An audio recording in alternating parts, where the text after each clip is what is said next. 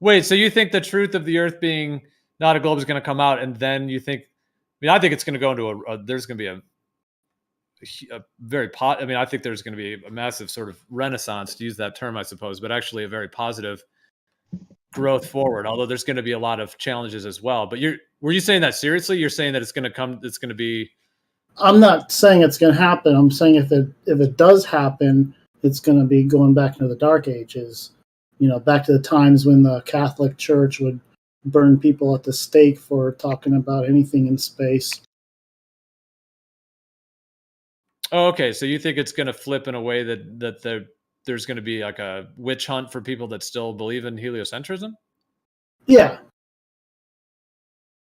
That's interesting. Are people still pushing it? Are people still pushing what?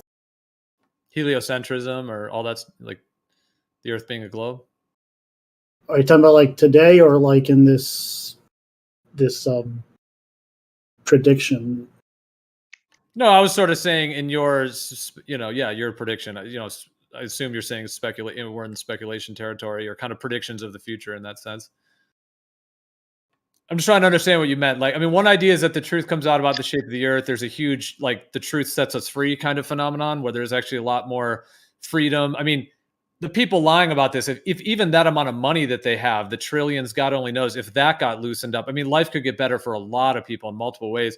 So, I mean, I was kind of laying that out, but you're saying something different. You're saying that still under the idea that the truth comes out that the Earth isn't a globe, but then you're saying that it will cause some kind of a crisis in that sense?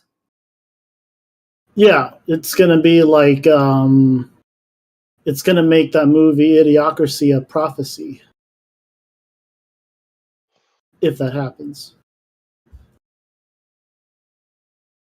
See, I think the Dark Ages has been the globe era that we've been in. We're already in the Dark Ages. I think it's only going to get better once more truth comes out. Although I think the people in power, they're not going to they're not going to leave their position peacefully. So I'm not any fan of violence in any way, shape, or form. But I mean, yeah, we'll have to see, because I mean, I just think they're going to start. Who knows what they're going to do if it really starts to go down the way that they don't want it to go down. Right now, they think, in my opinion, they think they're going to get their New World Order thing. They're, although I think this scamdemic thing I think they're a little more worried than they were, because I don't think that went the way they wanted it to. But yeah. Yeah, not to plan that one.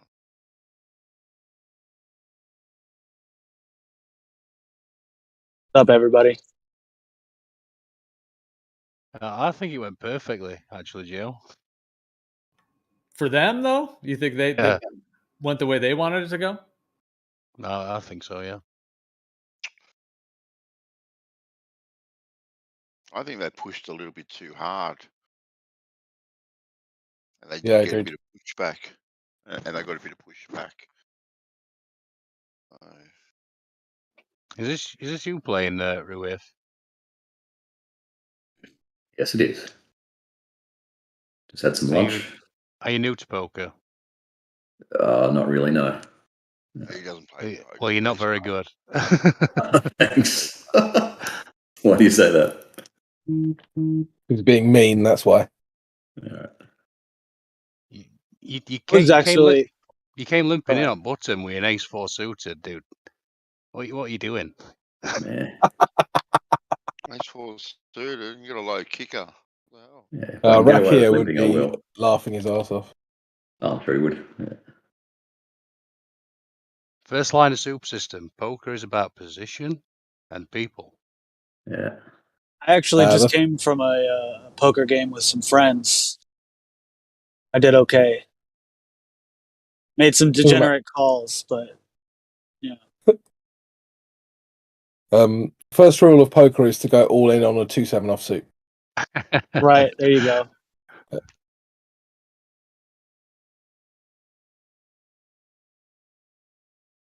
No, I had one nice little pot. I had pocket queens. I hit my set on the flop. And then we had running tens, so I had my full house. And somebody else had a 10, and it was lovely.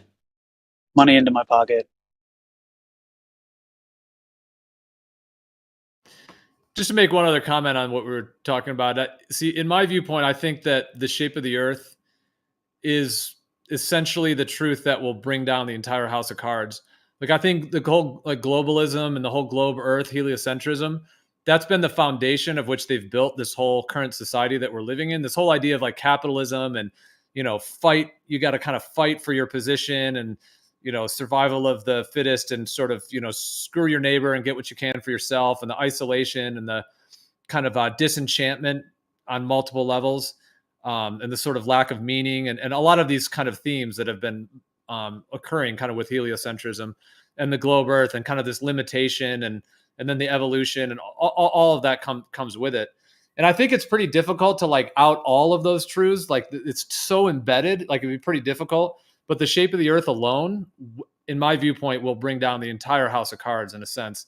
I don't mean bring down in some kind of violent way. I'm just saying that this truth alone, because it's like, for so many people, this is the foundation. Like, okay, the Earth is a globe, and then there's all these other things that come along with it. But when this comes out that the Earth isn't a globe, it is going to bring everyone to be like, oh my gosh, okay, then the government is completely corrupt, and NASA, there's all these other factors, the media, yeah, it exposes, to use the word conspiracy, it exposes the whole thing. So once that occurs, you're wrong? Like, once that occurs, it's like a house of cards, or like dominoes start falling over, and I think the rest of it will have sort of an organic unfolding as to what comes next. What if you're wrong, Gio? Like, what if it is a globe? Then what? I mean, for the state. And he's wrong. He already said that. He'll be glad when he's wrong because he seeks knowledge. If that's the case, if that's what you're saying. So I mean, I guess for the world, I mean, it doesn't really matter about me. I mean, if someone's wrong about something, they're wrong. But in terms of the world, I guess it would continue going the way it is. The people in power would stay in power, and that'd be it. So if the house of cards all fall, then the satellites are also going to fall out of the sky, and the internet's eventually going to disappear, and we're all going to return to tribalism. No, That's silly. They have all the communications set up without. Yeah, it's already established all that stuff. This is why I feel like sometimes you guys don't listen to a word we say. Like, why would satellites fall out of the sky if that happened? Because they have to be maintained. Well, you know, there's also the back chat office of NASA. Specifically, they use satellites at conventional heights, and flat Earth computations are just fine.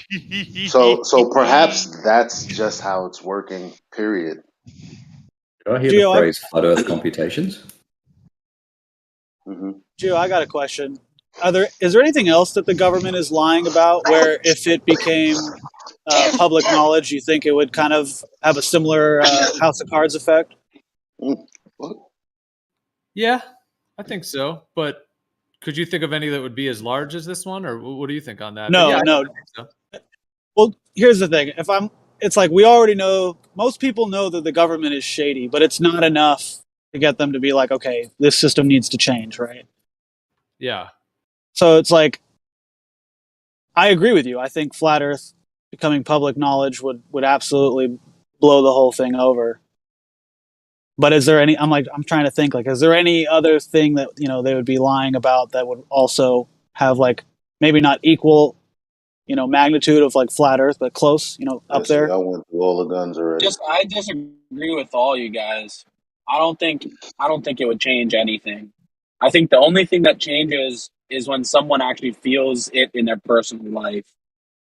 Nobody would care. It would just go on. Wouldn't really affect them. If you took away their hold up. If you took away their electricity or their water, I would say that have a fucking much more massive effect than if someone like I don't know, whatever the Michio Kaku was like, yeah, you know what? I'm an astrophysics, and like we're gonna have to admit that we actually live on a flat thing. I don't think it would be as revolutionary as you guys would think, to be honest. I think there's a lot of boomers that would be really pissed off that they were lied to about the moon landing. I don't think I think you're underestimating how big of like an ace in their pocket that is. Like, literally, I don't know about the boomers you've encountered, but like they walk around, they're like, "Yep, we went to the moon." My generation, it's like it's kind of retarded. Yeah, like not you, like some guy that existed fucking the same time you like. Yeah, ridiculous. Truthless road. I'm trying to think of your question, Platypus. Yeah, like, is there any other information or truth that could come out that could make a huge change? I hear what you're saying. A lot of people think the government's shady in various ways, or they have questions, but it's kind of not bad enough, really, to really like stand up necessarily. And it's kind of like they have the control over the money, so we all have to work and make money and deal with that, for survival. So, like, they kind of have us locked down in that way.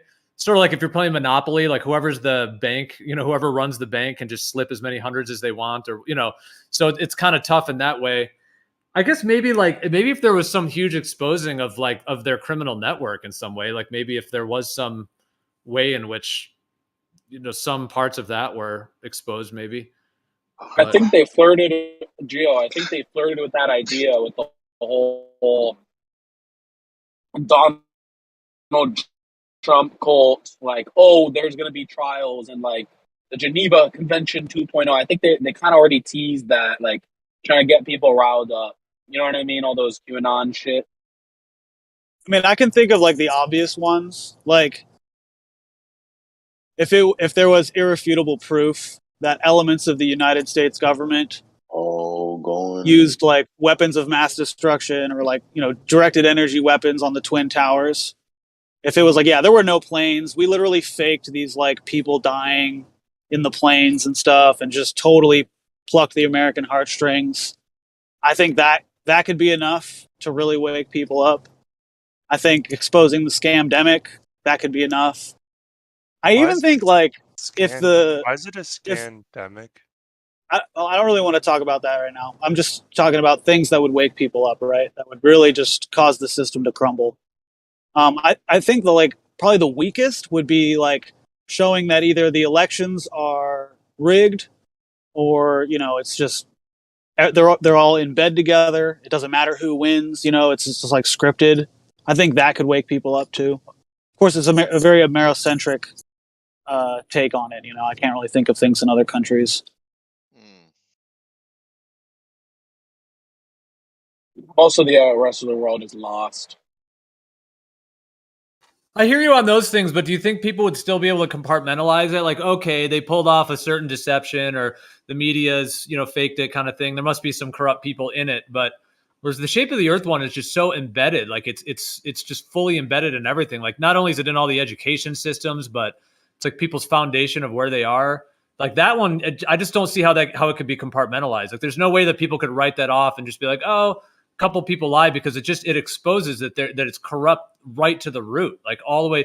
It's like if a tree is like has a disease and it goes all the way to the roots. It's like the Shape of the Earth takes it all the way to the root of. Well, do a little like thought exercise on this, right? So if the government was ever like presented with, okay, so check it out, this is what they're talking about on these internet forums, this is the argument that they have against our like fake globe Earth. And they're like, okay, yeah, this is way too damning. We're going to have to get ahead of this. Like, we're going to come out. We're going to throw a couple people under the bus. We're going to give all these other people, like NASA employees, military personnel, we're going to give them plausible deniability.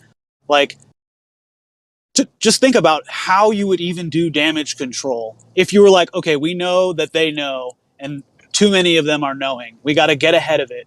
There's so many loose ends. There's so many questions that an inquisitive mind has if that starts happening. I don't think, like, if they tried to do that, I think it would make them look even worse.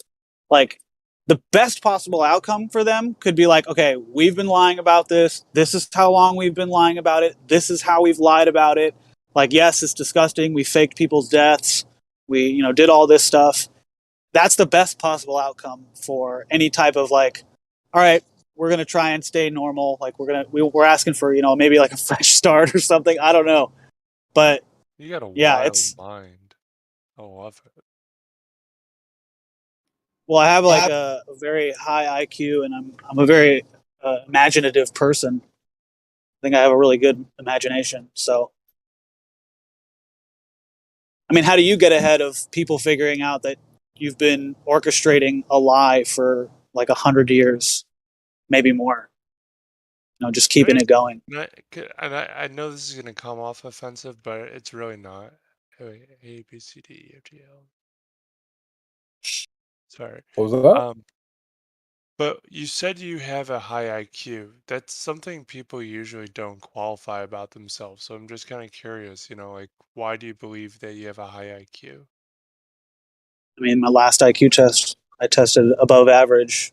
I'm not a genius, but I'm not, I'm not average.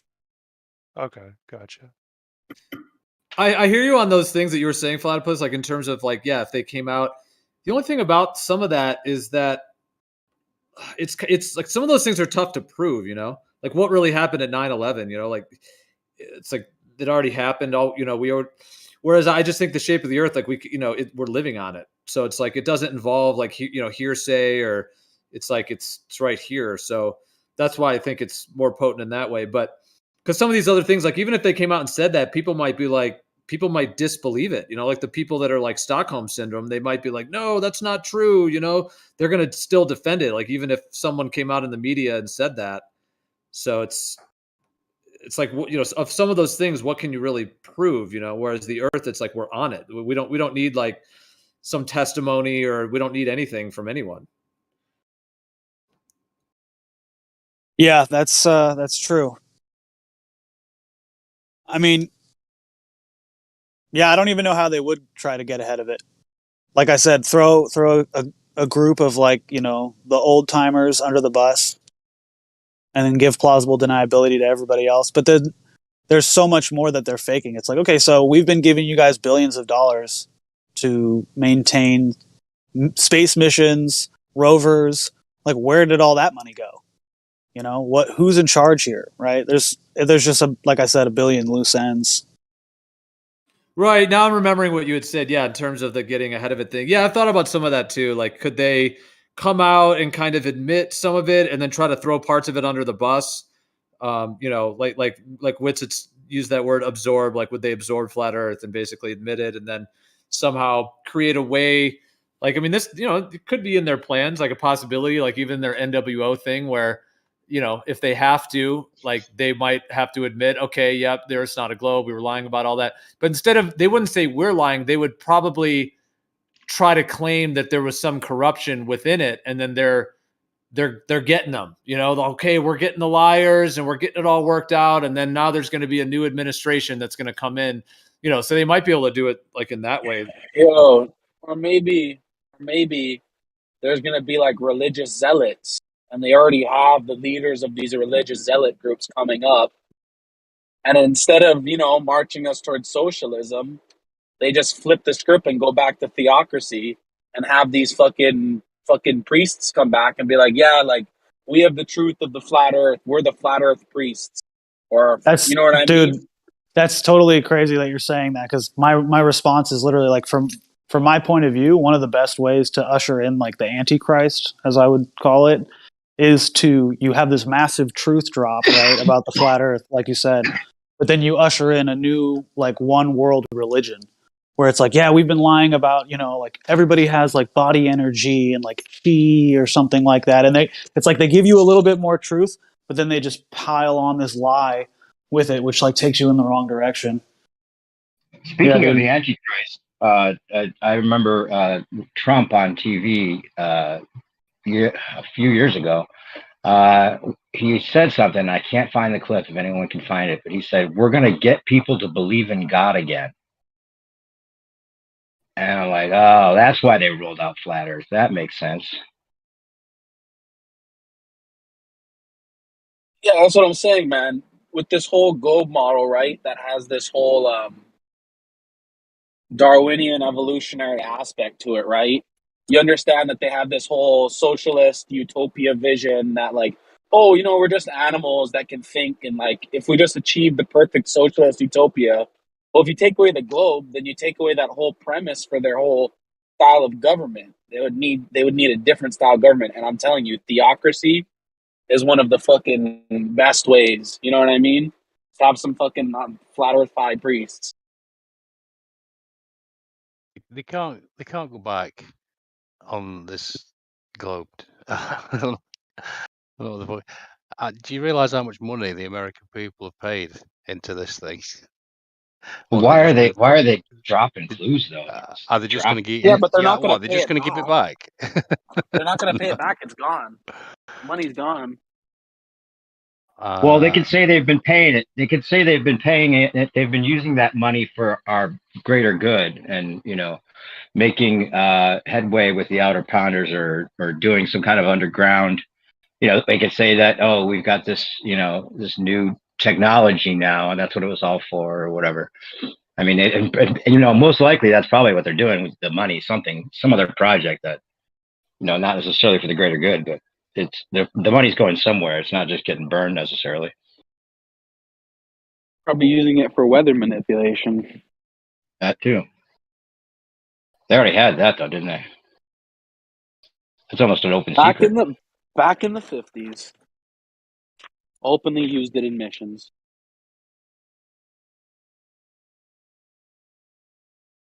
I mean, I could see them doing some bizarre alien invasion. Yeah, and they call it outer ponders, and then that's what I keep saying.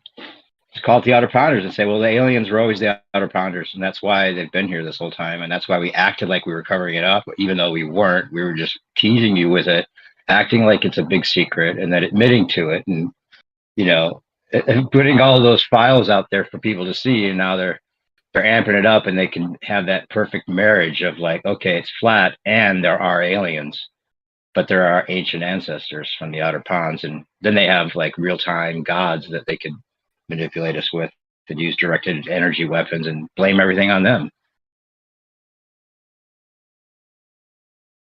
Quick question: how long has this term "outer ponder" been around for?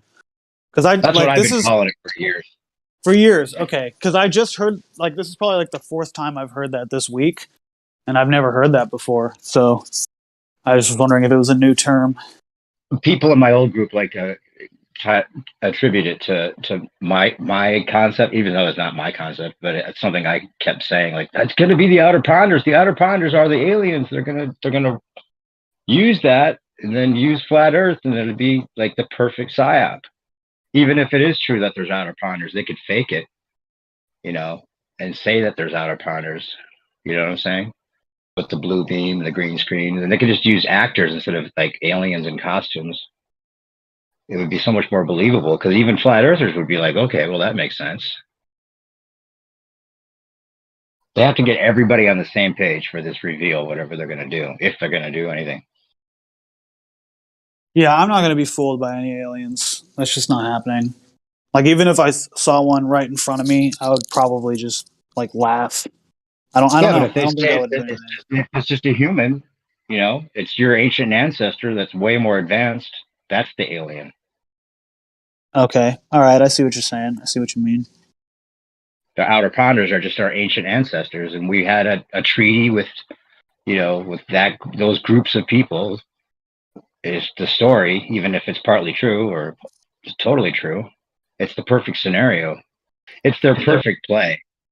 I just thought of kind of a funny way, like Dave, with you, because I know with the outer ponders idea that you've talked about, what if it's just totally just sort of sci-fi speculation idea, but what if they did some kind of fake alien invasion, but they actually said that it was these other beings from these other lands, and that those beings were forced them to do the globe lie.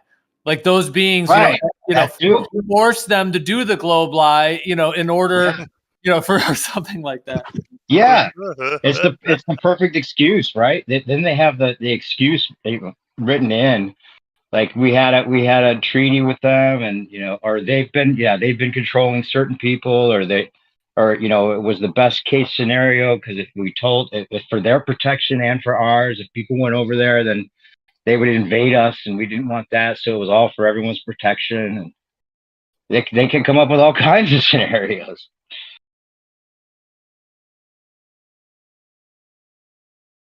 Or the aliens. Built in.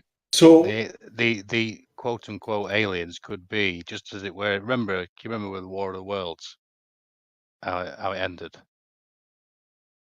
Yeah. Yeah, I do. Yeah, the so-called virus. Maybe that's the aliens. Yeah, we already had our fake alien invasion in the last 3 years, right? I mean, it could be, because it brought well, I don't want to say it brought everyone together because it certainly didn't, but it certainly got everyone, how can we put it, pulling in the same direction, and they got to see who didn't, if you know what I mean. Right. What if the virus came from outer space? Yeah, if Well, I outer mean, space is real, that'd be a lot more likely. well, the virus is actually there to help you. That's what it does. It's the janitor of the body. So when you've got dead or dying cells, the janitors come in so that you can excrete themselves via sweat and snot and any other hole.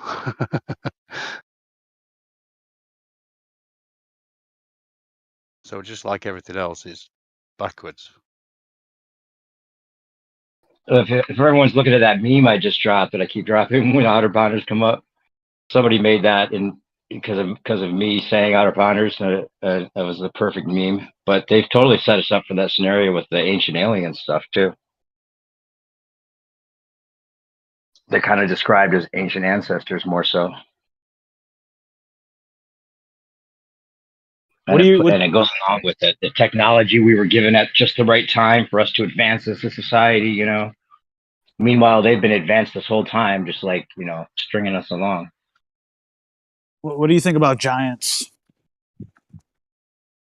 Seems like there's a lot of evidence. Pretty They're big. probably really little. Well, I mean, guy ants. I think of a little bitty guy, little bitty, like an ant. Probably riding an ant's like a horse. You ever heard Dallas Dave go off on evolution? He's like, "Where are all the little people? If we had evolution, we'd have little people. Well, I mean, There'd be little people before they have big people." He's not too far off. He talks about the 1-inch people. They're like, Would they be Some lizards are like a millimeter or like really, really small. Like you can't even see them, right? And then there's bigger ones that are exactly the same, and then bigger ones, and then bigger ones, and then bigger ones. So like what he's saying could be 100% because the smallest lizard looks like a fucking leaf bug, a literal leaf bug. Like you can barely even see it. You got to get like you got to look close. Like you got to have glasses, basically. And then it just gets bigger and bigger and bigger and bigger and bigger. So what he's saying might have a little validity. I don't know about the evolution, but getting bigger and bigger and bigger. Funny though. Yeah. Right. Yeah, there's a He's couple like, of well, things that. Oh, go ahead. Go ahead. I was going to say, he's like, babies are small, right? And they didn't get bigger. So it just makes sense. We'd have lots of little people first. And go ahead. It's just so funny. Yeah, no. Well, here's the thing. Some of the stuff that David says, it's not totally crazy. Like when he's talking about like cloning and stuff, and we were cloning back in the 1600s. It's like, you know, there's weird ancient texts that talk about genetic miscegenation, and like in the Bible, it talks about how the Nephilim came down and had sex with humans and made hybrids. And it's like, what? Bodies? Those crazy giant ideas. bodies? Like, come on. Have you heard I of don't know. Like, can somebody like, all right, give me the quick skinny on that story, the cloning, because I never really heard a case. I just heard B.O.B. talking about it. We should get Dave in here. I was talking to him about Leonardo da Vinci and how there's a Vitruvian man, right? So you have in utero, like being born out of the lady, utero, right? And then in verto, like it's inseminated or clone. So after and that's Leonardo da Vinci, what's that, 1400s, 1600s itself? Like what, whenever he was, right? So I think that's what brought a little bit of it up. Okay, check it out. If you look up this one speech that Abraham Lincoln gave at Niagara Falls, he talks about, he's like, we're standing here at Niagara Falls looking at the same scene that giants used to see. And then like talked about how they're buried in mounds and they were found here in America. It's pretty crazy. You're just like, so a U.S. president was just casually referring to the giants of North America. What was he talking about? Well, if you look at the drawings, there are people that are smaller than horses, right? You have Native Americans that were riding on top of the horse and they were so high and they had to jump up on the horse. Then you had Oh, giants that were depicted that were bigger than the horse, where the horse only came up to their fucking waist. Look it up. yeah, I definitely believe in giants. I mean, like, what about there's this dude, they call it a disability, but dude's head was like insanely, like he was just a huge dude. Gigantism. It's like, yeah, it's like, I mean, it's not that far fetched to think. I don't know. I really do think they're giant stuff. Yeah, I think they would need different temperatures and like a different density. So this area might bother them a little bit. You never know. I mean, they might like if a person's chunky and they're like, man, it's fucking hot in here. Well, let's talk about. Yeah, you're right. I guess about that.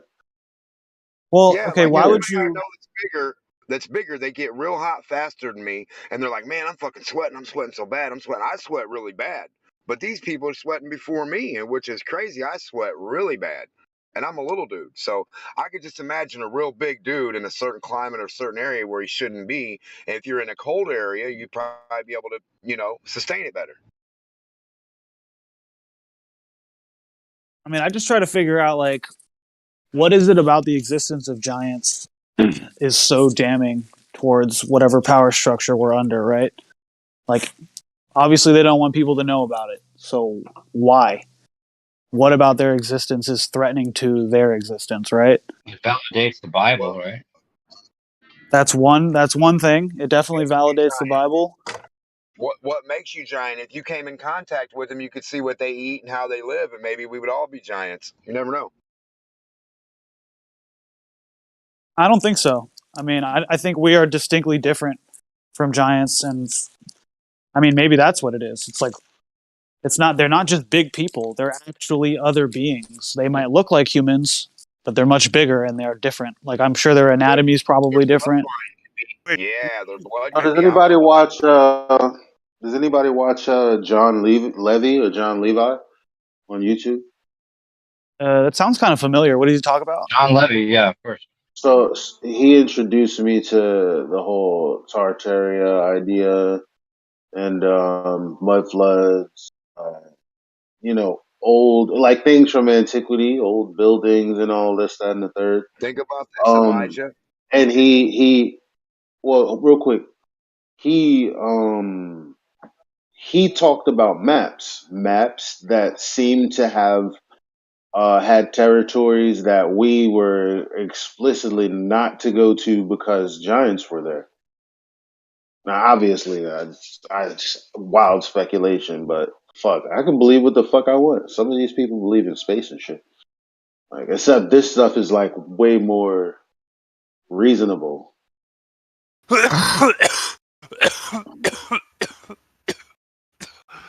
Well, when you say Tartarians, right, and then we have the SS, right? I put the SS on Tartaria. I put start Aryans. They started the area, started the ley line, started the shit, cut down the shit, paved the way. You know what I mean? Big ass dudes put in the moats, started the little area for towns to be brought in and everything, and then they stepped out of the way a little bit, and then lo and behold, they start filling up all the buildings, the architecture, all shit. Like they started the area. You never know.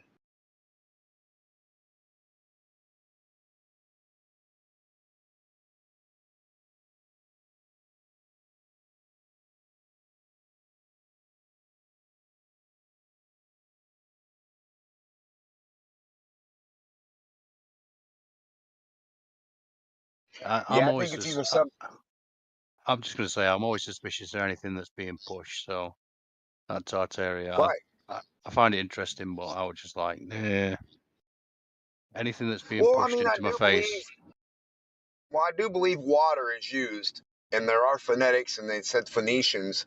So I mean, I think there's either a water type of people, a giant type of people, some type of fucking people, probably both.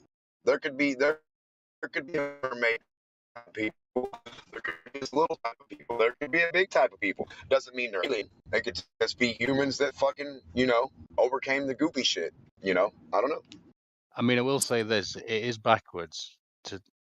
Just to say that because we're traditionally told that, in ancient, as we go back in time, people were smaller. So on that front, I think, oh yeah, it might be true then, because it is backwards. Also, them doors. Have you seen them fucking doors on some of the buildings? You're like, what the fuck? Why are they so big? Well, I imagine a king and horses and everything having to go through that door too. So you got a big ass fucking horse thing. You got the big ass thing that the horse is pulling through, like the wagon, and it's tall as hell. And you got the crops and stuff, or a boat. So a boat has to have enough water for it to pull through. The boat's going to be tall. The people and all the shit on it's going to be big. So either way, like a horse and person coming through, or like some people on horses coming through with wagons, or a boat coming through in liquid. Well, I'll tell you something. The doors I'm talking about, they must have been 40 to 50 feet. And not only that, you must have seen them also with the giant steps as well. The fucking giant steps. Oh, well, there's different ones. There's one that's actually supposed to be a door, and then there's one that's supposed to be like sealed rock that you really can't open. You guys really believe that giants exist, man? No, you see, we're open-minded. We just question things. I know you don't Yeah, like it. Why don't I Can we like talk about something else, please? Dude. No, I've seen the pictures with the giant steps and the giant doors, and I'm not a big fan of Tartaria. In fact, I've definitely can be quoted being like, dude, huge doors, like kind of making fun of the Tartarian people. But it's, there's something there. I don't know what it is. I asked about the. Oh, sorry. Go ahead. I was just going to say, weren't there some evidence about, being a much more oxygen-rich place way back when? For bigger things. Yeah, dude, when they start talking about millions of years ago, yeah. I'm like, yeah, okay, whatever. Because you're talking about giants. Like, I don't even understand how you're going to criticize one party and then consider. Because if I pulled my tooth out right now and we carbon dated it, right, that wouldn't work. Because the way carbon dating works is they can't carbon date anything within like the last 200-300 years. They can only give you these really, really big numbers where the margin of error is like 15,000 years. And anybody that's buying that shit is just, dude, I can't help you. Like, this is silly, Yeah, this giant tree thing, that's the other thing that's getting pushed a lot now, and you might have noticed. Well, I would give the giant tree thing actually more credence than the Tartarian thing, because if there was if there were giant trees and they were all chopped down and you just had these stumps left over, and then there was a flood and these stumps were rapidly, when I say a flood, I mean a flood that covers like the whole earth, and these trees get covered in mud, they'd instantly, not instantly, but they would be petrified, right? And then they would become mountains, and that makes sense to me. But that wouldn't take millions and billions of years, right? Petrification can happen in just a couple hundred years if the conditions are right, which is why I give that a little more credence. Yeah. But I don't think they have to be mountains either. Just think, a big cedar tree 3 times tall as itself, or a bit bigger, still isn't a mountain, but it's still a damn big tree, right? Yeah, well, okay. A lot of this for me, like I'm coming from like a Christian perspective, and I'm trying to figure out, okay, well, how did these Nephilim come down from the heavens? Did they fly down? Did they climb down? What route could they have taken from a place above our heads? And like big ass trees kind of makes sense to me. I don't know. Yeah, Jack and Beanstalk, it went up to the other level, didn't it? He had That's to climb that kinda- motherfucker to get to the next level. Yeah. That's what I mean. I'm speculating, But with these millions and billions of years, that kind of shit, I'm not buying it. Like, humans have been around allegedly, as we are, from monkeys to what we are now, it took 6 million years of evolution. Dinosaurs were around as dinosaurs for 167 million years. You're telling me a dinosaur in 167 million years of being the top predators, they couldn't have ever evolved to write something down or build something, or that doesn't make any sense to me. It's just dumb. You only really need to look at a T-Rex to know that weren't a real thing. Because it just looks ridiculous. Right. How did they even How did it jerk off? I know, exactly. Makes no sense.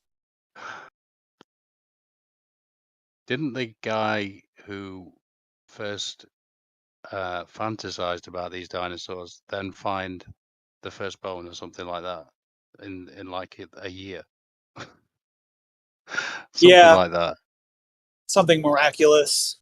No, but isn't it always the case with these magicians where they do the thing, right? I think they did the same thing with satellites and just across the board. You look at 9/11, look at London bombings, 7/7. There were always some sort of training exercise first. There were always somebody saying, there's always a bit something first. And Yeah, that's one of my favorite lines. Like when something crazy happens in the news, you're like, "Oh, there must have been a training exercise or something going on." Remember that training exercise we did for 30 months? That was crazy.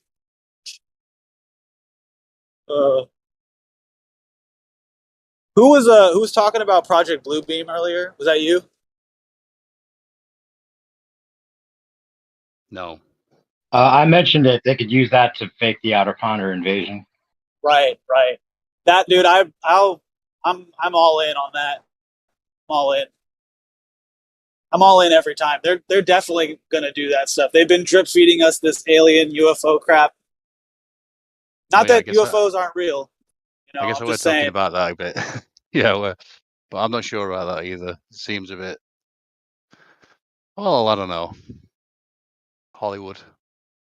Dude, if they're gonna be like, look, there's 72 genders, and what is a woman, and this is an alien. I'm sorry. Yeah, no way. I mean, I don't write it off altogether.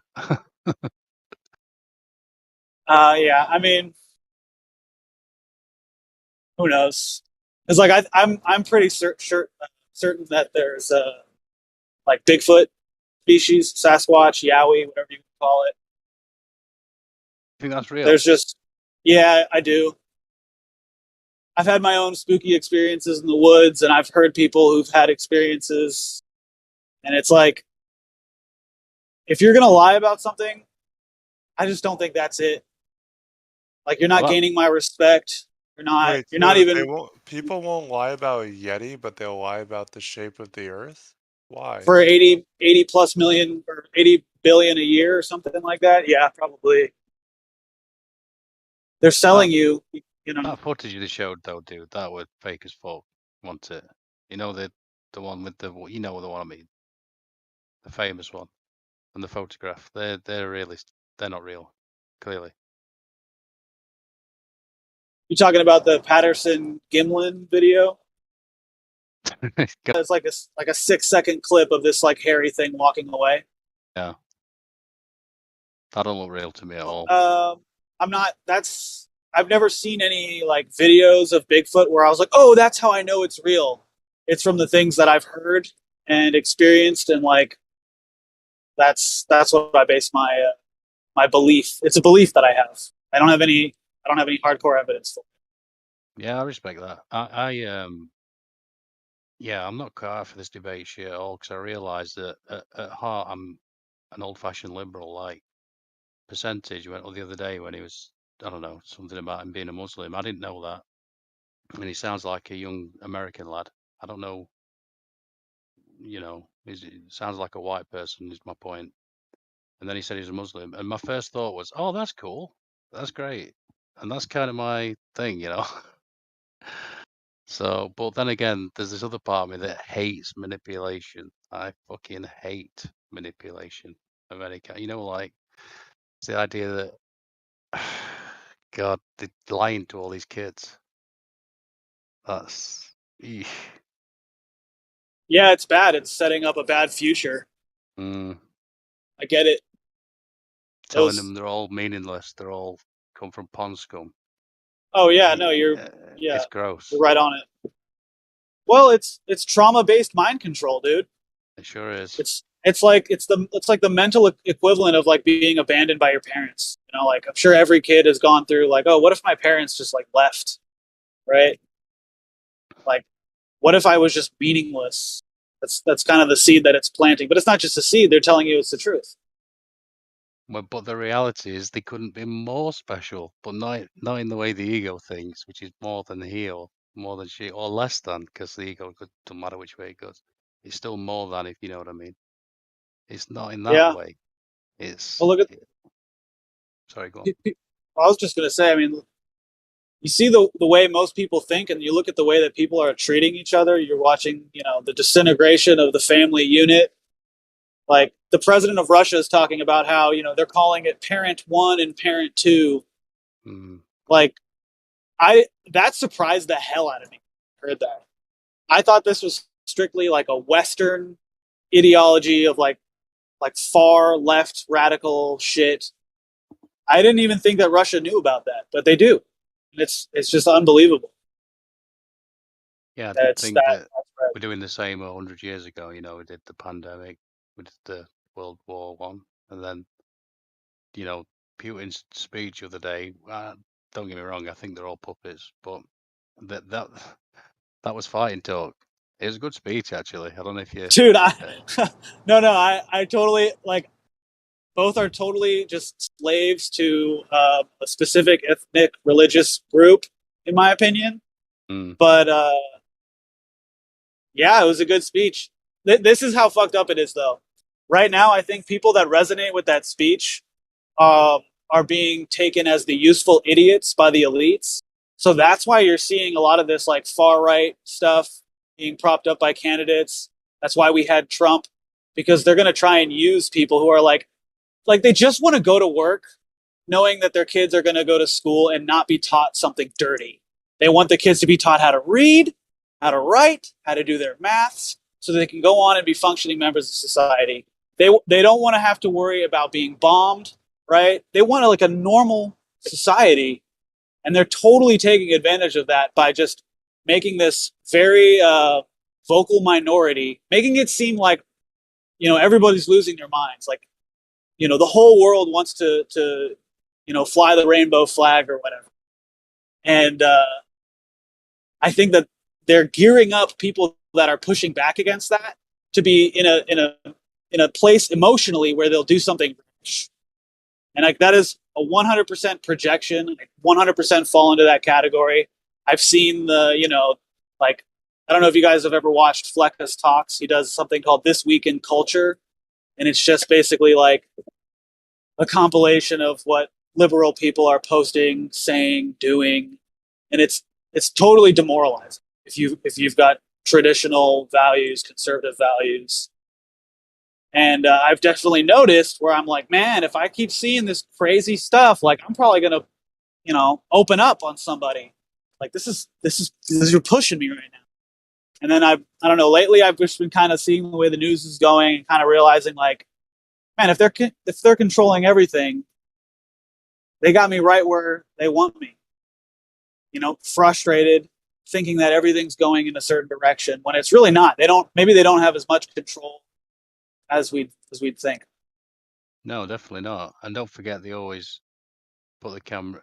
Well, what we found out, they're all actors. I was going to say they always put it on the most extreme person, because if it bleeds, it leads. But the reality is, when you dig under the skin, they're actors, usually.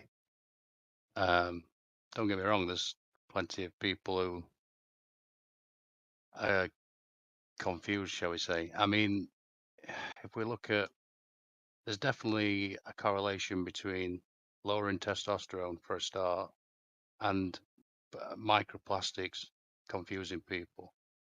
you know, with this gender confusion is what I'm trying to say. I'm choosing my I words know, very carefully. You might have dude. noticed. I, Because I know about the xenoestrogens and the BPA. I'm very aware of that. Very happy to hear somebody else in the know on that.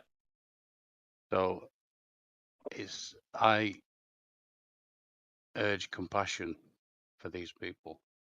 That's what I would strongly suggest, because it's very there's a lot, you know, you can see the news is pushing it to condemn them all. Yep. It's tricky. Everybody's a victim. As much as I hate people that claim victimhood status, I'm claiming that everybody, for like, you know, a majority of people are victims of the, you know, this new world order. Yeah. I mean, I personally don't like that victim mentality stuff. You definitely need to get out of that. But I know what you're saying. Because I sometimes say I'm fucking useless, and it's because I'm a product of this society. Yeah, it's a tough spot. Tough spot.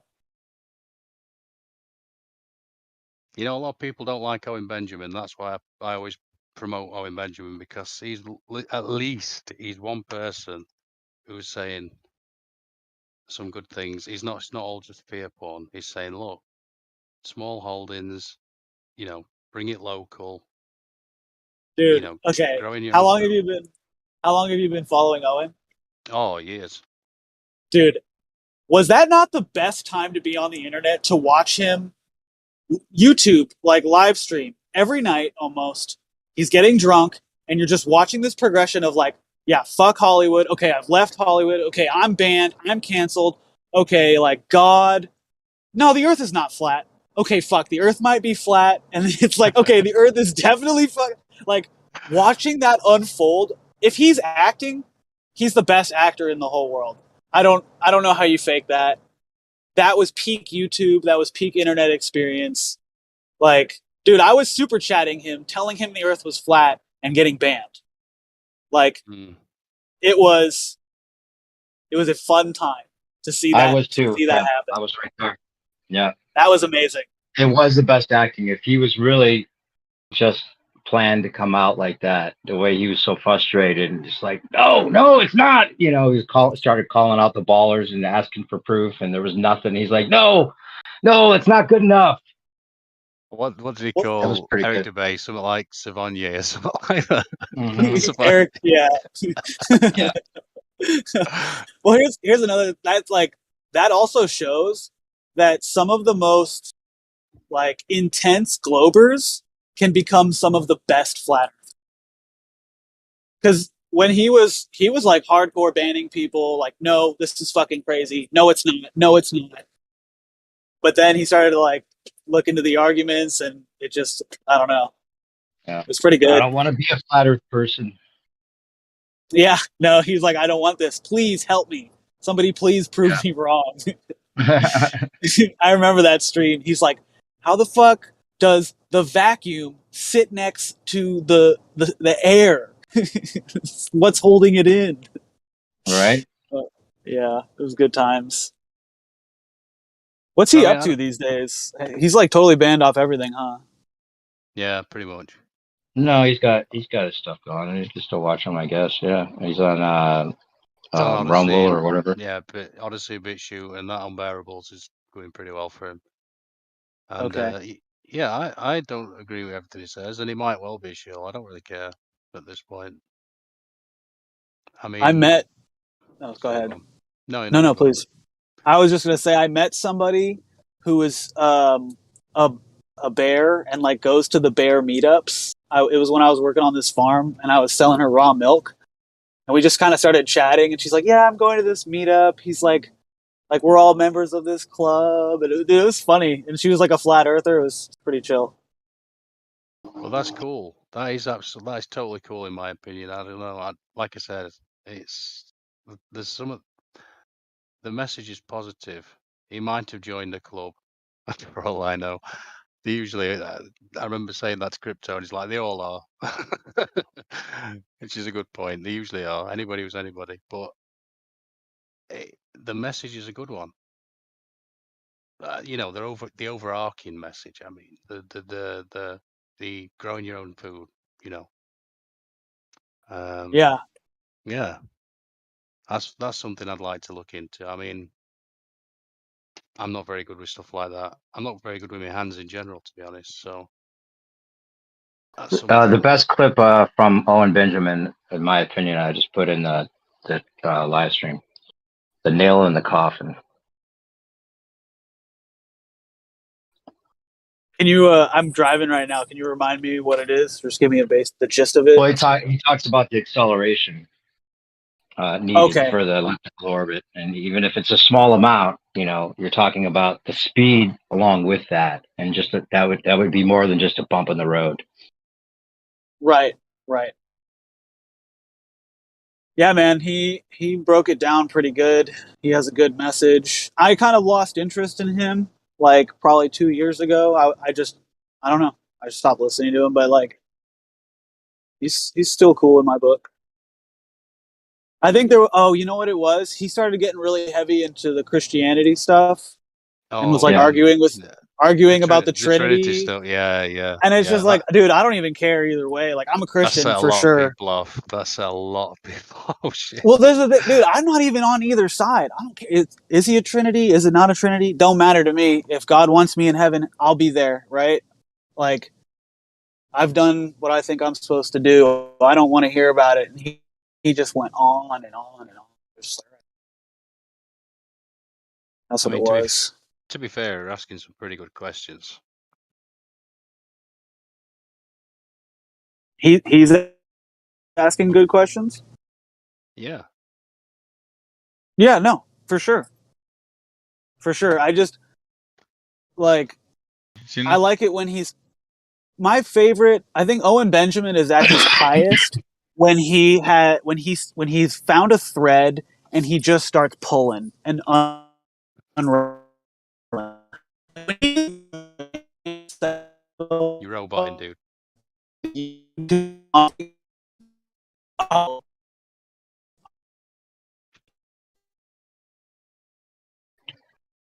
We didn't hear any of that last bit.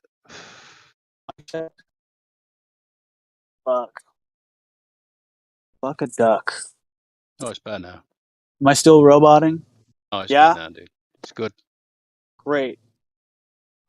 Okay, so I was saying Owen Benjamin is at his best when he has got a little. He just starts and like unraveling. And I think one of the best examples is when he did the Bono from U2 and the Jimmy Savile.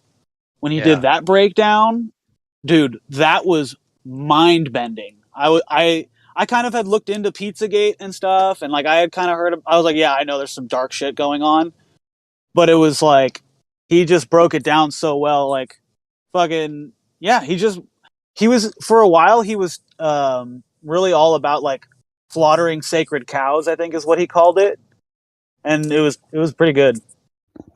Yeah, when he went to the Canadian truckers as well, that didn't go down very well either. I don't know. You probably missed that then if you hadn't seen him for a while. But I did. What happened?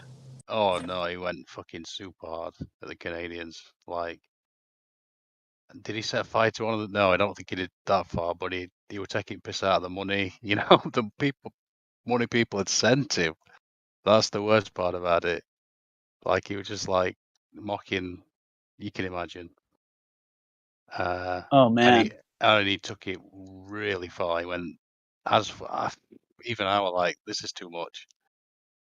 But okay, I'm gonna have to look this up. Yeah, because that was another thing. Like his intensity, I would see it get misdirected, like towards people in the chat, or just like off in these like really random directions. And I don't know. Well, one of the like head fundraisers for this event were called BJ Dicta. Really? Really. And he wouldn't let it go. He wouldn't let it go. You know what else turned me off was when he wanted to create the fucking commune. I was like, this is a horrible idea. Sorry, I missed and that. Create the what? like a little commune where he wanted, like Beartaria or whatever. He wanted to buy some land and just have people come living on it. I was like, this is so dumb. This is such a bad idea. Doing that again, another fundraiser, and he's got a shit ton of money, and I'm sure all the trolls are like, see, look, he's a grifter. Oh man. So he don't care at this point. Yeah, no, I mean, if you're gonna go for it, go for it. If it works out and I'm proven wrong, then I'll be happy. But I'd rather not be disappointed, you know, by like having my hopes up that like something like that could work. I just don't think it. Like I know people. I have one close friend. He's on the Beartaria app, and it's like exactly what you would expect. Like 80% dudes that are looking for their trad wife, and then like 20% women who are over 25 at least, and they're kind of like, what kind of, like, they're like looking around, right? I don't know. No, he's responsible for more pregnancy, I'm sure, in the last few years than anything. Yeah, I don't want to sound like I'm knocking him too hard. I was just trying to explain why I stopped listening to him. Like not religiously, but like I would like listen to him every day or whatever, whenever he would upload. Yeah, I go through phases with people. I'll listen to him for a little bit. Stop listening to him now. No. I like David Icke. I like a lot of things David Icke says, but you know, this connection with Alex Jones, that makes me uncomfortable. And the lizard thing, and the lizard people thing, right? Obviously, the lizard thing. Okay, yeah, I was like, oh, David Icke, should I bring up lizards? I have to. No. Hey, when you mentioned Abraham Lincoln and giants earlier, I had to go searching for the comparison of Abraham Lincoln and Jefferson Davis. You ever seen that? They were like the competitors. They were basically the opposite. Jefferson Davis was the president of the Confederate side, and they just look so similar. Not to say that they're the same person, but it must be like cousins or something. But it's just so crazy how similar they look and how tall they were, both of them, and their wives even look similar. It's weird. Check out those pics I dropped.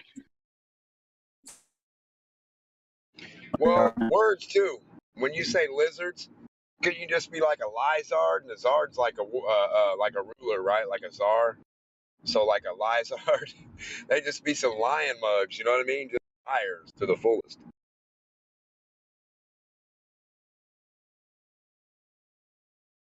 You talking reptilians? Well, I mean, not even that. Not even in the idea of a reptilian, just a group of people that lie. Like their whole thing is just lie. They cannot tell you like true shit. Like they'll lie all the way around about globe, science, industry, money, debt, everything, all of it. Yeah, totally. Like that's just their nature. It's like built into. Yeah, I know what you mean. Yeah, that does seem to be a thing in terms of at that level. I mean, people that have like either are psychopaths or sociopaths can have pretty chronic lying, but yeah, at that level you're talking like almost like beings to where like that's their foundational nature, just to be deceptive about everything. Yeah, it's like their strength to divide and conquer. Information is the soul usually that people fight over. You know, whether it's right or wrong or my belief versus your belief.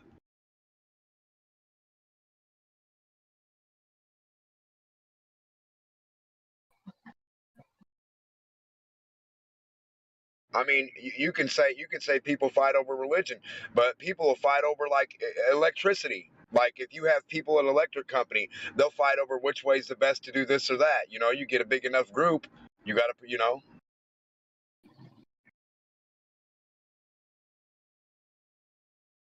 And what's always been funny to me is how people will like literally fight you if you say, hey, I was just joking about that. That thing I told you was a lie.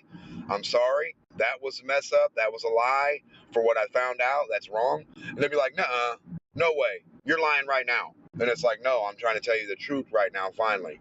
So what I said before was a lie, and they're like, no way, that has to be the truth. It's like, what the fuck?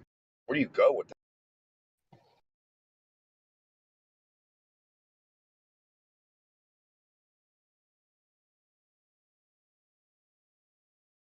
It's easier to lie to them than convince them that you've lied to them, is what I'm trying to say, basically.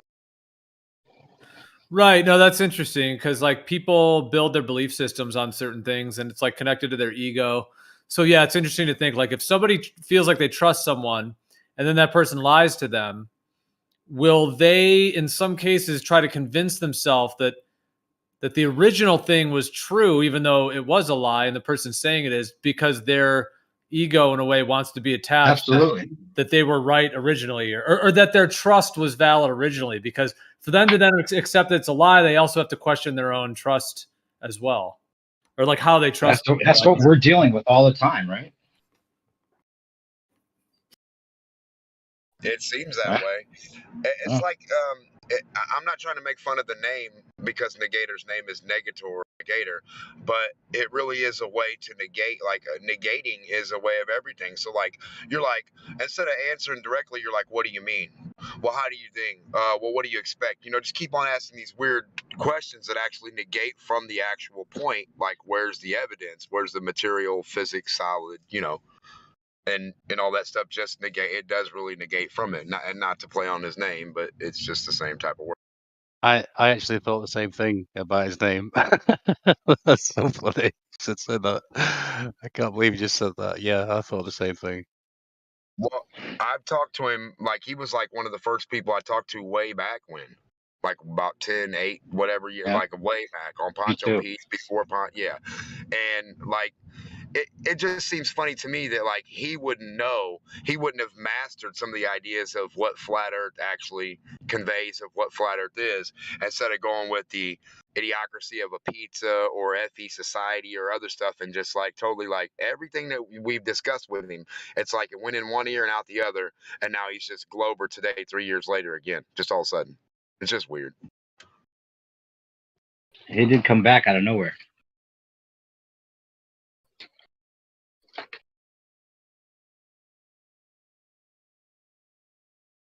Hey, Platypus, you got a minute?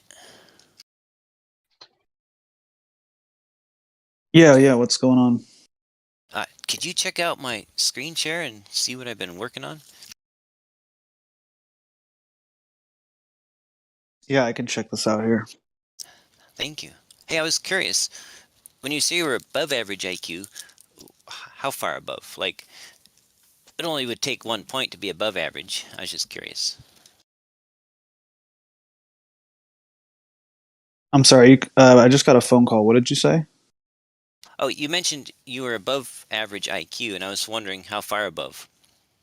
That's not super far above. I mean, what's the average right now? I think 100 is like the average. Oh shit, it's gone down. Okay. Yeah, no, the last time I had my IQ tested, I was like early 20s, and I had 126. Okay, was that just like a free online website, or was that like a real one? No, this was at my school. Oh, cool. Anyway, you got my screen up? Yes, I do. All right, so what I did is you can even see my cursor, right? Yep, there it is. All right, so the observer was right down here. I just had a little chuckle moment. Like I don't know. It just seems like every day there's some like presentation from a globe earther trying to show us curvature. But all right, go ahead. No, it's all good. I'm kind of saying it in a playful, positive way. I'm not trying to be critical. I just feel like every day there's like a screen share of like it's either Ruhif or Jesse like laying out like, I swear to God, guys, here's the curve. Well, to be honest, dude, no one's ever asked me to look at the screen share to show me anything like this ever. This is a first for me, so I'm kind of like excited. So, please. How come the picture is always flat? How come every elevation point in every portion of the picture is always equal distant from the fucking lens itself? Like, you don't see like the water like 10 foot away and then the top of the mountain like whatever, or the hill, like, you know what I mean? You don't see any depth at all. Like, shouldn't you see some type of depth on one portion of the curve going around one way from being a set base that's the highest point to you? So you look at the highest point of a ball, and then if I have a picture like around, you should see that it like drifts down that way. Like we don't ever see that in these pictures. That's just weird. Some of them you Well, wouldn't, but I'll keep that in mind as he gives his presentation. Please, Jesse.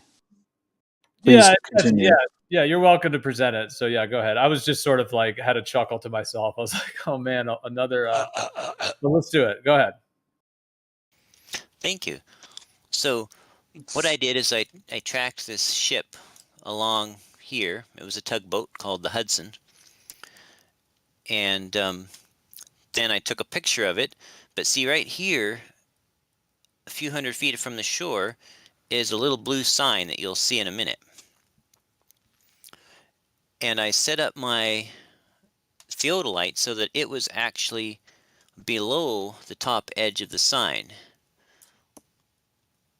So you can see I got the crosshairs lined up to the top edge of the sign, and it's 0.156 feet above me. So the sign is actually higher than the telescope.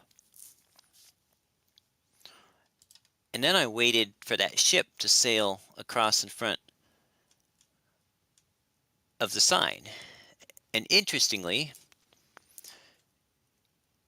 it appeared above the sign. You can see here's the little ship. And welcome to Concave Earth, baby. No, I'm just kidding. Sorry, go ahead. Yeah, where's our concaver? He should love this, actually. But anyway, there's the sign. And, of course, his barge that he was pulling sailed across above the sign as well. So real quick, does your theodolite have one of those curvature correction modes? Only in XYZ mode. In Okay, XYZ so mode, I'm just making clear that this device you're using literally has a feature on it called Earth curvature adjustment. when you put it into XYZ mode, which this display here shows when I shot the angle to the sign at 300 feet to the sign, then it can add, it can compensate for Earth curve correction.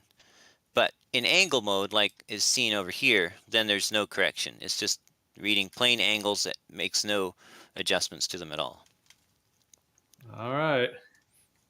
So sure. We're gonna go with it. All right. That's the different modes. As long as it's not set in Earth curve mode. Okay.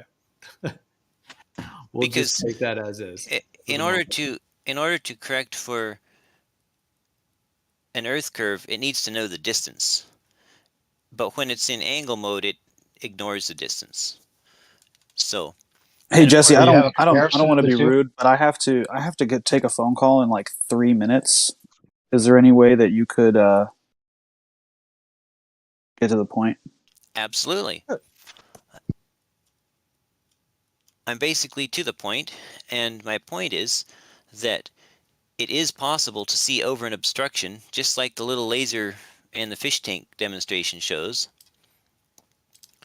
And wait, you cut out. Oh, can you hear me now? No, can you hear me now? It's probably I can hear it fine.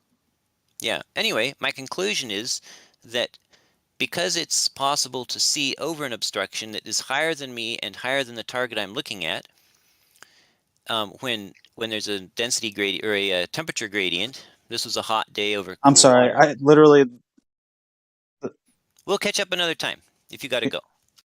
Thank you. No. The phone call came like 2 minutes early, and I just declined it, and I wanted to hear what you have to say. So, you were saying the last thing I heard you say is to see over an object, right?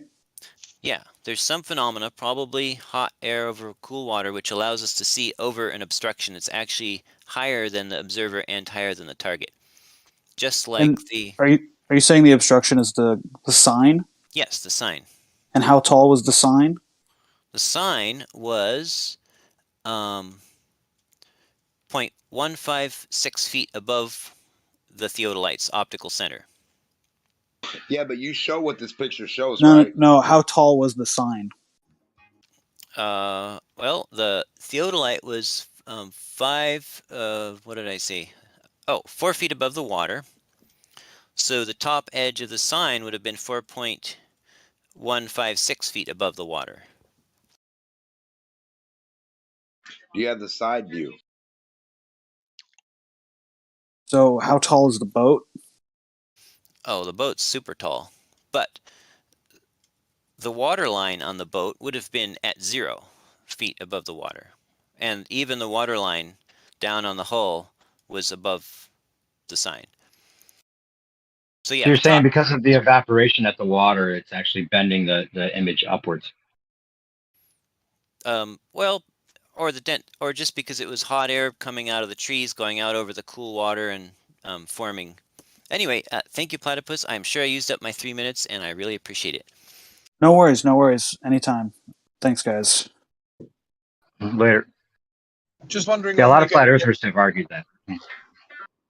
Yeah, I Just know wondering you were kind of Oh, go ahead, Crypto. But I was just saying. I mean, you can continue on if you want to say more about it. Just, I mean, yeah, you were sharing it with Platypus, but go ahead, Crypto. I'm just saying you can continue, or because I kind of you went through it kind of quick. I'd kind of like to see the whole thing, but go ahead. And just post in the live stream too. Yeah, no, go ahead. I was just going to make a silly joke. I'm gonna make a joke about when he just had the last one up forward and it showed his vision bending, the side view of him doing so. So like, where does it right there? Now that's the side view of what the guy sees in the bench. You know what I mean? The bend. You can see that. Now where's this side view at? I don't got it. That's an interesting point, Demok. Right, he shows this, but doesn't show a side view. Yeah. Well, how could I? Exactly. Well, you're on a globe. You got north, south, east, west views if you'd like. Maybe 6, maybe 8, like a star. You could do a lot. I do have a side view observation, which I presented the other day. You could even show a top view. Now, did you present both of them at the same time, or you just it's always one looky-loo picture? What you should show is both front and side compared next to each other, not one day side somehow that looks like the front and one day the front that looks like the side. No, you need to show them both next to each other and compare. How do we know one's not the other? Nemo, can you behave? Be what? What? Yeah, we both don't know what you just said or why. So you behave and mind your own business. I'll debate how I debate. You debate how you debate. I need 2 views. That's how I behave. That would be the ultimate test, though. If and it's actually something that flat earther should show, because if we're seeing a boat being hidden by curvature that they say is the actual curvature, right? And then you see the side orthographic view, and you see that the line of sight is straight from the observer to the boat. But because of the optical illusion that's created, it looks like a hump from the viewer's perspective. Exactly. It's just so simple. Jesse, do you want to do that kind of presentation again? Just kind of zip through it again, because I know Bandsaw just jumped in. I don't know if Bandsaw saw it, but I'd like to hear what he has if he's watching. Are you there, Bandsaw? Yeah. No, I've only just caught the last bit of it. Gio. All right. Yeah. Oh, absolutely. Hey, Bandy. Yeah. Hey, how's it going? Jesse. Yeah, good. Hell yeah, I made it back right in time too. All right, so yeah, since a couple more people are here, and I kind of want to see it again, do you want to just run through it again real quick? Glad to, definitely. Streaming? All right, perfect. Oh, here, let me share it on the live stream too. Give me a second. I just opened it up. Okay, we're sharing your screen on the live stream now. Okay, So if you want to just real quick, if you want to end up clipping this for later or anything, whenever you start now in the next few seconds, that'll be you know, in the movies when they put that little snap, the little clapper. Yeah, clap. So boom, so go for it. All right, thank you. So I went out to measure my own black swan, seeing too far and seeing over an obstruction. But I wanted an obstruction that was indisputably higher than I was, and specifically would be between me and the target. And I wanted to see if I could see over it.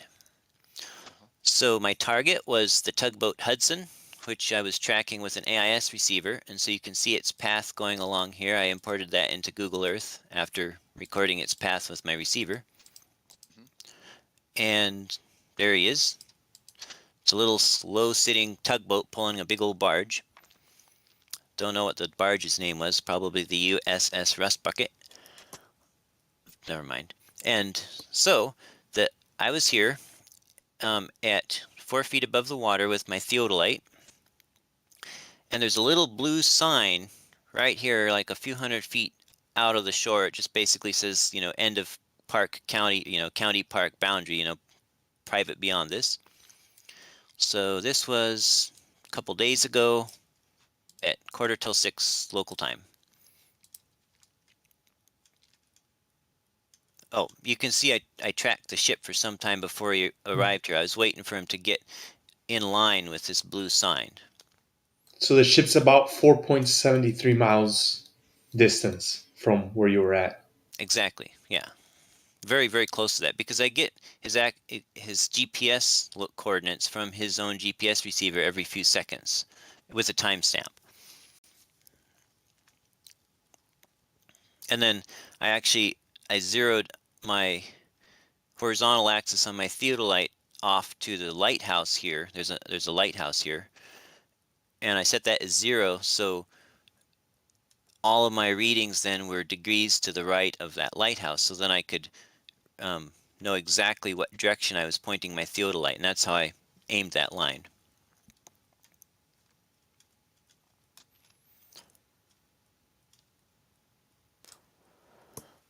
So here's how I have my theodolite set up to the sign. I've got it pointed with the crosshairs right at the tippy top of the sign.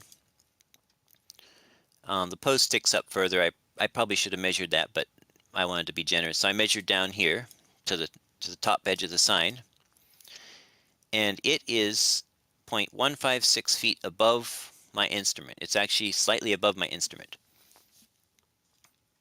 And if you want that in degrees, it's well, it's 1 minute and 43 seconds above the instrument's eye level, you know, the optical center of the instrument.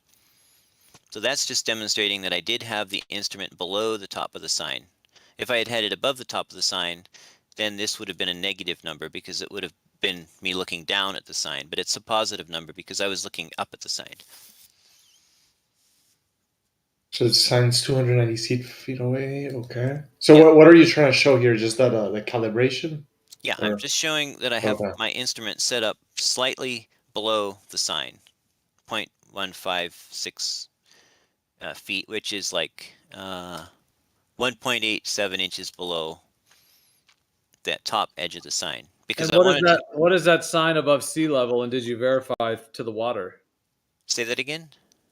Where is that sign in relation to sea level, and did you measure that from the top of the sign down to the water? I measured the height of the instrument above the water later by putting a reflector in the edge of the water and shooting off that and measuring the height that way. But I could have actually just panned down to the bottom where the sign met the water and shot that too. That would have worked too. Right. But What did your instrument read above the water? What's that? What was your instrument above the water? 4 feet. You didn't. 4 feet. So you're 4 feet above the water. Okay. Yep. Yeah. All right. And I did measure that. I didn't put pictures in here, but they are in. I have an unedited video of the whole process, and it's like 15 minutes long, which I'll be glad to share. Wait, so that sign... Oh, sorry. My bad. No, go ahead. I was going to say the sign's roughly, 4 or 5 feet above water then? From where it sticks out of the water, because obviously underwater it would be more. The top of the sign would be 4.156 feet above the water surface. If the instrument's 4 feet above the water surface and the top of the sign is 0.156 feet above that, then the sign would be 4.156 feet above the water at the top edge. It's just a little sign so that kayakers... Yeah. I'm just, gauging it. Actually, it's not for kayakers, because it's for when the tide goes out and there's pedestrians running around on the beach. That just kind of says, you know, it's private property past here.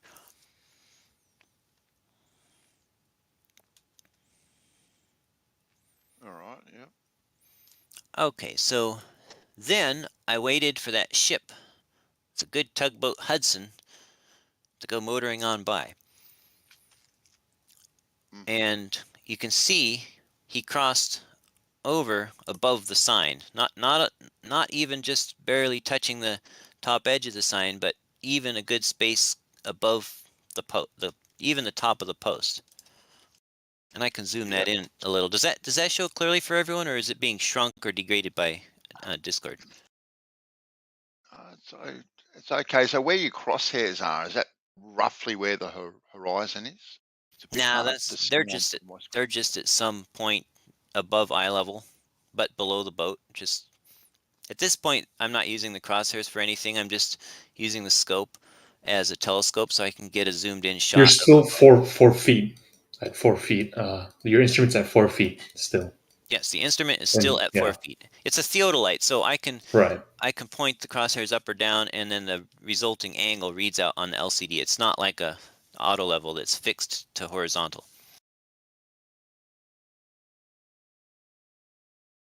So what's interesting about this shot is that the boat, all the way down to the waterline, is visible, even though that sign is technically between it and I.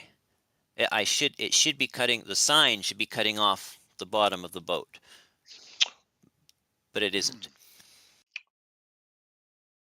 What I find more interesting, actually, so your theodolite is tilted slightly up. All right, so you're a, whatever degree that was, 0.143. 153, I think. 153. So you're pointing slightly up. So from where your theodolite is set up to the sign, your theodolite is pointed in a slightly upwards direction. Okay. And yes, you can see the tugboat there, but I find it surprising that I would expect that water from the shoreline up to the tugboat and every foot past it is constantly falling away. Right? Yet that image shows everything to be rising up, not falling away. Yeah. Exactly, Okay? because It appears to rise up, right? this is the black swan conditions, that you can see the oil platforms way too far, and then you can just see that the horizon never really happens. It looks like it just goes and goes and goes and goes. This is one of those conditions, and I'm analyzing what those conditions are actually like. So yeah, that's exactly the opposite to what I would expect on a globe. And it's hard to tell during these conditions where the horizon's at, right? Exactly, because this is optically a optically concave Earth here. If the ship is actually above eye level, which of course we know it's not unless you're a concaver. Right. Can I point out something on this? What I'm noticing is that you also have a lot of haze. So I'm thinking it's a high humidity day. It wouldn't surprise me if it was high humidity, but it was sunny. It had been sunny all day, and that actually kind of brings out the haze. I've noticed that. So if you were to repeat this this test exactly as it is on a very clear conditions, do you think you'd still be able to? I guess let me rephrase my question. Do you think the horizon the waterline would be higher than the sign, or do you think it might be actually appear lower than the top of the sign? I'm gonna predict that it'll appear lower than the top of the sign. Absolutely, and I can be affirmative about that because I've gone out on other days when it had been cool, rainy, and then cool, and then not sunny all day, but still clear enough to see a long ways. Not like it wasn't foggy or anything. And yeah, the hills were much more visible in the distance, and the horizon was below eye level, below 0 degrees, slightly negative.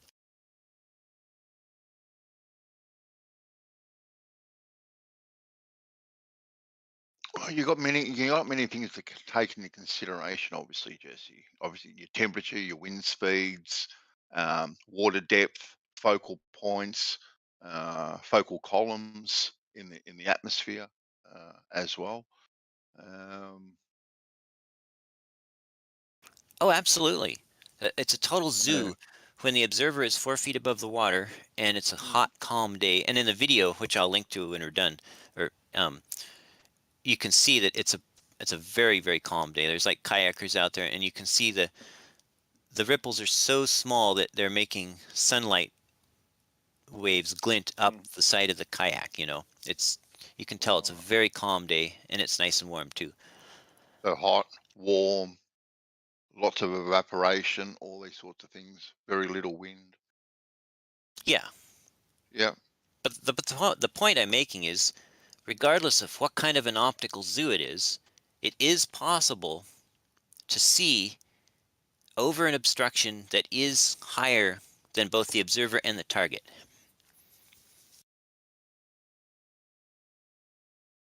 Which I've illustrated here with the laser beam going through a density gradient, which would explain not only the ship's waterline appearing above eye level, but also being able to see over the sign. Yeah, no, I don't agree with that last image at all. Yeah, Where no, does the laser beam do that? I don't see your idea where you're looking. Is that's your whole thing? You're trying to say you're looking over the sign? I am looking over the sign, and I'm seeing the waterline of this barge and the tug. I am seeing that above the sign's sign. straight, right? That's a horizontal. That's a horizontal sign, isn't it? Perfectly horizontal. The sign is above eye level. No, I mean the sign itself. It's a perfect straight sign. It's a little bit tipped, if you ask me. It's very slightly tipped. Someone probably hit it with a boat. Listen to what I'm saying, Well, though. the way that well, Denmark, did you really have something or? Well, yeah, it's a rectangle sign. Rectangles are made with. They're not made with curves or anything like that. So you're just showing us how. That's all. You cut out a little bit, but I mean, yeah, that's just being used as a marker. But you did cut out at the end there. Oh, you were roboting. You want to try again? Yeah, I was gonna say it's marking how beautifully straight the water is. That's all. Yeah, because I kind of wanted to ask, like, when it comes to that sign, you know, and then the water that you're seeing, and then the boat. How are you coming to a conclusion? Like, what do you think you're seeing out there, and how are you claiming that you're seeing over the sign? Because all of that analysis would be required to actually, like, what are you actually looking at, and where are you getting the conclusion that you're somehow seeing over the sign? Because how far is the sign? You said it's only like 300 feet. Yeah. Oh yeah, there's no way you're seeing over that 300 feet away. But yeah, go ahead, Bansaw. No, I was just going to say, like, you know, when you scroll down to your last image, you're making the presupposition that that ship is actually below the sign and that you're actually seeing over it.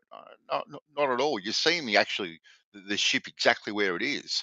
You're not seeing over the sign at all. Right? You're seeing the ship exactly where it is.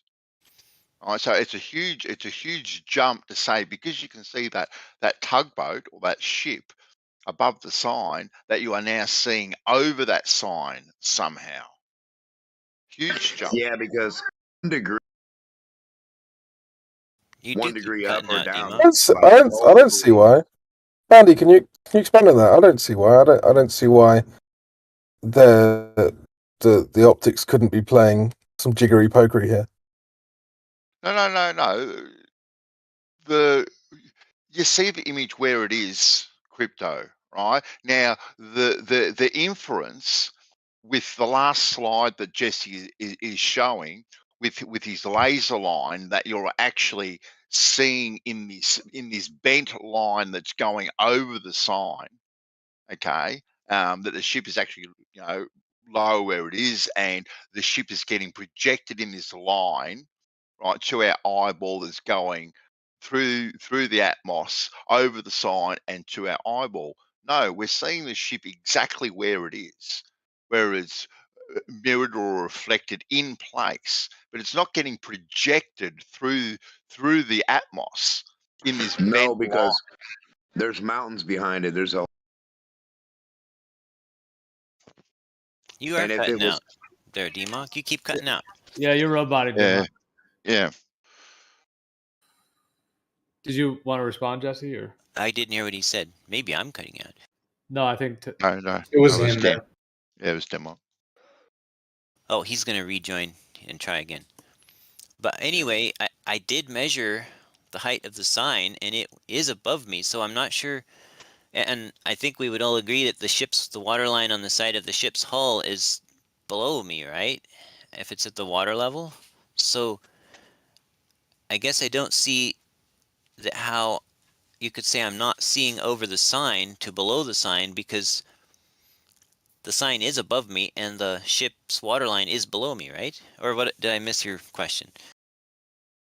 No. Obviously, the water level is down there at water level. Like, it's not rising up, right, over the sign. But you're not seeing over the sign in a curved trajectory as that very last slide that you indicated with that laser beam. You're seeing everything in place. Everything is getting refracted, contracted, warped, and contorted in place. All right, these leaps of faith that people have been making for a long time, that the image that we see is more or less like a movie projector. So that tugboat is a movie projector, and it is projecting its image through the atmos in this curved trajectory that goes up over the sign and into our eyeball or into our theodolite. This sort of thing. Like, this is a general rule of thumb, and it's pretty much consensus that this is how we see. And I'm just saying that I don't see it that way at all. I see that our focal point, wherever that is what we are looking at. And that focal point, depending on the conditions, that's where we see the image, wherever it is. If it's higher or it's lower, if it's fatter or it's skinnier, warped and contorted. But the fact remains that the ship's water line should be down here somewhere, right? Down below the top edge of the sign, right? So where the water No. line. You can still see the mountains and everything behind the ship too. Like, if that was a curve and something's meant to, you shouldn't be able to see stuff behind the curve. So how do we reconcile the fact that I can see the ship's water line here, and it's not being obscured by this sign, which is higher than the observer and higher than the ship's water line? What about the mountains behind it that are lower? Shouldn't they be higher than the boat and higher than the sign? It depends on how far they are and how tall they are. I'm not Well, sure. they're back. I didn't Well, if the measure them. boat, hold on, if the boat is further away than your sign, all it has to do is be further away to be over. So if the mountains are further away than your sign and your boat, the mountains should be above your boat and the boat should be above your sign, correct? I would really have to know how far and how tall the mountains were to make a statement as to where they should No, appear. you won't. Listen.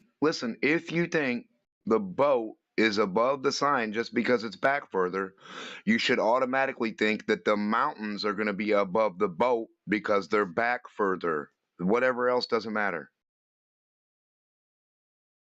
And also too, Jesse, right? Don't the laws of perspective dictate that the ground tends to rise and the sky tends to meet all towards eye level anyway? So Yes. the further away that ship is going to be, it's going to appear higher and higher and higher anyway. Yeah, you should have sorry, Dim. No, I was saying he should have the bottom of the sign, like where the grass is coming up from the ground. You should have that lined up with the ship. Well, so do we agree that the ship, if it was below that top edge of the sign, should not appear above the top edge of the sign? Or No, you can't agree to nothing right here because literally, listen, 1 degree. Okay, if I'm looking through a telescope or looking through a tube, Me and Bandsaw, we're looking through toilet paper tubes. We tilt it 1 degree up, 1 degree down. Do you know how many miles of differential that's going to be? We won't even see the boat anymore if we just tip it 1 degree up from the top of that sign. Just a tube looking forward. Do you understand the difference there? So you could be literally playing a trick right now. You could be sitting by the sign and just tilt your camera up or down just a hair, and it'll give you so much. That would put the boat behind the sign or under it or above it. Just that tilt, down or up. Just the tilt. Changing the angle of the camera? Yes, sir. Now you got it. Yes, No, sir. that's not true, How though. do we know the angle of your camera? What do you mean it's not true? The angle It's of the not camera. true that if you hold on a second, you're telling me that if you tip your camera down a degree or two, it's not going to change that whole view right there. Everything will move up, but the ship will still be above the sign. Try it. Get a camera and No, try it. hold I'm on, not hold on. I making it up. can't try something. Hold on, buddy.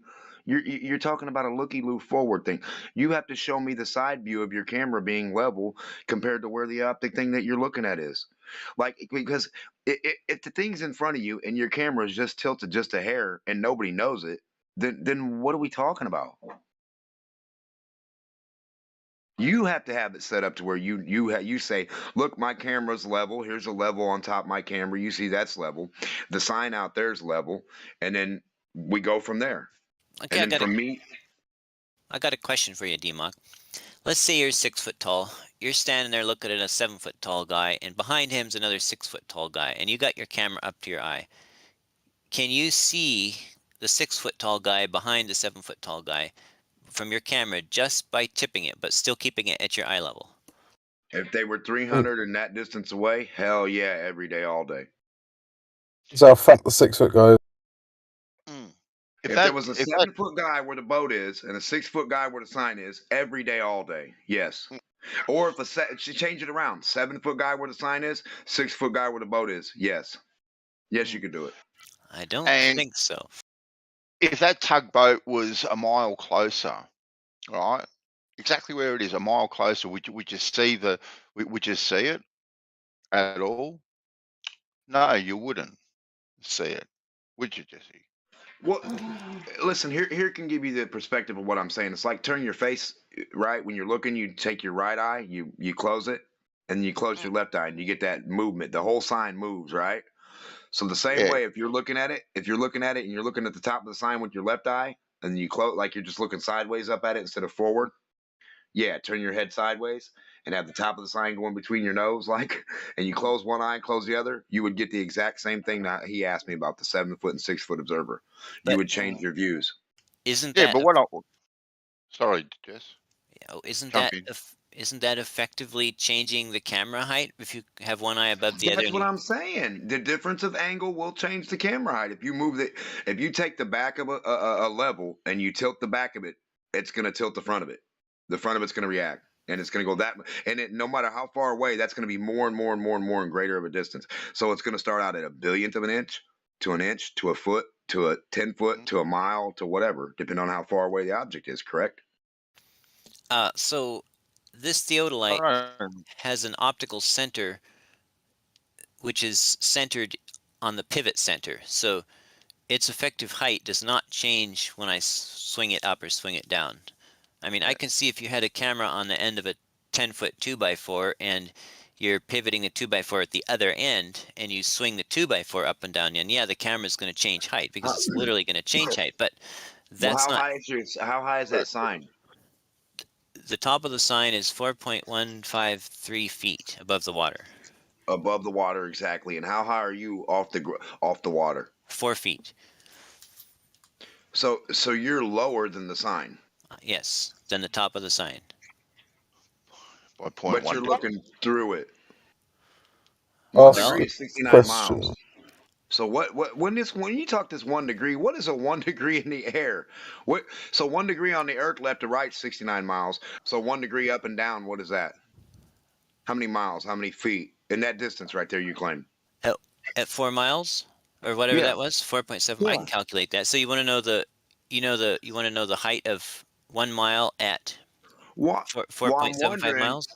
I'm just wondering why you would pick a height of a sign and say something's over it, but you would start out at a lower elevation.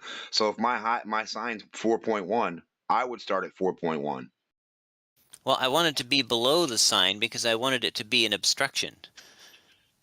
You don't. I mean, but you don't really look like you're below the sign at all. You look like you're way above the sign.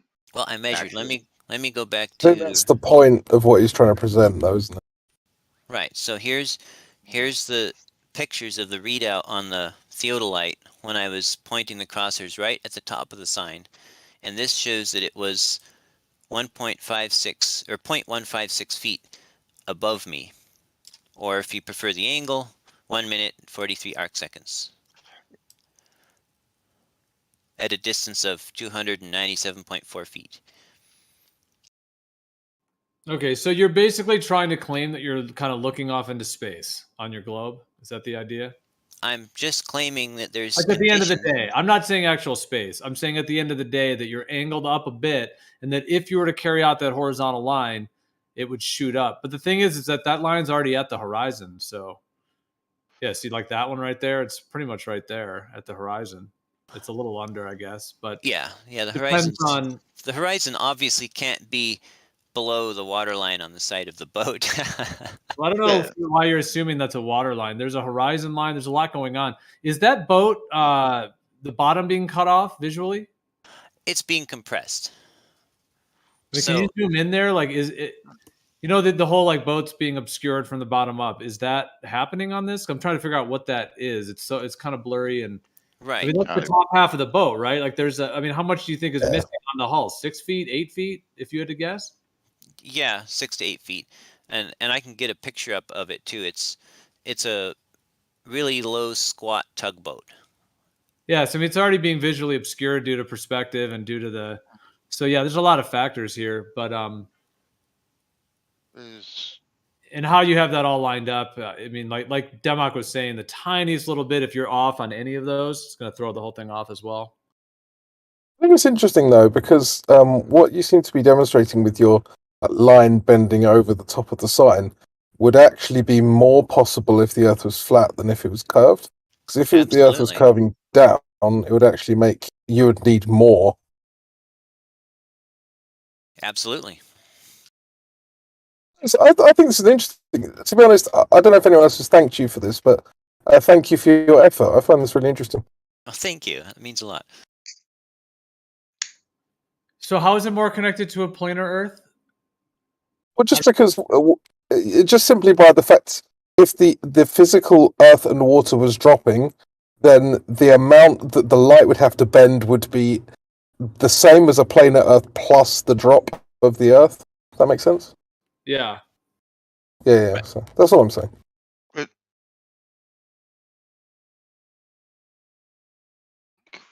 Yeah, it would have to do more, perhaps, on a globe. Yeah, if that was dropping away. Yeah, but is that what Jesse's conclusion is, though, or what is his conclusion? No, my conclusion is that it is possible to see beyond an obstruction, to see something as if it's higher than the obstruction, even though geometrically it's below the obstruction. Okay, so Crypto, that's the thing. Do you think that's happening? Like, okay, this sign, it's like 300 feet away. So imagine him like on the land there, 300 feet away, there's a sign, and then he's shooting it out over the water. Do you think that he's seeing like a laser beam curved thing right over that sign 300 feet away? I mean, that's a huge claim. You know, you could just see, like, even the globe earthers, they don't claim you can like see over mountains and stuff. They only do when you start doing it, you know, a long distance, and then they're going to claim that there's something going on. But at 300 feet, I've never heard any globe earthers say 300 feet you're going to see over something. So this is new. And Crypto, do you think that's valid in any way? Do you think that's happening? I mean, it's tough to say, isn't it? Because you have to take everything that Jesse's saying on his words. And if what he's saying is true, then there's obviously some extreme kind of issues with the optics. I'm not sure. Sorry, was someone talking? I mean, I'm not sure. Basically, is the answer. I don't know. Do you guys remember Crypto's video? Apocryphon's video. I'm sorry. When he showed you the when the lady and the guy are like cruising around this little curve, and they see the island building like up in the air, and they drive further and further and further, and they start turning around the curve, and then there the island is way out, and it's a little bitty. Do you remember that? Apocryphon brought that up. You don't remember that, Gio? where it's like really, really huge up in the air, just floating like a island, little island or a little prison or something off in the water floating. And then when the people drive closer and closer. They're like, look, what is this? And they're like flat earth proof. And then like they look and they zoom out, and the island is little bitty in the distance. But before they even got close to it, it looked like it was a huge city in the sky. It was crazy. But Yeah, it was like in China. Yeah, it might have been. I'm not sure where it was at. I'm just saying, like, what it was it showed the bitty island that, like, when they got close to it and they looked, they were like, what the hell? It was far away in a little island. You could barely see it that good. But then when they were far away down the way, it looked huge and it was way up in the air. I'm still trying to work out how this is demonstrating anything, to be quite honest with you, because we can see a boat that is over a sign. Okay, we can see lots of things that are above the sign. We can, like Dem said, we can see the mountains that are above the sign. We can see the sky that is above the sky. What is this? What is this actually showing? Because we can see this tugboat above the sign. What is it actually showing? His elevation isn't right. His elevation cannot be what he claimed. It cannot. He has to be in a slight dip. His elevation, he is not 4 foot. Well, that's the thing too. In order to do that, to try to see if you're seeing over it, I would think what you really have to do, because you're kind of depending on like the boat line and this horizon. It's all hazy out there. There's a lot of factors with that, and we know even from like the Skunk Bay footage. I mean, you can get all kinds of warping and things like that. I would think if you wanted to do this, you'd have to set up 3 objects all perfectly level, and if you have water, to make it level to, and try to.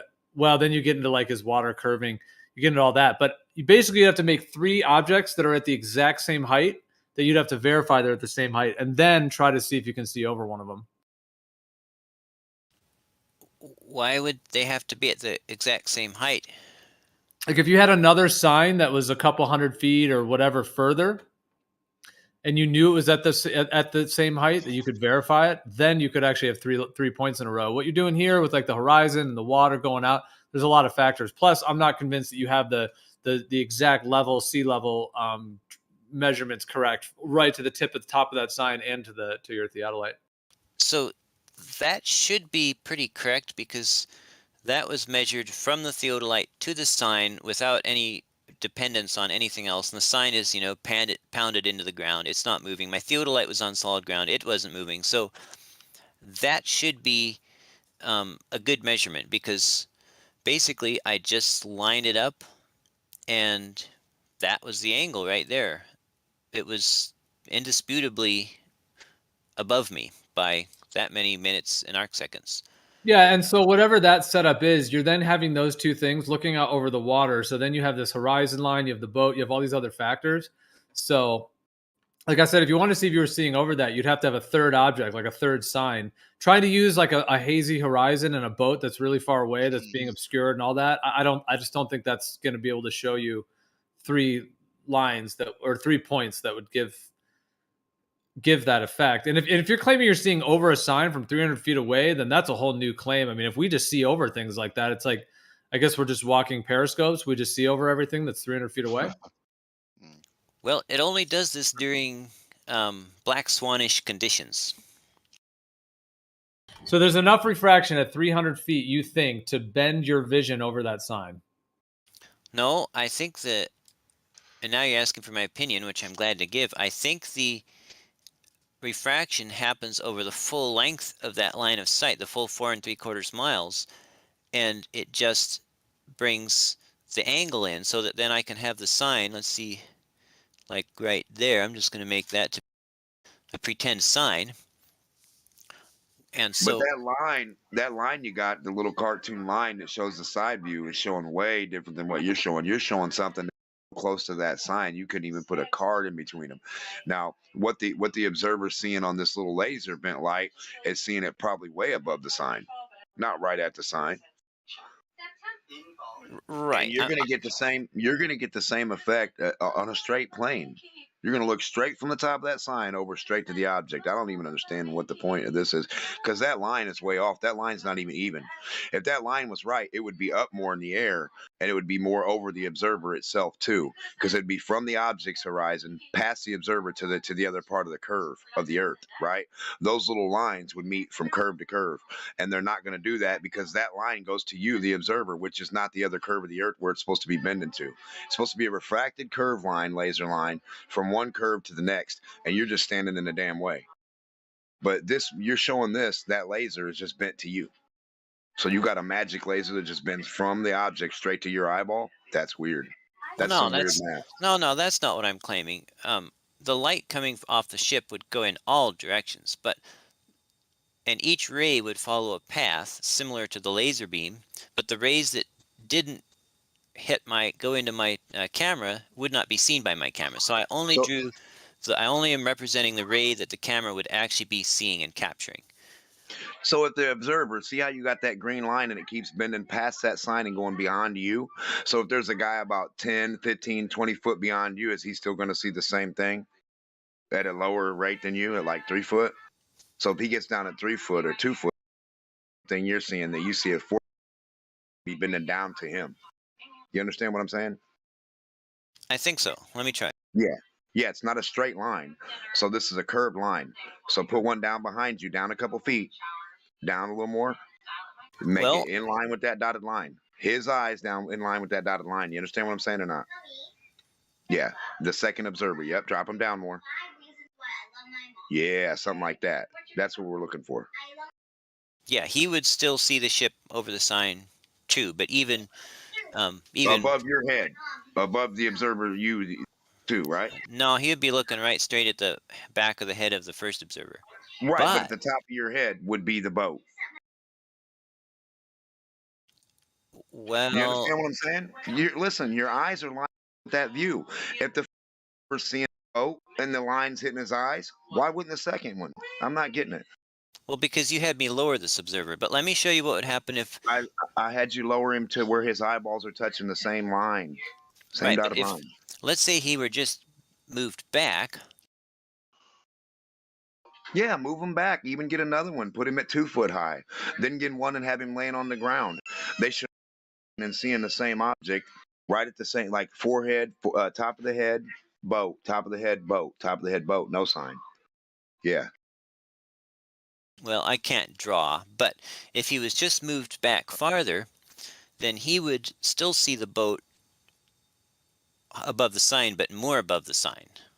Because see, all the light would be curving, but a different ray is the one that would actually reach him. But he would be lower. The main point is he's going to see the same thing above his buddy's head, but he's going to be lower than the 4 foot. Well, if he's lowered down, then he's not going to see the boat because his buddy's head will be in the way. Show me where that line's not going down below that first observer and down and down and down to the ground, to where somebody eventually would be laying at the ground looking up at the sky and still see the same thing you guys are seeing from refraction. I mean, I really need to see this. I mean, I don't understand how you don't get what I'm saying. Yeah, I'm not understanding your question. You put the diagram right. You put the second observer in the right spot. So how don't you? I mean, it's right. Now put 10 observers. Let's keep them going. I don't. Then it'll be 100. Then it'll be 1,000. But I don't see your point, and I don't really see how that detracts from the issue that we're gonna see if your boat is really floating up in the air like you claim, the way the light's supposed to bend. What you're showing is me, the observer, looking over a straight sign, right? Looking at a straight building. There's nothing wrong with that. There's no problem there. Now what you need is another observer behind me to where the light bends past my fucking forehead, and then goes to his eyeball, like you're claiming, and then another one behind him. I mean, it should be simple. There are three or four observers lined up behind each other with their little lens stand up at 2 foot, 3 foot, 4 foot, and they should all see the same thing because the light's going past and down around you, like a curve, like an arc. Well, okay, so this picture here is my opinion on what I think is happening. If you don't like that, that's okay. Just forget about that part. The overarching point here is that this is what we are seeing. This is not a matter of opinion. This is a photograph of reality. And whatever's happening, or why ever it's happening, it does seem to be happening. And well, you need a side view. You need a couple more observers. What's wrong with press and play on a video these days? I mean, it's 2022. Oh, I was going to get that link, wasn't I? Yeah, and we need side views. I mean, like, I don't understand. You're only a couple. You do keep cutting out. I'm not sure why. Well, a side view. Well, what do you want? What do you want to see in the side view? Whatever you got going on. I want to see the observer at 4 feet. I want to see the object at 4.1, and I want to see what it do. I want to see what it do, how it do, what it do. I want to see a side view. And I suppose you need to see a visible path of the light arcing from the boat to the observer. I don't know what I'm going to see until you show me the side view. We'll figure that out when we see it. I'm not going to see any special mechanical tooth fairy anything. I'm going to see reality. So a side view is going to show me a side view of the observer, the sign, and the boat, right? And in the mountains or whatever. You're not really that far. It shouldn't be out of my range to see left and right and see you. You know, looking at the sign at the boat. So you need to see the full 5-mile run as a side view picture?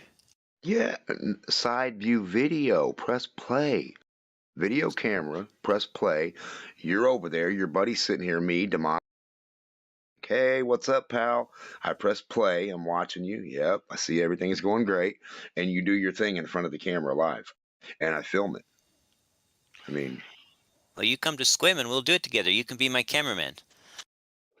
I think what you need to do, Jesse, is go out to exactly the same spot for 6 or 12 months straight, like other people have, set up in exactly the same spot, have very particular markings and points that you shoot off, and take a lot of footage and a lot of data, because analyzing just one individual photo, I don't really think that is conclusive for anything whatsoever, really. No, and if the boat is looming above the, why aren't the mountains?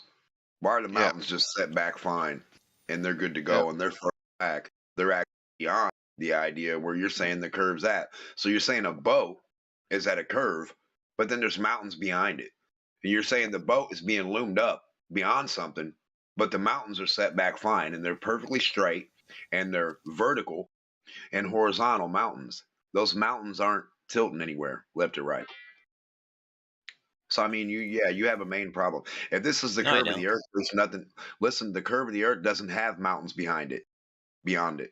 It has nothing. If you have an image being loomed past the dirt or water, and it's loomed up around it to you like a rainbow, all you're going to see is the rainbow image of the boat. You'll never see the mountains behind it, ever, because they don't exist behind it. They exist down around the curve. That's beyond the other thing that's being loomed up around the curve. Do you understand? You're wrong. Those mountains are where they would appear. They are being loomed up with the boat. Why are they not above the boat? They're behind it. Well, because it's a lot closer, and it's taller than the observer. The top of what? The observer. What do you mean? Hold on. The boat's the observer to the mountains. How far are the mountains from the boat? If you're only 4 miles from the boat and it's loomed up, and the boat's 4 miles from the mountains, they should be loomed up above the boat, correct? Come on now, let's do the math. It depends on the height. It depends on the height of the boat, the observer, and the mountains, and the distance to the mountains. A bunch of those are unknowns. Well, the sign is like your low point. The boat is like your low point, and then the mountains, they're taller, way bigger, right? So you're claiming the boat's going to fly up in the air magically over the sign. So why don't the mountains fly magically up over the boat? Something's wrong. What's wrong? I mean, you do the math. If you know the height of the mountains... No, not math. Listen, if one thing is super magically leprechaun looming, then the other thing has to. We only have one physics, buddy. We don't have portionally one physics where the apple's going to fucking do something, but the peach isn't, or the pear's not, or the you know what I mean? What are you talking about? I don't What get if it. it is? Hey, is there a way I can do an @ everybody in the text chat so that I can do the video link and everyone gets notified? Or gets highlighted? You just ping everybody. Oh, I'll just post it. Yeah. I still don't understand how you don't get what I'm saying, though. But it is, D-Mock. It is what? It is shooting up. Above. Yeah, because you wouldn't ordinarily be able to see it. Above. It's above the boat. It's shooting above where you would normally be able to see. We need to see it shoot above the boat, like the boat shooting above the sign where we see it. So if we can't see the boat behind the sign, but it's looming above it, and we can't see the mountain behind the boat because it should be looming above it. Well, so that's you can't see through the boat and you can't see through the sign, correct?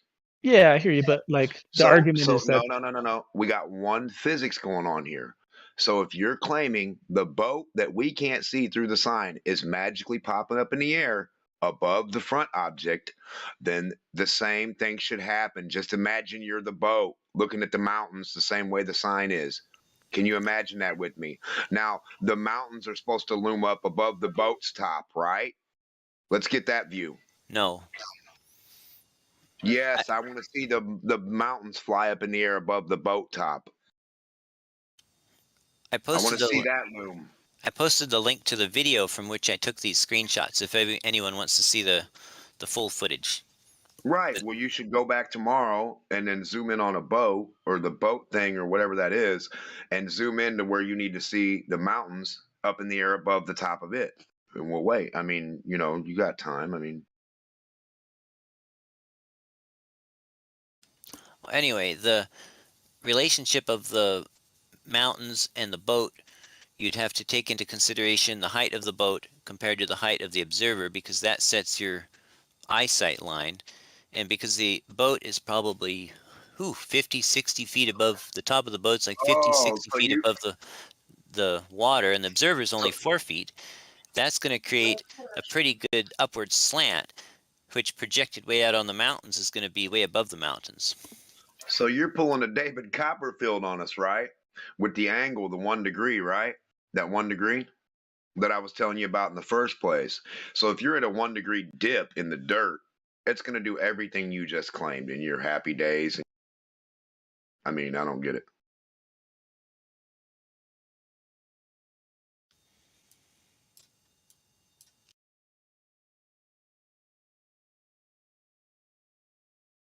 You wouldn't need to do no magical, crazy number just to. If something looms, it would loom. It either looms or it doesn't.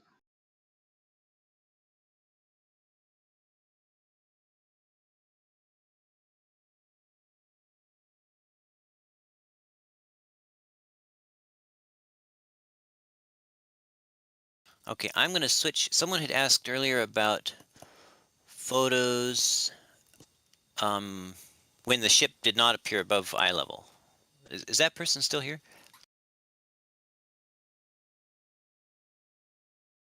I'm going to put up a screen share of something relating to that, with everyone's kind permission, of course.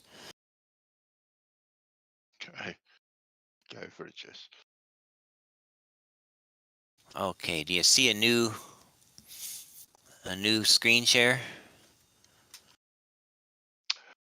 Nice little picnic bench. Yep.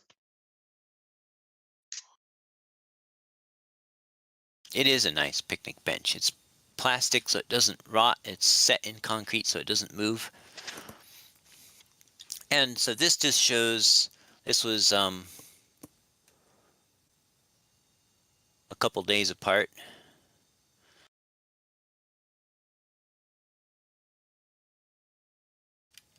I might have got that date wrong there. I might have been the 26th. Sometimes I write a 9 instead of a 6. But anyway, these are the two days, and you can see I set my little theodolite up here, right out. I lined it up with this plank on the picnic bench. Same thing the second time I was out there. So just like you said, right in the same place. And then I had this reflector prism there. And once I got the theodolite set, I checked my distance and height to make sure I was still about 33 feet from the picnic table and 3.75 to 3.768 whatever feet below the picnic table. So I was within a fraction of a foot in all three XYZ axis between the two measurements. So that was kind of my control to make sure, because Travis had asked me the next time I did it to make sure that it was in the same location. So that's documentation of that. Then I zeroed out my horizontal axis, which is this number here, pointing at the lighthouse on both days, right at the lighthouse there. So that way I knew I had a consistent heading angle or horizontal angle. Of course, the ship was different because I don't get to control what ships go through the waterway there, but I did film it as it passed the same location, more or less. So you can see here's these wooden, this wooden rack thing, and there's the wooden rack thing, and this was the Cape Horn, and they were both within like a subfraction, like a few hundredths of a mile at distance. I'll show the map later. Actually, I'll go to the map now. So this was their path. They went along here, and this was the angles I shot to them. So you can see they're right at the same distance there. And the wooden rack is 1.25 miles out, and it's right there. And of course, as here on the same beach there, by that picnic table. So you can see the first day I was out there, the water line of the ship, let's see if I can center this a little better. There, you can kind of see all four pictures, right?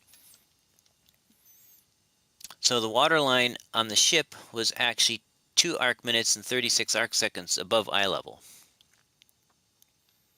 And you can see it also crosses the line to the water line, crosses the wooden rack high up, as compared to 2 days later when it was a cold, cloudy day that the sun just started shining, but it was a cool day. It wasn't a hot, sunny day like the first day.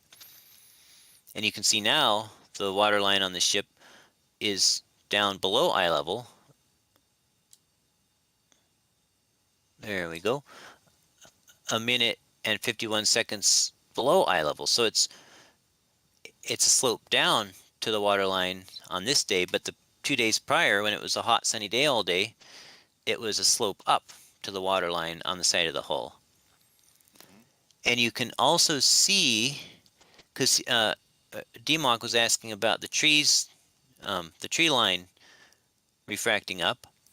And in fact, you can see here on the high refraction day, look right in here, the tree line is way above the top of this wooden rack. But here you can kind of not see it, but the tree line's actually just at the top. And you can see it better here. You can see the tree line is just lined up with the top. But on this hot day, you can see the tree line is actually quite above the rack. So the tree line is being refracted up too, loomed up, or whatever you want to call it. But just not enough to overcome a really tall ship that's only, whatever, 7 miles away. So that was in response to whoever was asking about if other days the ship's water line was below eye level, and yes, it was. And on those days, clearly, at a negative angle, it would have been quite obscured by that sign. And I'll have to actually go out on a cool day and catch a ship going by that sign too, and just to show how it's obscured differently by the sign. That would be good, huh? I agree. So that's about it for that.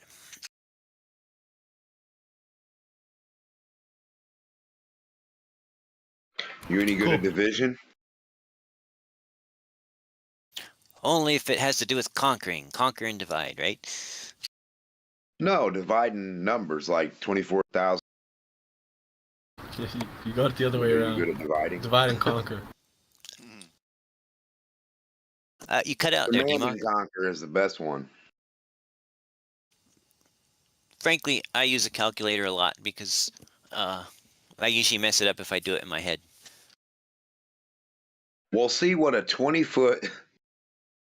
We need a 20-foot section of 24,900.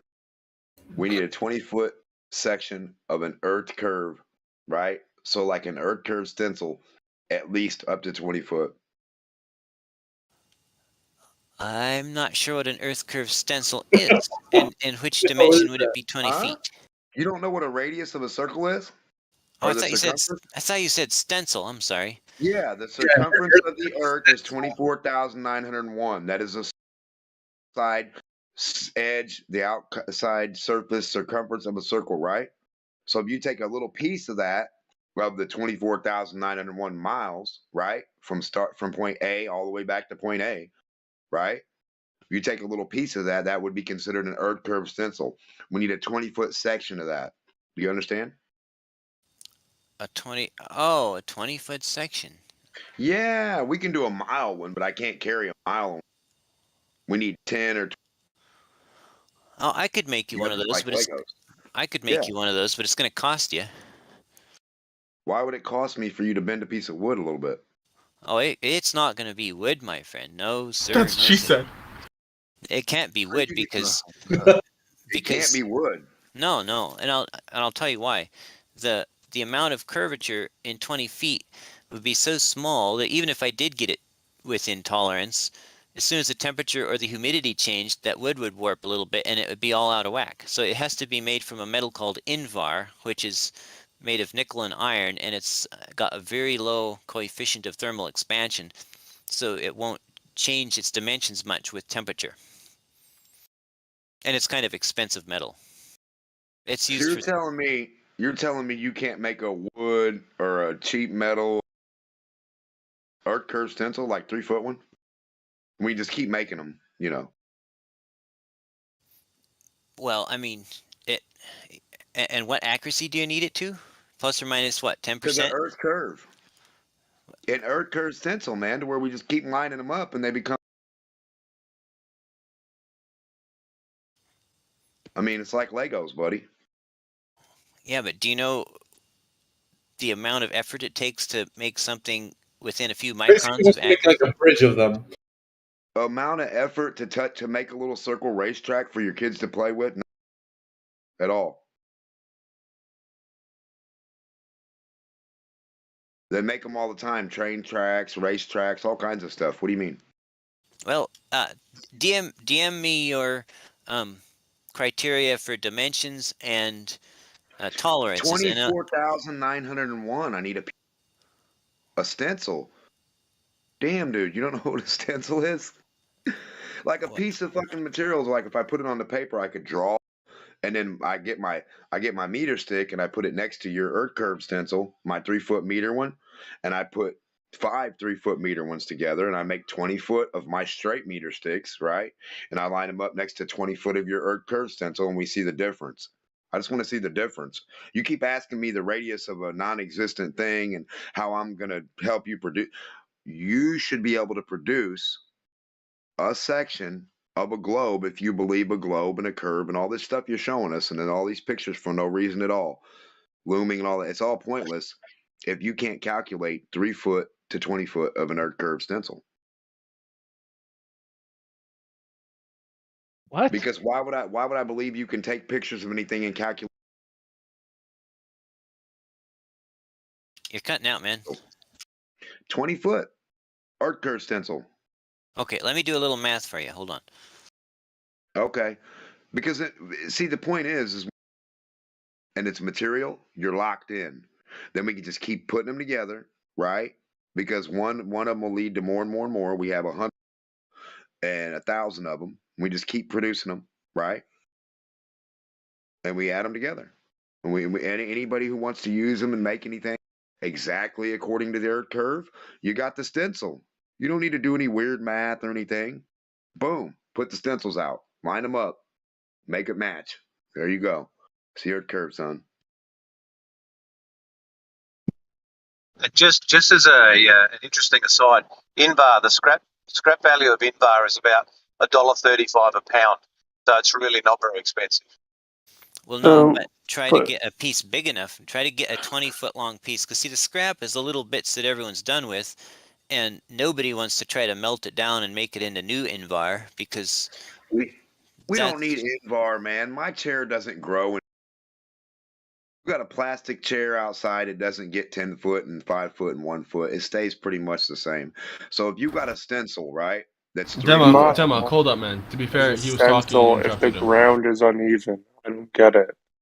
Like, if the ground is uneven, like the dirt and the trees and shit, how the fuck is your stencil gonna teach you anything? My stencil is either going to prove an Earth or not prove an Earth, because the But how Earth is are you supposed to gonna be account for the 24,901 ground? miles in Very circumference. I'm going to put it next to the water, and we're going to line them up. Hey, DMOC, here's the problem. A 20-foot section would have a Sagitta height of 0.00003 inches. Let's do it. That's like such a sub fraction of human hair thickness, and that's why it needs to be made out of a stable material, because it's going to curve slightly, it's going to warp slightly, and then that tolerance will be gone. Hair. Yeah, so you're going to have to line these up. Hold on a minute. When does a fraction of a hair equal 8 inches for a mile? What are you talking about? Well, you asked for a 20-foot section, right? No, I know, but what you're telling me right now, literally, is that a hair is the difference of a globe from a flat line. It's a fraction of a hair, and the fractions add up. How could that possibly make any sense when I can take any flat line, stick it to the surface of a ball, and it's barely going to touch any of that mug, any of it at all? Show me any different, and I'll kiss your ass. It ain't happened. So what are you talking about, a hair? Well, I just explained the curve you're asking me to make a template for. Yeah, a ball, 360 degrees, round in a circle. Yeah. For a section, for a 20-foot section, would have a height of 0.00003 inches in the middle compared to the ends. And here's the thing: if you pick up a 2x4, it's going to bend more than that. So even if I took a 2x4 and bent it to that, as soon as you picked it up, it would bend to something drastically different. So hold on. Then we're going to take that 2x4, right, that you made for. We're going to line them up to that and get a side view of them and see make a circle out of them. That's what you should do. And this is why they need to be made out of Invar, because any other material, a slight temperature change and they're going to be bent way out of shape. And the problem is, even if they were made out of Invar, just their own weight is going to bend them more than the tolerance of the curve that you need. Oh my God. Yo, your girl took a side view of my 2x4. She thought my dick hard. She thought it was made out of Invar. Don't worry about Invar. Your 20-foot section, it's going to be 0.0003 is a stature. Is that right? 0.0003 of an 4 inch. zeros. So in a mile, you've got how many of those 20-foot sections? Roughly 200, 250? Let's go with 227. So how does 0.00003 of an inch turn into 8 inches when it's 250 of them? That kind of doesn't work out. Oh, yes, it does. Because no, it doesn't. 8 inches per mile squared. It's exponential. Line. Each of them is one hair different. One hair. So 200 hairs. That's not 8 inches. It's one here, one there.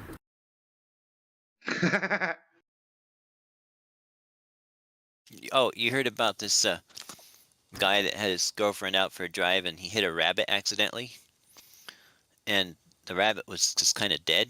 So he gets out and grabs a bottle of something out of his trunk and rubs it all over the rabbit, and the rabbit jumps off and runs off a little ways, turns back and waves. And have you heard this one? Because if you have, I'm not going to finish it.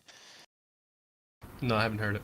And then the rabbit runs off a bit farther and waves, and runs some further and waves, and then hops off into the bushes. And he gets back into the car, and his girlfriend says, "Well, what did you put on that rabbit?" And so he hands her the bottle. It's shampoo. It says it's hair and wave shampoo. It restores bounce and wave. Sorry. Such a I do appreciate the apology. I appreciate the apology. Long, but it was good. Such a big build up. Such a big build up. Yeah. We need a. And so you're telling me basically the meter stick is your stencil. That's what you're telling me. The level. You're cutting out, man. All I heard was what you're telling me. And you're telling me the meter stick is the Earth curve stencil. I just want to see a ball made with those. Yeah, a few people have tried to build that rectilineator thing or whatever, but the tolerances on each section are so extremely small that it's a very difficult thing to do. Are you saying it's instencilable? I said get up some meter sticks, right, and make a sphere with them any way you think you can. Just take the meter sticks and like line them up on the ground and make a sphere, like not look meters curve of a ball.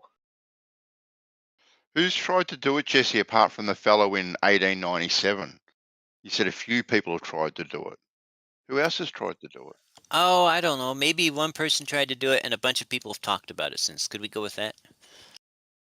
Well, I know definitely one fellow or a group of people did it in I'm pretty sure it's 1897. Yeah, I don't know of any others that actually got off the ground. I think What there was just about- people talking. Do you think it would be too hard to get people 9,000 and have so many people? Man, you're cutting out bad, D-Muck. A line of people, right? Okay, since the Earth's 3959, so you get a line of people like 8,000 miles, straight line of people, whatever, a line of people, and they all just go straight the hell up in the air.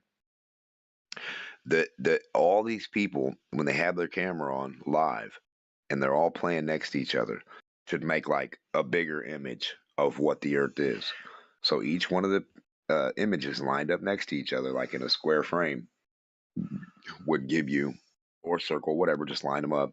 It would give you an idea of what you're looking at. And only one of them can be in the center. And then the other two can't be. Then the other two can't be. And the other two can't be. And so on and so forth. So the very last ones on the edge have to be on the edge of this planet or past it at 8,000 miles apart. Do 9. So like literally one of these motherfuckers have to see the edge of the ball. Clearly the ball has to appear to it. Like when you go up, you're seeing Earth in your whole view. You're seeing a piece of it, like looking at a piece of the moon, and then a piece of then space. So all space and then a piece of Earth, or Earth to the left, and then a curve, like a curve of Earth, a little bit of Earth to the left, and then space straight down. You have to be able to see this vision somewhere. To not have it is ludicrous. It's utterly insane. The audience is wondering what your proof level is tonight there, D-Muck. 180 proof, maybe? Proof level. What do you mean? Liquor? No. I don't drink. Oh, okay. Yeah, don't say the audience as if you're the audience. Yeah, really. No, someone asked in the chat. What? Somebody asked because I said if you get a 9,000 line helicopters or hot air balloons or drones with cameras, like we should see the edge of the planet appear to us somewhere. I think they just don't like the word stencil, Demok. They just don't like stencils. Hate the word stencil. Well, it's because it's to keep them to a material. They want to just look and calculate stuff that makes no sense that we can't touch and grab. Why want to touch and grab what we're calculating? Okay, I mean, does that not make sense to you? And if I put it on water, it should match the water. And if I line 100 of them up, they should match the water too. And if they don't, then bye ball. That's what I'm trying to do here. I'm trying to get something locked in material that we can touch. We don't have to keep making these guessing games. Line them up. Yeah, I know Yeah, the dirt's they're not just going to trying match to them, they're but trying the to liquid dodge the should. stencil. Yes, They're with trying their to. hardest. Yo, The I like my hardest girl. I steel. like my girl in a pencil skirt, and these homies they're trying to. Oh fuck it, I messed it up. I might say I like my girl in the pencil skirt, and these homies they're trying to stencil skirt. Well, it's a matter of math, and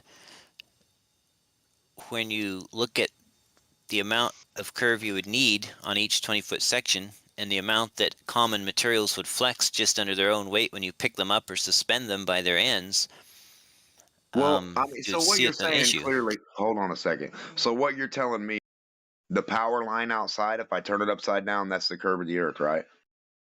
By your admission. I don't follow. It's the shape of gravity. If I pull a power cord and you pull the other end of the power cord and we get away and you say it bows down, if we froze that and turned it upside down, that's the curve of the earth, correct? Technically, that's a parabola, which is not a circle or a curve. The cord. No, the cord that we're pulling. We're going to pull a cord and it's going to bow from us. Right. That's a If we parabola. kept adding 100, if we added 100 of those, that would make us fear. Listen, so that has to be the shape of gravity, right? That's the curve of the earth upside down, like backwards. What you're saying to me is the material, right, is what you're telling me. Or curved and curved.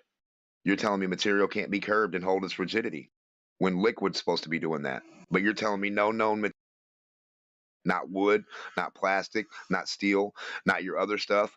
Like, what are you saying exactly? When liquid is doing the exact thing you're saying material can't do, holding its rigidity to a sphere. How does this work? I'm afraid I didn't follow that. You're saying you can't find a spherical perfectly stays that way? You're cutting out, water, water is supposedly doing it. Sand, dirt, water, air are doing the thing he claims no material can do. Hold a sphere. Well, now you could take a floating. Yeah, here's what you could do, DMOC, is take a series of 2x4s and form what you think is a straight line with them, but make it 8 miles long, but float it in the water, and it will bend at 8 inches per mile squared to conform to the curve of the earth, and then you would have what you want. Just a quick thought, Jesse, going back to your tugboat, if I can for a minute. Absolutely. That's okay. If That's to get okay. set back up on the screen? No. You don't need to bring anything up at all. But naturally, with perspective, anyway, things appear right from ground level. The further they get away, appear to get higher and towards our eye level. You would agree with that, wouldn't you? Yes, that basic premise. I would state it as being that just due to perspective, if there's, if we're not talking about curving path of refracted light, just straight line, linear perspective. I'm not talking about light at all. I'm just talking about how things appear. All right. So things appear, right, from ground level to rise up towards our eye, and things over our head appear to also raise down towards our eye level and meet at that vanishing point. You would agree with that premise, yeah? Yeah. Okay, then. So we know that our feet, or the water level itself, right, is below your theodolite. Right.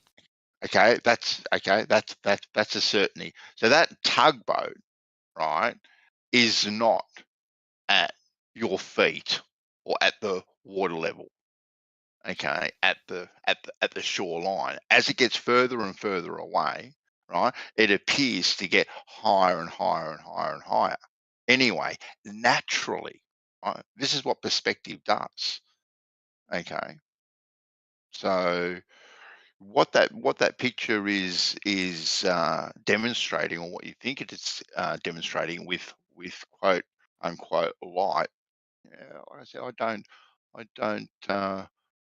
I don't see it myself, because we know that that ship naturally isn't higher than that sign, because the water is below that sign. So whether flat or globe, right, we know the water isn't up around our eye level in either scenario, do we? Correct. The water is below eye level. Exactly And, right. and Yet, below the sign. exactly. Yet the ship and that horizon line is raising up towards your eye level, right? And that's what perspective does just naturally anyway. So you've got what perspective does naturally with things in a distance. They make things rise and they make things lower to a vanishing point. Then on top of that, you've then got your focal point at which you're looking at things at, being that horizon line, and what is happening there with the conditions on the day, whether it's the water temperature, the depth of the shipping canal, pressure, all these type of things are going to come into it to affect what you are seeing at that particular point. Just something I wanted to get out off my chest. Thank you. But wouldn't perspective just raise the ship up to eye level and not above it? It's gonna perspective is gonna make it rise naturally towards eye level. So you've already got that happening, right? Then on top of that, what you're adding to that is the atmospheric conditions that you're looking through or at. So you've got perspective plus everything else that is happening,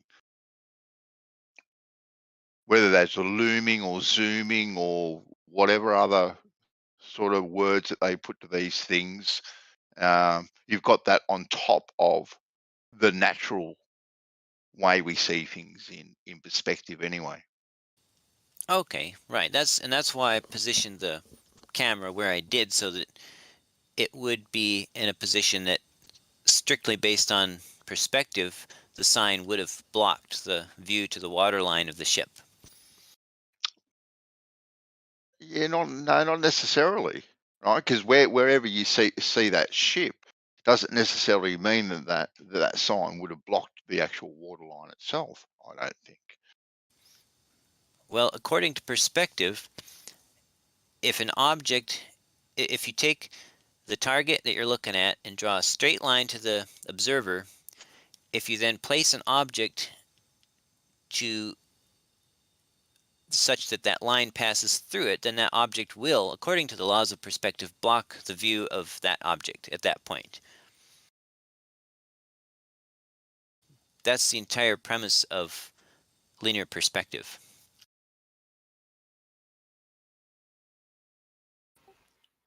That's why things that are closer and in the same position block those things which are in the same apparent position but farther. Are you sure your camera is lower? Yes, I am sure. Why couldn't you have got it a little bit lower than that? I could have, but I had to set it up before the boat got to the sign, and it took a little bit of effort moving it up and down the beach to get it just the right height, and so I thought I'm going to get it as close as I can and still be lower so that I can get a good reading here. So you just lined it up with the perspective law, basically. You were like, I'm going to take this apple tree or this little, not even apple tree, I'm sorry. I'm going to take this sign or mailbox, right?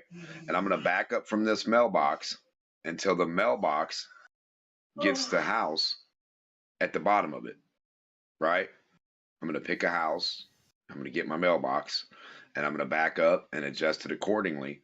And I'm going to be at a certain height and I'm going to look over the top of the mailbox, and lo and behold, way off in the distance, the house is at the top of the mailbox. When you and I know the house really isn't at the top of the mailbox. It's at the street where the mailbox is too. So I could do the same thing, even though we know that the mailbox and the other object are in sync with each other. Except I measured my height below the mailbox, irregardless of what was in the distance. I measured my height with From respect where? to, Where'd you measure it from? with my theodolite from 300 feet away. You measured your height with the theodolite? My height with reference to the sign. More specifically, I measured the With a sign's height. theodolite. Yes, well, that's a total station. So, Is someone snoring? Somebody's snoring. Who fell asleep? I think that was in Demok's background. Oh, It was, yeah. You guys are putting me. You're putting me to sleep with this, man. Who did you put to sleep, Demok? How do you get your level? You're cutting out pretty bad, Demok. How do you get your level of Earth, your 0 point, your sea level, your like level? Like, how do you find Earth with a theodolite? The total station has a built-in level sensor. It knows where level. It knows what's level. It references everything with reference to its built-in level. No. Your elevation with your level. Like, how do you get elevation? Like, that's what I'm asking. With that, You got to work that. You got to work that out. You got to work. Oh, it out. you mean how does it know that the sign at the top of the edge of the sign is 0.156 feet above it? yeah. How does it know the elevation where you are? Like, I get what you're saying. The level. I got you there. I misspoke. The elevation. How do you know the elevation? Of what? Of you. Well, it doesn't know the elevation of it, but it knows the elevation difference between itself and what you shoot at. So hold on. So you don't even know the elevation of you actually. You just made it up because that's what you think. Because you have a difference in reference from something in the distance to the object to you. No. Like what? How does that? No. Dan, what he does, he sets up his level. It auto levels. Okay, then so now it's on a horizontal plane, and then what he does, he takes an angle to the top of the sign, and he works that out. You can do some mathematics, and you can work that out. Right, but still, I'm not convinced, man. Saul, that he knows. Get you that he's setting his little thing up, and he's got his little 3-prong little legs, and then he's got his level. Right, we're good to go there. I got you there, but that still doesn't tell me what his elevation is compared to the other things that he's supposedly looking at that are looming. Like I don't have a baseline for all these things to say this one's going up or down from this one or not. Do you understand what I'm saying? No. Yeah, no. All he knows is how high he is, or how low he is below the top of that sign. But the actual elevation above the water level itself. I measured that in a different step. That was 4 Yeah. feet. Well, how would you go about measuring that?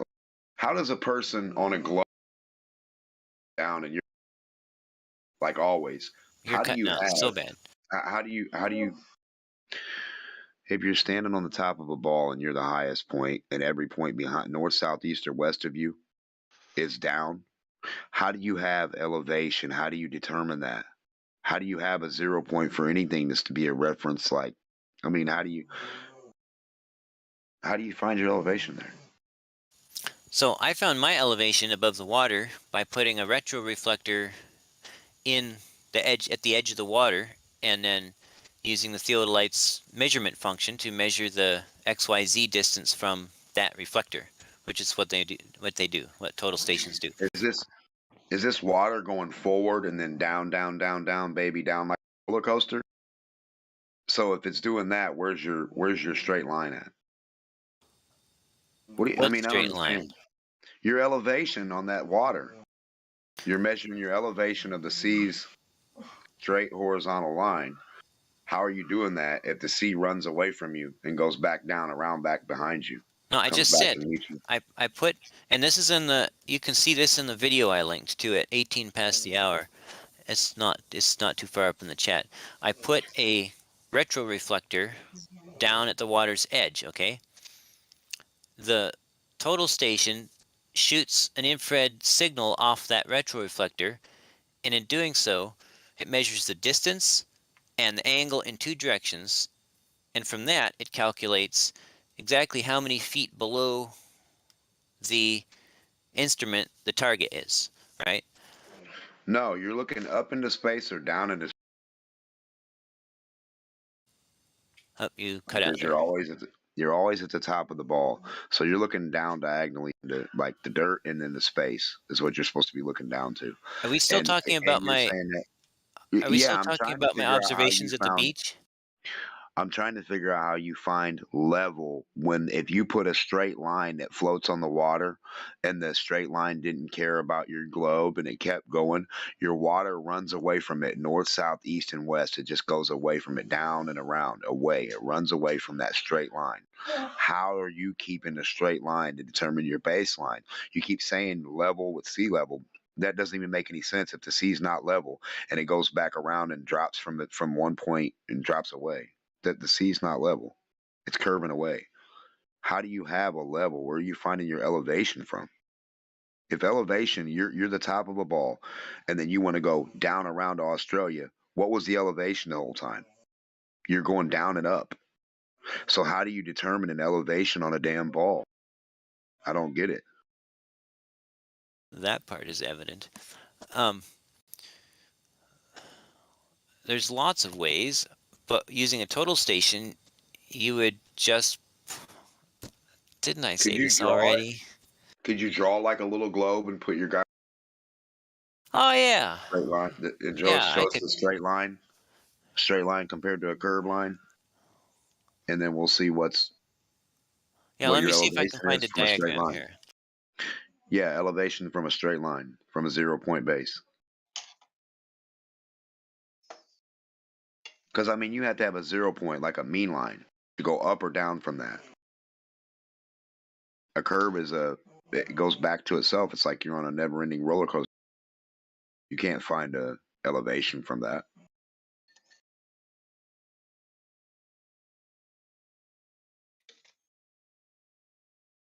You'll definitely never get the same orientations you have, like we see on the. Those are all flat. Like on a globe, like your orientation would be like, look straight the fuck up and past everything to space, or down past everything to space or the dirt. Like to me, whatever you guys are saying, looking forward straight to everything, that's impossible on a ball. Past a certain extent.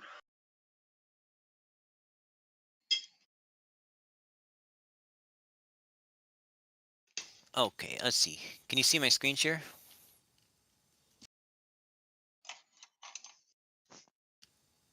Yeah. I'm just going to use this as your ball, or as a, you said you're at the top of the globe, and we need a mountain. Okay, so we're up on the mountain. Put a straight line on there, on the top under the mountain. Just okay, across the top of that ball. So we've got our instrument right here, okay? Can't see it. No, hold on. No, put a straight line across the top. You're cutting out, man. I can hardly tell what you're saying. Put a straight line across the top of the ball, right at the bottom of the mountain. Hey, what did you do? That worked. He just moves closer. That's all he does. Yeah, put a straight line at the top of the ball. Okay, so you asked how I would measure my height if I were on a mountain. Is that right? No, I want you to put a straight line on the top. I don't know what you mean. I don't know what you mean. He So wants you to. He wants you to. A line, man, a yellow line across the mountain, the bottom of the mountain. Make a line all the way at the bottom of the mountain. Yeah, that's it. That's it. A tangent. That's what he wants you to do. Yeah. Tangent. Now there's level. There's straight. There's your line. Now show me your elevation and how you get it on a globe. How I would get it on a globe? Yeah, those two lines are what you go by. You got 2 yellow lines to go by for elevation. Now show me how you do that. But Tarzan, I don't. Here's how I would do it. If you're asking how I would find my elevation from the mountaintop, I would put a little retro reflector right here. I would point my theodolite or my total station right down to it, and it would shoot a beam down to it. It would bounce back. Whoops, boy, I think my beam's been drinking. Anyway, and it would measure the distance to the retro reflector. I'd have a guy down here with a tripod and a reflector. It would know the angle, because remember, it's got a built-in plumb bob, so it knows the angle with reference to its built-in plumb bob, and it knows the distance, and using the angle and the distance, it then calculates the height. Where's your elevation from where? I still don't get your elevation. What is sleeping there? Well, your elevation is calculated from the angle and the distance. That tells Elevation you. from what? I mean, what are you talking about? Elevation from where? You got a flat line that you're using for elevation, and then you have a globe beyond it. Now, from a flat line, I understand how. I want to know how you have elevation beyond that flat line for a globe. How does that make sense? You would have to keep going, make more yellow lines through the globe and go down, down, down, down, down, like it's paper, like paper lines. Listen, if you're interested in learning surveying, I would be glad to find you some manuals, but I really don't have time right now to try to teach you No, surveying, you okay? got the ball right here and the lines right here. You're trying to tell us that you're a little dude on there, and you know your elevation when the rest of the ball's underneath your damn feet. There is no certain elevation. You can't go elevation from your feet up and find the ball anymore and keep going straight and find the ball, right? But you do though, right? In reality, that's what happens because it's a flat plane. But you're trying to tell us you can find elevation on a ball that, for one, you never dug to the center to. You don't even know the circumference. You can't even make a stencil. For two, you cannot find elevation on a ball. It doesn't work. It's like a potato. It's like a weird shape. You understand? You don't have elevation from a weird shape when everything is down back to yourself. I mean, how does that work? Yeah, so obviously I can't teach you the art of surveying in one night.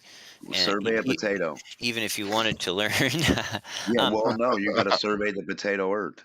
Your earth. You want me to show you the picture without water?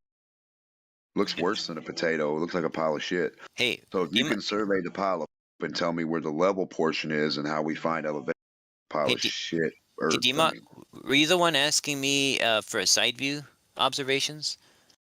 Every day. Okay, so here's one where I did do side view measurements, which is almost like observations. So I was up on the bluff here about 50, probably eye height about 58 feet or something. And this big old ship, the Overseas Boston, came steaming by. Well, smoking by.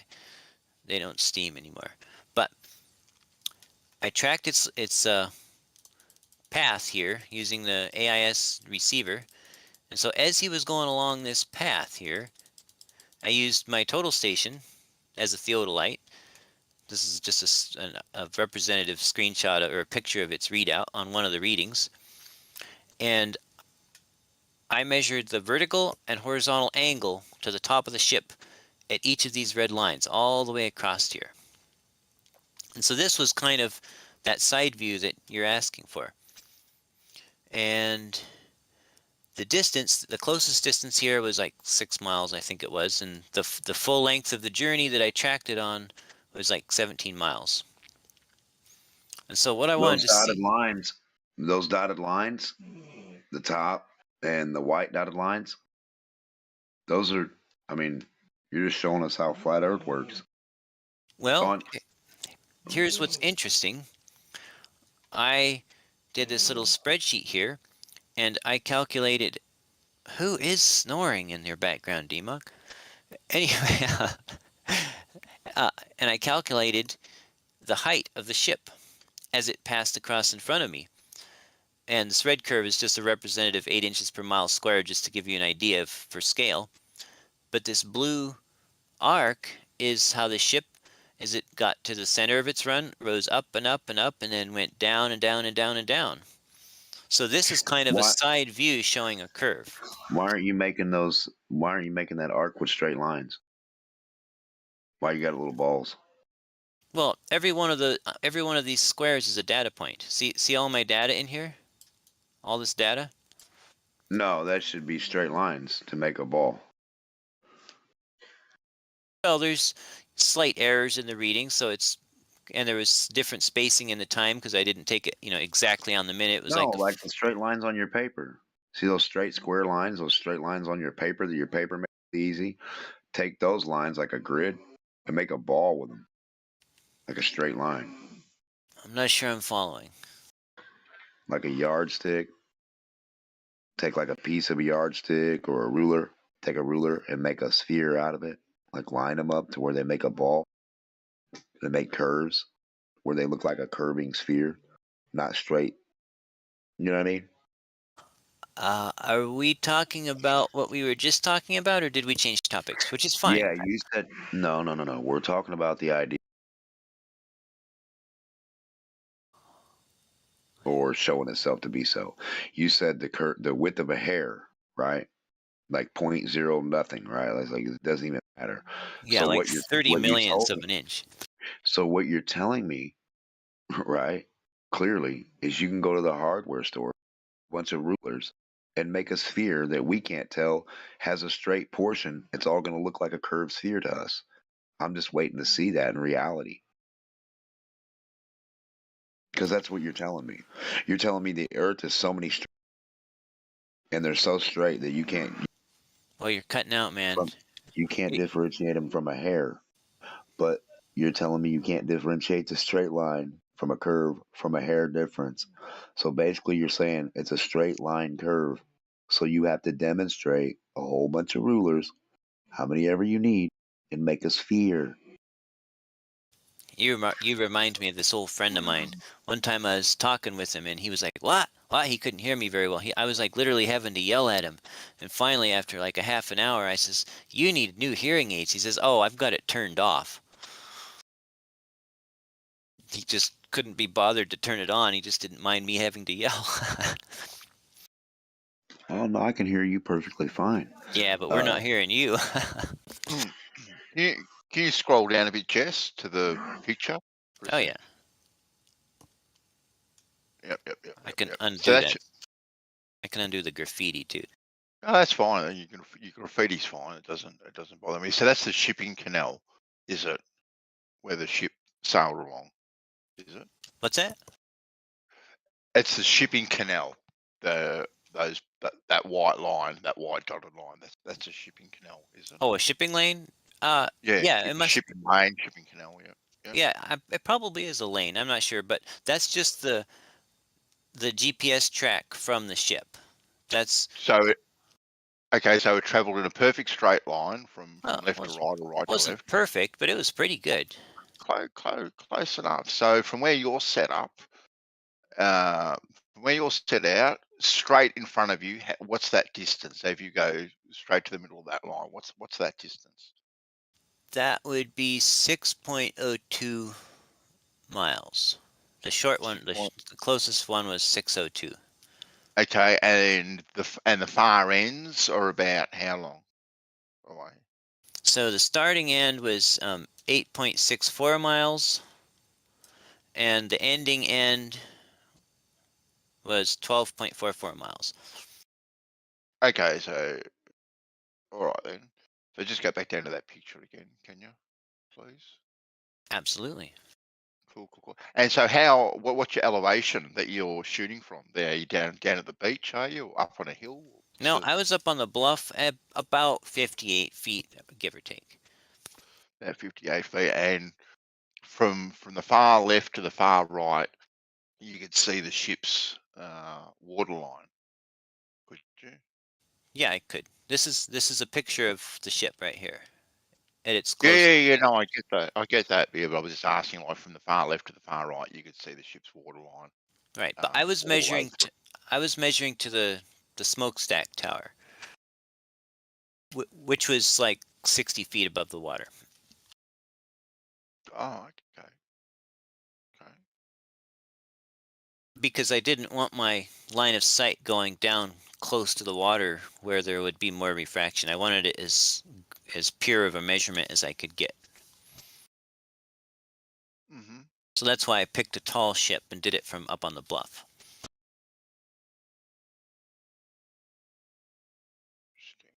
All right, I'm going to take a.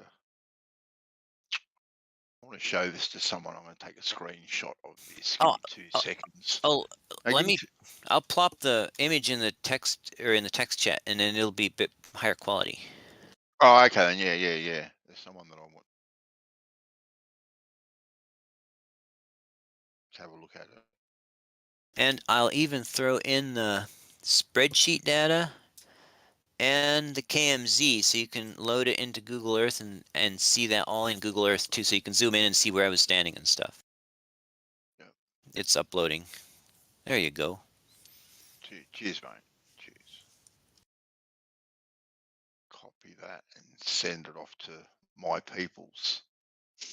Your peoples, huh? My peoples. I'll get my peoples onto it. Don't you worry.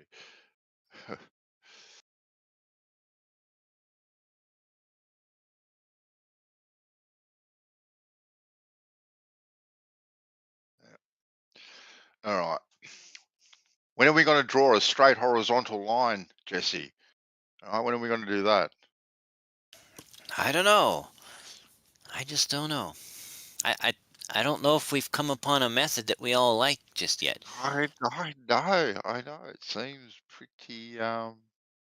Seems like a very difficult thing to do, doesn't it? Well, yeah, because the like I can get a ruler and a bit of paper and a pencil and I can draw a straight line every day of the week. You wouldn't have thought that drawing a straight line would be so difficult. Or establishing one, I should say. It's not. Well, I didn't think so, Tim. I didn't think so myself, but we seem to be hitting some roadblocks, I suppose, for want of a better word.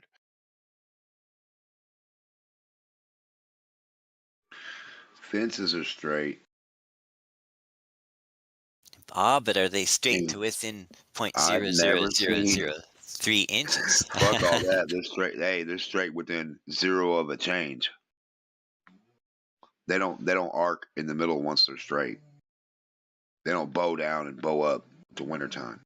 Okay? They don't do funny shit. So you consider right? Some of the steel fences, some of the wrought iron fences, some of the plastic, and show us with your camera, and we'll point out the day they change, okay? The day they change from a straight line to a bow. All right? If that's what you believe is going on in your mind. Well, gentlemen, it's been a pleasure. I need to catch up with a few other folks and a few other servers and get something to eat and head me off to bed here. It's past midnight for me. But y'all have a good one. Righteous. Catch you later. Well, it's probably the middle of the late morning for you, huh, Bandy? Man, no, it's only 4 o'clock in the afternoon. What are you talking about? Oh, that's just perfect time for tea, right? Do you do tea there? Dinner. Dinner, yeah. Yeah. Teas for the Poms. Or the English. Poms? The English. Poms. Oh. English. Ah. Yeah. Tea and scones. Or scones. Oh, scones. I recognize it now. Yeah. How did you say that the first time? Scones. We say scones. Scones. Okay.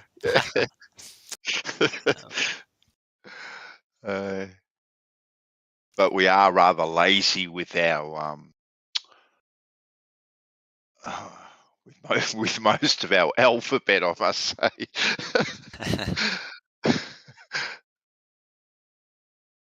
Alrighty, well, take care, and always. Yes, nice talking to you. Absolutely, and always feel free to shoot me any burning questions that I didn't answer into DM, and I'll catch up with them later. All right, Jess. Catch you later, mate.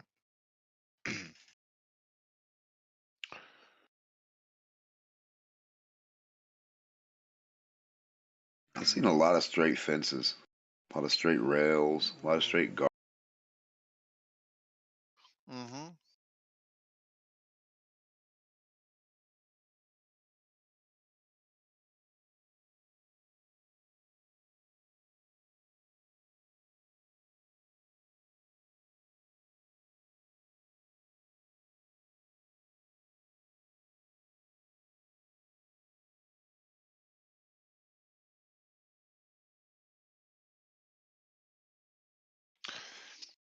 He does battle pretty well, young Jesse.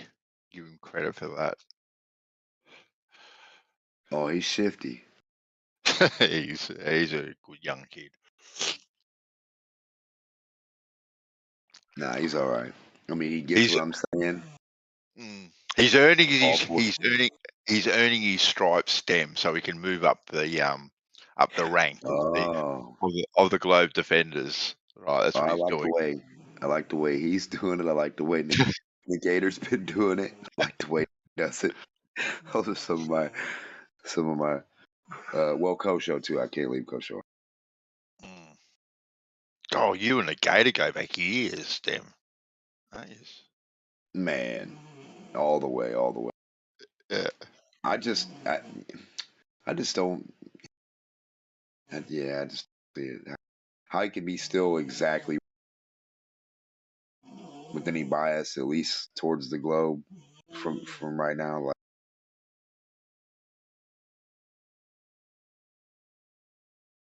I mean, he's got to understand things about the globe that we point.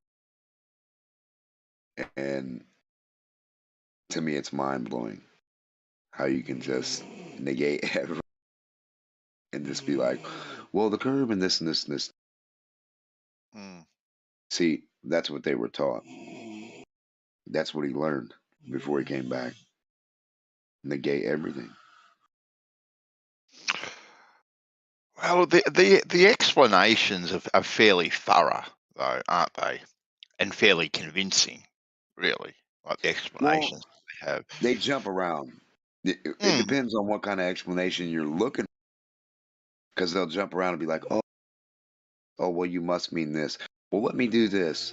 And they always take you from exactly what you're saying to something different. And it'll be like a point this or this. And then when you get them to something substantial and you ask them that question and they're like, well, what do you expect to see? And that's their next tactic, right? What do you expect? I expect to see whatever you just claimed for the last how many years. You keep saying, if I see it, well, show it. Stop asking me about if.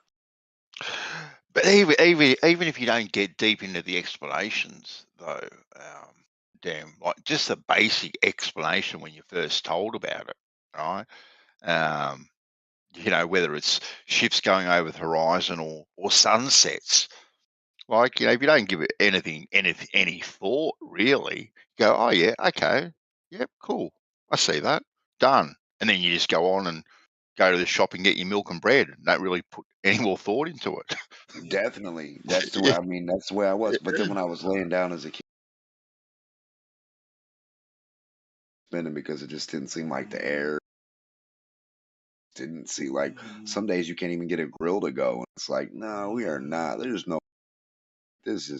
just you sit a cup of water, it's not moving. But then you sit a cup of water, but you shake by it, you stomp by it, you sit it outside, you stomp 10 foot away, the water will shake. Movement begets movement. So you're not going to tell me the number one thing that shows you movement on this planet, which is fucking liquid, right? But I or mean, gas, you wait a second. You could be on a plane though, on a smooth ride, and you could have a cup of water on a plane, and it'll be leveled, and it'll be from start to finish, and it'll be not when there's turbulence, but you'll be going 400 miles per hour. There's no wind turbulence. That plane will be smooth as a smooth, very, very, very smooth ride. You won't feel like you're moving. You'll have to take a left or a right, but start to finish is key, and you'll always know. No, because you're going up, down, accelerating, decelerating. What I'm saying, if you're on a plane and it's a smooth ride and there's no wind turbulence, and you get a cup of water, it's leveled, it's perfectly flat, it doesn't show any movement. That's got to be the smoothest plane ride of all time, dude. Yeah, I mean that's But okay, you've never been in but that cup of water, all right, I'm going to play devil's advocate here. Okay, how does that cup of water in a plane demonstrate anything when their explanation is that it is always going to point down to the center of gravity? It's always going to be horizontal. So it's going to do exactly the same whether flat or globe. Like that's the explanation that they give. No, Yeah. it can't be that, bandsaw, because if you like it's horizontal, the fucking liquid's not going to stay at the bottom of that cup towards, like, it's not going to stay level in the cup. The liquid should always be pressed down against the cup to the earth, no matter where you move the cup. But it's not. It's just, I don't know. It's the Yeah. liquid will react to the cup. If you take the cup and you move it left, or reacting to the cup, not the earth. Yeah, I don't see that one, to be quite honest with you. I really don't see that one. It's like walking up a hill in your backyard. The water, okay, when you're walking with the cup and it's stuck to a stick and the stick is against the ground, that stick represents the fastest way to go. Now you start walking up a hill, but your hill is big and long, like a big long array of mountains, and it's on a globe and you're on like the side. I mean, do you understand the physics of how that water is going to react? It should still stay in that cup and not deviate from the level black line that you put in that cup, no matter where you walk on the planet, if that's the case. If you put a black line in that cup and the black line is level, and that represents the closest thing to the center of gravity, then it shouldn't really deviate from that line.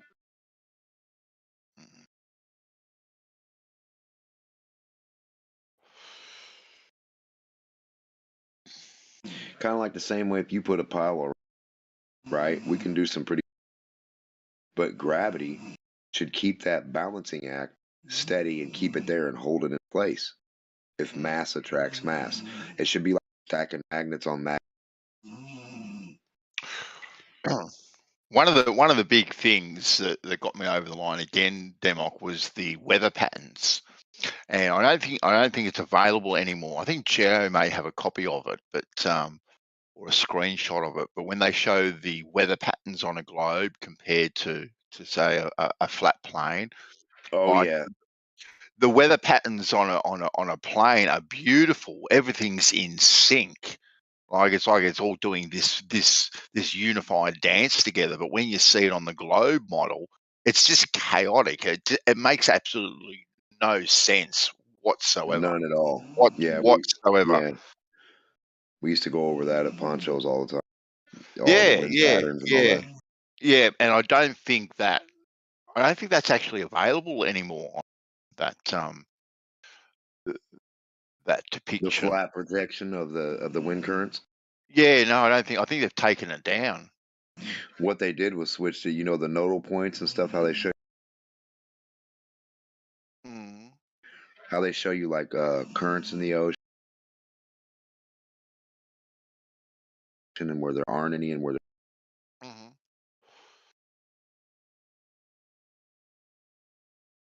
Like, has anyone ever compared jet streams? Like a jet stream's pretty consistent to their location and where they are. You should have an upward one or like a cross. I don't think anybody understands what I'm saying with this, but it's like if I'm going straight off the globe, my elevation is next to the globe where I could be up in. But still, at some point, as soon as I hit that 6 mile mark and the other portion of the globe, the orientation is the other piece of the globe right there, like a straight line from it, like making a square around the ball, I'm going my straight way. That other line coming across the top of the ball that way on the side, the right side, like our name.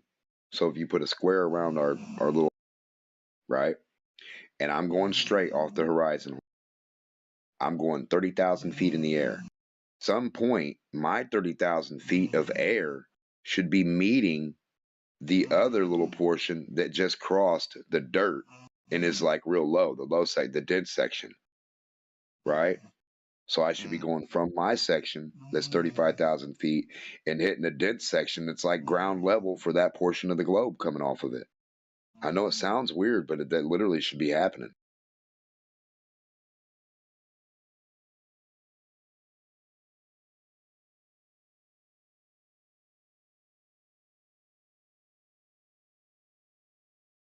Like you should experience barometric pressure change. Like you should be able to go horizontal and never change altitude at all. And the barometric pressure should change as soon as you get to that point, because now you're not next to the dirt. Now you're out into space. So your voltage should change. Your barometric should change. Everything should change as soon as you pass that curve point of the Earth going horizontal. Every time. Do you understand what I'm saying, Ben Sol, or does that not make sense? Yeah, no, because you're rising. Yeah. Definitely. Yeah, it should change both vertically and horizontally. You'd have to drop down every 8 inches to keep that barometric pressure the same, or else it would have to change gradually, or your voltage. So the straighter you go on a horizontal plane, if it doesn't change as you go forward, then you're not on a ball.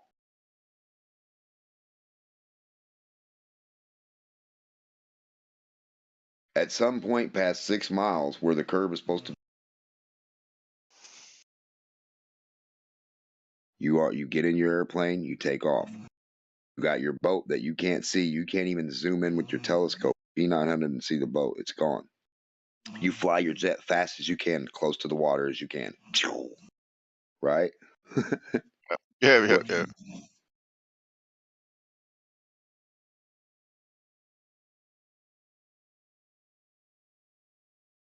Your voltage should change as soon as you pass that boat, exponentially.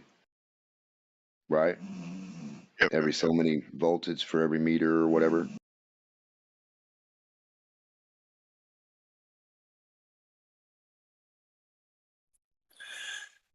I hear you, but this is when they just say, well, gravity is pulling the plane towards the curvature of the Earth. Gravity doesn't control voltage and elevation. No. The amount of air. Yeah. You're away from the dirt. You're in a medium. Now you're at 35,000 feet all of a sudden from ground level. You were going at the top of the ocean. Now within so many seconds, you're at 35,000 feet from a horizontal. You should not be able to do this.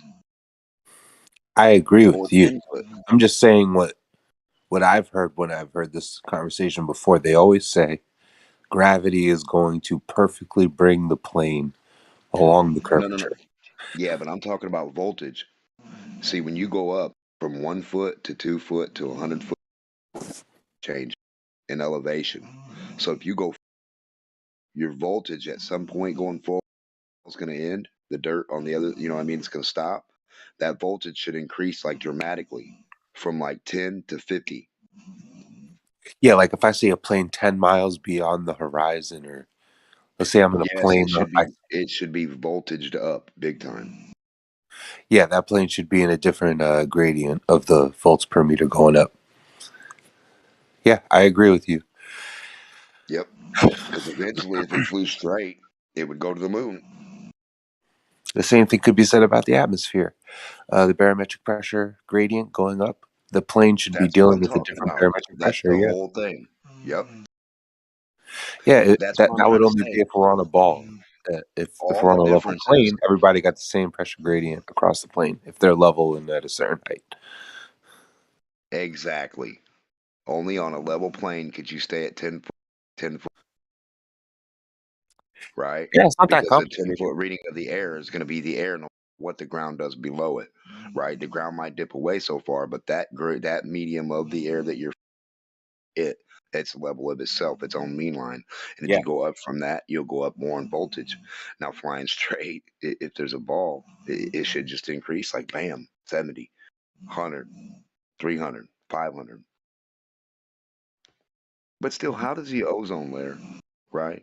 That super burner layer that burns, like if an alien material comes and it's, say, a diamond asteroid comes, the ozone is supposed to burn it up.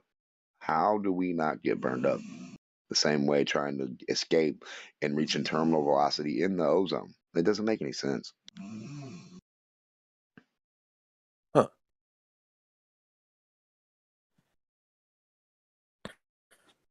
You have to reach terminal velocity before you can even escape.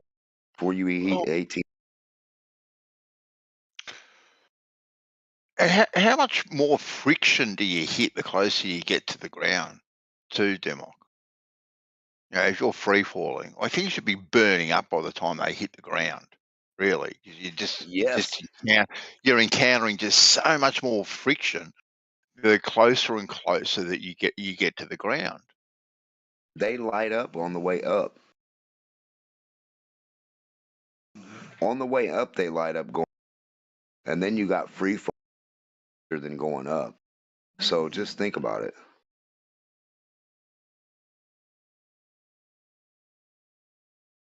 You can free fall faster than, like, to me, that's odd.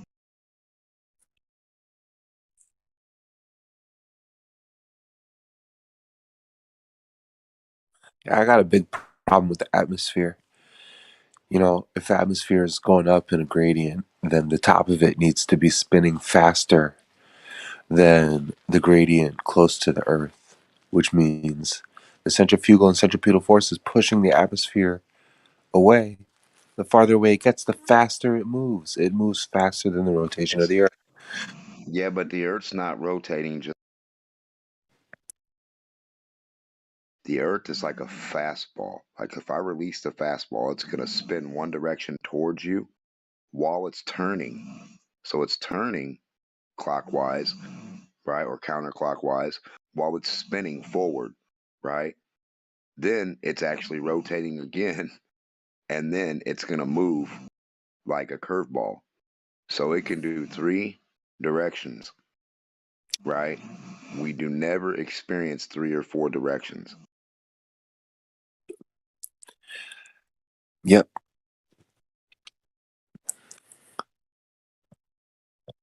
Yeah, the top of the atmosphere has to travel a greater distance than the bottom, so that means it would have to be moving faster because it's in lockstep with the bottom of the atmosphere, apparently, because the gradient doesn't change across the globe, and boom. That means something farther away from the forces creating its motion is moving faster than what's creating it, which I've never seen in real life. No. And how does the atmosphere gather a speed of 17,500 miles or kilometers or whatever it is to reach escape velocity? I gotta look up escape velocity for you. Well, escape velocity, I think, is 17,500 miles. I could be wrong. Do you know that one, Demok? Is it 17,500 miles an hour? Escape velocity? I'm not really sure because the numbers all seem pretty much like the mile per hour, a certain distance of free fall. 7 miles a second is the speed of Yeah, escape it's velocity. exactly. It's 9.8 squared, right, for free fall, and it's how many meters a second? How many meters a second for escape velocity? 11 kilometers a second. Yeah, it's 25,000 miles per hour. Right? That's what it is. Escape velocity, 25,000 miles an hour. Okay, so how do the little gas particles get to be 25,000 miles per hour to escape and float out into outer space? Oh, you mean helium? You mean how does helium go? any gas, because they say that the Earth is losing part of its atmosphere every single microsecond into outer space. Right. Okay, Well, that's what they say. I could make up something for that, right? Every same time, the energy exerted on itself from the squeeze. I mean, I come up with dumbass reasons. You know what I mean? That they're Oh, gonna say. yeah, we can come up with dumbass reasons, but what are the highest winds ever recorded up there? I think they're only about 800 mile an hour. I think the highest winds. So now all of a sudden, now you're going to make up. 24,000 miles. Well, think about An this, hour. Pencil.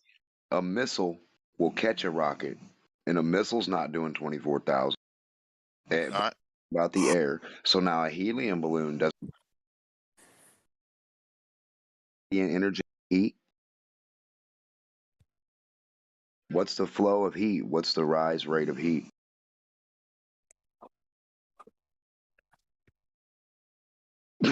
You see what I'm saying? I mean, there's a rate of heat when heat, like a hot air balloon, like it's not going 100,000 miles an hour. It's not going 10. You see them? It's going pretty slow. A hot air balloon. Well, the hot air balloon is because obviously that's weighted down. But if you were just to have that heat on its own, unrestricted with a hot air balloon, how fast would that rise? Is the question, not the balloon Yeah. itself. Right, like helium on its own. Exactly. Yeah, exactly. Yeah. So if you could get like a little helium particle, gas molecule, right, paint it black or red or high Color vis, it. and Put some beryllium in there. put something on it and watch it, time it as it go. It'd be interesting to see how fast it did actually rise. Man, Well, I'm reading how about it. hot? I'm reading How about hot escape. does an object get? Just a second. 17.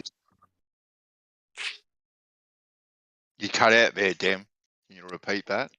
How hot does the rocket get going 17,000 miles an hour? Like an object actually moving that fast on Earth, how hot would it get? I reckon pretty damn hot, considering all the resistance it's hitting. It'd have to. And doesn't terminal velocity just like free That's just free fall. velocity? What's this free? But it's not. Well, they say, terminal velocity is the rate that something falls on its own until it meets its resistant point where it equals out.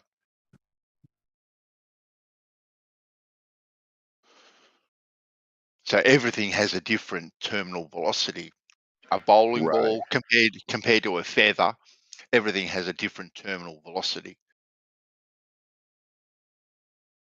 A different amount of resistance for the medium. Exactly. Right, and I had to look this up, man. I look up atmospheric resistance, and there's literally, they say there's no reason for at that height for the atmosphere to resist escape velocity. Like they don't have a reason.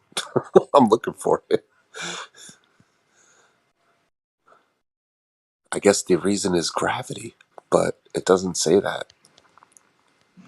So what about helium? How fast does helium need to gravity? Yeah, helium is under the hydrogen, I think, or something in the atmosphere.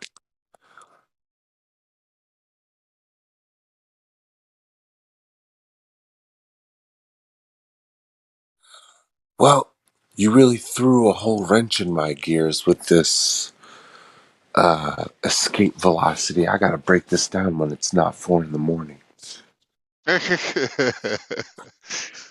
We've been asking it for a while. I've been asking escape velocity versus 24,000 or 17,000 color coordinated, so we could see them and see what they exactly look like compared to each other. Because I got a hunch they're all the same damn thing, basically. Free fall is their space speed. I can't. My brain is too slow.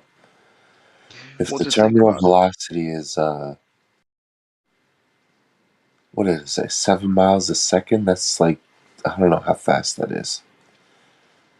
You put that against the rotation of the Earth, and then you calculate the distance that the atmosphere is traveling at the height of the absolute top of the atmosphere. Why isn't it escaping? And find out how fast it's moving, how close it is to the actual escape velocity.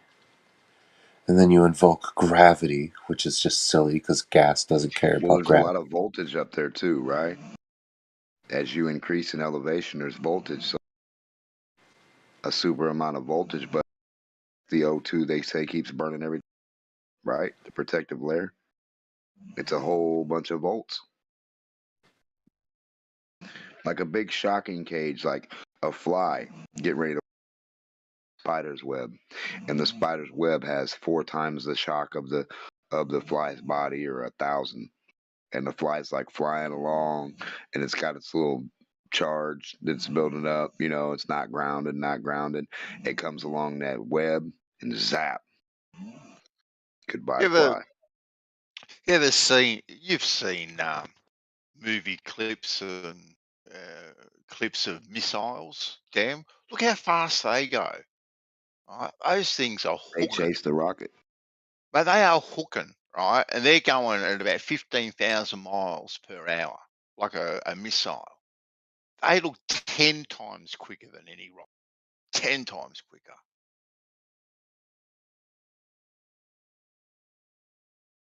Then again, If you want to shoot down a rocket, you have to use a missile.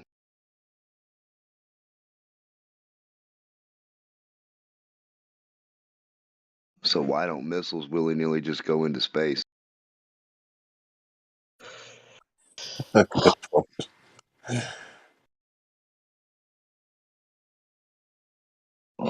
How come no jet pilot that flies? Yeah, Never accidentally went to space. rant about some topics a little bit. What'd you say, bro? Can I rant about topics a little bit?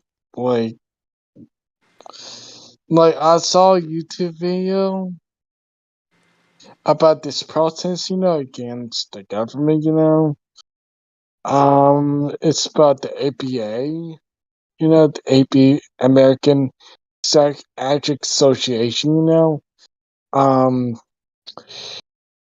do you know the American Psychiatric Association is basically communism in a nutshell? You guys agree with me a little bit, right? The I have no psychiatry idea is what you said, bro. I'm sorry. psychiatry is communism. Psychiatry. Psychiatry is communism. Is that what you said? Yes, it is. Okay. That's a big leap.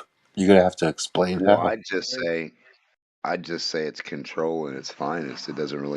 Yeah, Any it controls it controls like everything in your body, and your brain will go to liquid mashed potatoes. I think all these Ew, liquid mashed potatoes, bro. I'm Yeah, not you trying get to eat that. stung like by a wasp or a bee or something, and you get in. yeah. in So I Animal think Planet. psychiatry is so bad. Like I got one of these family members. Like really piss me off. It's like, why you do this to me? So why you do that to me? Like, for real. I didn't take them. I was like peer pressured them. It's like, take this. Like really, I got God on my side. That's all. That's only the Bible. So that's only the Bible. It's and the psychiatry is false. It's false. It's basically communism, man. It's basically Well, it's just like really communism things, So depression's natural too. So Meditate, reground yourself. That's my advice. what? Meditate and reground yourself. That is my advice. Yeah, I know, and we trust the people, like like like people with degree. They're smart. I say no. why. Hold on. Why would you trust them? Well, all they're doing is talking. Yeah, I've just never. talking. They're just If you talking no, different. hold on. It doesn't matter how smart a guy is. That's in your mind, right? It's in your It's in your mind to mind, you. yeah. Me talking to you is. I can talk to you and help you a little bit, but me talking to you is not going to fix your mental faculties. Like how, like I you do you know, I understand what I'm know. saying? Yeah, That's I know impossible. that. I know that. I just explained like people buying psychiatry is like a McDonald's, some or these like all these big pharmaceutical medicines, like big pharma, like for real. Like I think antidepressants cause more crime than anything, than any like case out there, Big because Pharma is they're doing responsible for it's a lot. dangerous. It's dangerous. I think we It's all agree. dangerous too, Yeah. But anyway, because the antidepressants, it's just I think like I think sometimes in life, like I question your life, so why like why people pick careers in psychiatry and like been and torture like other people with that's kind of like a sickening that's kind of a sickening like dream job, take a breath. Just relax. Meditate. Reground yourself. I know that. It's saying like we can meditate, we can go outside, have a jog or something like that, or some church group, but like I think I think Jesus don't crazy. I think this country is made by Satan a little bit, because it's deceiving like a lot of people. You got save your soul, save yourself. So Definitely. you have to save your soul. If Jesus, if like if any religion says like, oh hate on this person, or hating this we're not are not religious people, either. So like love your neighbor, love your neighbor. It's like that. That's Cool. just unity. That's all. Yeah.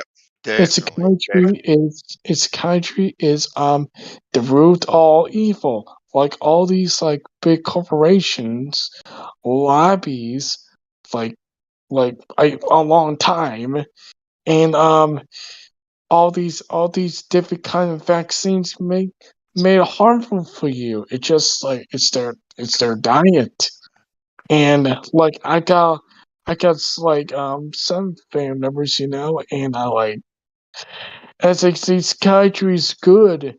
We take psychiatry because we tries all these systems that the government provides. It's like and I think this is fucking like insane. Like it's really a fucking insane world we live in. We got like a lot like crap, because like all these psychiatry medicine does for harm for good, like murder, all that shit. Well, thanks It's for your not good. contribution, Ruble. You've had a bit of a ramble. Thanks for your contribution. We Sorry, no, you're right. because Yeah, no, Yeah, I got a piece of advice for you, my guy. Try not to be so black-pilled. Like the world's actually a pretty incredible place. Come to find out, it's actually created and special, and everything's electric and connected, and you have tons of power, and you can actually I manifest know things. that I'm And very you have smart in cymatic. Hey, man. I'm I was talking, man. Ruble. Yeah. You have all kinds of cymatic capabilities. You can literally change things around you.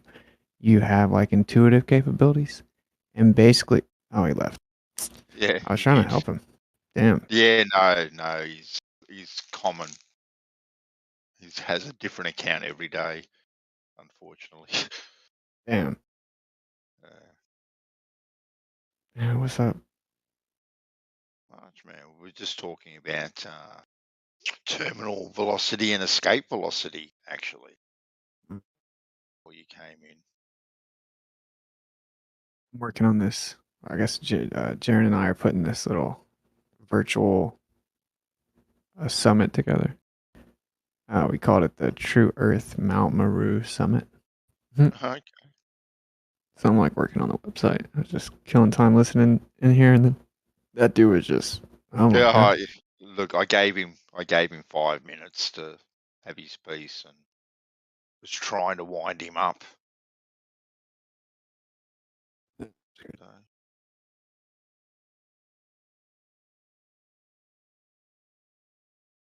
Yeah, you guys should consider going, man. It's pretty epic. We have like a bunch of crazy dope guests, like a pretty epic lineup. We have a couple people Yeah. I can't talk about yet, but that may come that'll make it even doper. Like yeah, it's cool. You got your debate coming up with, is it Bryant? Yeah. Is that happening? Is that going to be on what's his name? Craig's channel? Fight the No, that's not going to be cool. no, it's gonna be on my channel. I was going to be on your channel. The debate. Yeah. Okay. Yeah, and Jaren's gonna moderate. Okay. So Oh pretty no, cool. sorry. I was thinking about the other one with Oh, Professor Dave. Yeah, that's the one I was thinking about. Yeah. Yeah. I'm not debating him on Fight the Flat Earth. I'm not going on there. No. Why would? But if he agrees to do it on a fair place, then it'll happen. Do you reckon he'll agree to do it on MDD? I offered that immediately, and he turned it down. Really? Yeah. A neutral platform he turned down. But he agreed to Fight the Flat Earth. Yeah. Oh god. I wonder why, huh? Because it would be 3v1, and he'd have people being able to save him if he gets stuck. It's objectively why. I mean, it's very obvious, or he wouldn't turn down the neutral place. We'll see what happens, though. I'm not going there.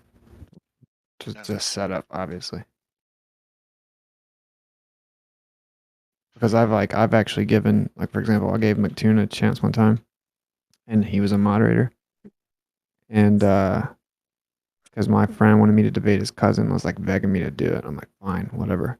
And so I was like, McToon is going to be the moderator, and I guess it's MC Toon, but I call him McToon or McLooney Tunes. And I was like, yeah, the only way I'm going to agree is for one, it's like my friend asking me to do him a favor, and it's like my brother, so I'm going to help him out. But McToon, you have to give me your word, bro, that you're just moderating. I know we have our history and all that, but I'm not debating you. I'm debating him, Seth. So you're just moderating, right? And I specifically laid this out. I said, the only way that I will agree is if you give me your word and promise that you will not jump in, you will not attempt to debate for him or with him. If he gets stuck, you don't jump in to save him. You won't mute me. You won't talk over me. It'll just be a fair, moderated debate. And he said, yeah, of course. I promise. You have my word. And dude did every single one of those things. He literally jumped in, screamed, talked over me, debated for him like 5 times. I got the dude stuck where he had no answer. McToon immediately jumped in, debating for him, bringing up other topics, and then muted me like 7 times. So the debate that you're going to be having coming up with Bryant, just the one-on-one, I'm looking forward to that, because the one that was it on Jaren's channel or Glowbusters, where it was 4 of you guys against Tim? Yeah. Not was very a bit fair. kind of it kind of did. It would be good just to see like just a one-on-one, and I haven't watched the whole thing through, but I watched the start of it, and I was interested to hear actually that and did I hear correctly that behind the scenes, apart from the shape of the Earth, he was actually on board with a lot of other Yeah. things out there that's going on. Yeah. It was crazy. It's crazy because like how not open to the Earth he is. But I guess what he's done is he went and watched all the anti-flat Earth channels. So if you just watch them, like they say lies so convincingly, like they say them with such conviction that you will believe like wow, flat earthers really think that, or they do find some flat earthers saying stupid stuff sometimes or whatever, right? So he's just kind of seen that angle where, so he's yet to really hear it, I think. And he wasn't really in a receptive state of mind during that conversation. Like he wasn't like listening to anything that was being said, you know? So we'll see. Yeah, we'll see. I was emailing him today. We're debating Friday, 9 p.m. Eastern on my channel with Jaren moderating. Because he suggested Jaren moderating. I mean, Jaren's not in any way gonna like try to help me out or anything. I told him, I was like, I think it'd be cool if we could just have an adult conversation without a moderator, but he thinks we need one. Well, yeah, you just have more of a conversation, just back and forth conversation. Doesn't really have to be a debate, does it? That's what I offered, but yeah, he said he even said, he was honest. He was like, honestly, I just don't think I can promise that I won't get caught up and interrupt. And then you would have to. I'm like, all right, man, whatever. I'm like, I can give you my word that like I won't interrupt you. Like I won't rudely interrupt you. He said, I've seen your debates where you interrupt people before, and I was like, can you name a specific one? Because I find it to be kind of disingenuous if you ever watch my debates and then you're like, oh, Austin was interrupting, because that doesn't happen until I'm interrupted like for an hour or like 100 times, you know, and then I start talking real fast so I can't be interrupted. And then eventually I'll interrupt back. And so I'm not saying I'm perfect or something, but yeah, I was just like, wow, dude, I feel like you're watching this stuff with a bias, my guy, but whatever. That's how it goes, man. Like I'll be on modern day debate, I'll get interrupted like 50 times. And then there'll be a glober in the comments talking about how I interrupted the whole time. It's like, what? I did find it rather amusing that some of his reference points were Wolfie 2020 and Bob the Science Guy. You know, Yeah. he wasn't referencing, you know, quote unquote reputable, you know, science organizations or people. He was referencing random YouTube people. Yeah, bro. And then he brought up Professor Dave. He asked if we'd be done. That was quite amusing. Crazy. Honestly, his flat earth arguments were very, very, very poor. Like, I in no way think the guy is stupid. I think we're gonna have a really good conversation, hopefully, because we're kind of talking in his wheelhouse, right? So I'm just some like college dropout flat earther, and we're talking about like the electric nature of the earth, which is he's a field expert in electromagnetic pulse therapy. So yeah, hopefully it'll be fruitful. It's supposed to be about like gravity, and he knows obviously my position is everything's electric, and so yeah, and then the spin of the alleged spin of the earth. That's the two main topics. But he wanted to like narrow it down to. I think that's probably a good idea. Like gravity alone, there's a ton that you could talk about, you know. Like when you're talking to someone with credentials, like I don't want to.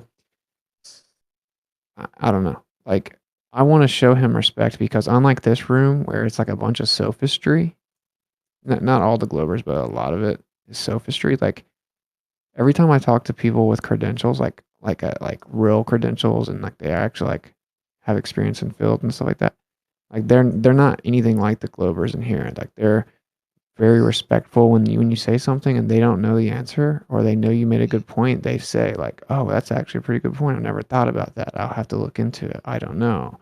You know, you never get any of those here. Ironically, it's the people that are more credentialed that do that. Yeah, I think it's the time has come where, you know, people like yourself and others that are more attuned and nuanced in the arguments target people of higher credentials and more notoriety. Yeah, I agree. And then we'll get to see, right? We'll get to see. Yeah, exactly. Yeah. They should destroy me, bro.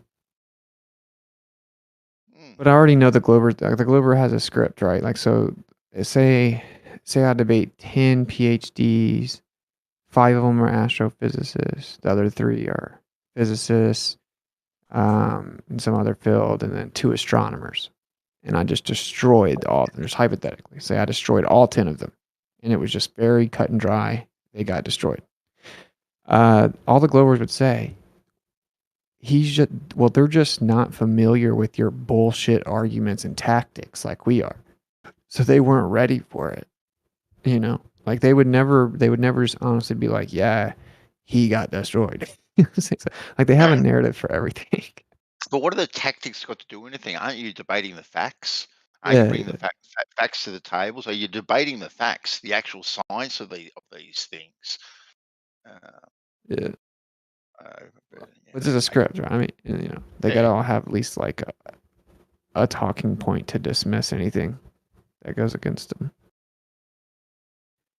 But I don't want to generalize all of them, you know. Like I will say, most globe zealots are pretty accurately generalized, though. They literally do. Like, if you ask most of the globe zealots, like, if do you defend Professor Day's behavior and how he blatantly lies and strawmans and says this and this and this, and they'll say, yeah, they'll defend him, you know, and they'll defend Fight the Tight Shirt. Like, less will do that, but so I don't know. I'm starting to realize that what you said is the truth. I'm gonna have to elevate outside of like places like this. Not meaning that I won't come kick it here still, but like that's not where I shouldn't force like my intellectual energy and debate here. I don't know. I think I've kind of milked that dry. And I love this place. Don't get me wrong. I'm here all the time, but I'd rather have like credentials on my thing, and then open-minded people see it that's new to the conversation or unfamiliar with it, and they're like, this is interesting. Not people that would rather get shot in the face than ever admit maybe that the Earth wasn't a globe, you know, because there's nothing's going to come of that. Yeah. Oh, I heard you give this place a shout out on one of your streams. Or... Yeah.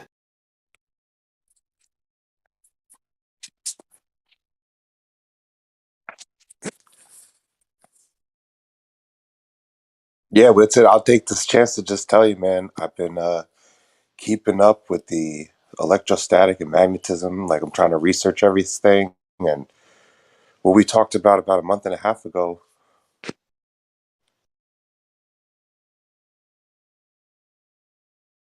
Oh. Family left the call. Yeah, we spoke about a month and a half ago, and everything you explained to me back then is lining up with what I'm learning. So props to you. Nice. Consistency, man. That's good. Yeah. It's cool, huh? Like that was one of the biggest puzzle pieces for me is learning about, I don't know everything about it because I don't think anyone knows, but like everything electric and magnetic really starts to make stuff kind of make sense. At least it did for me.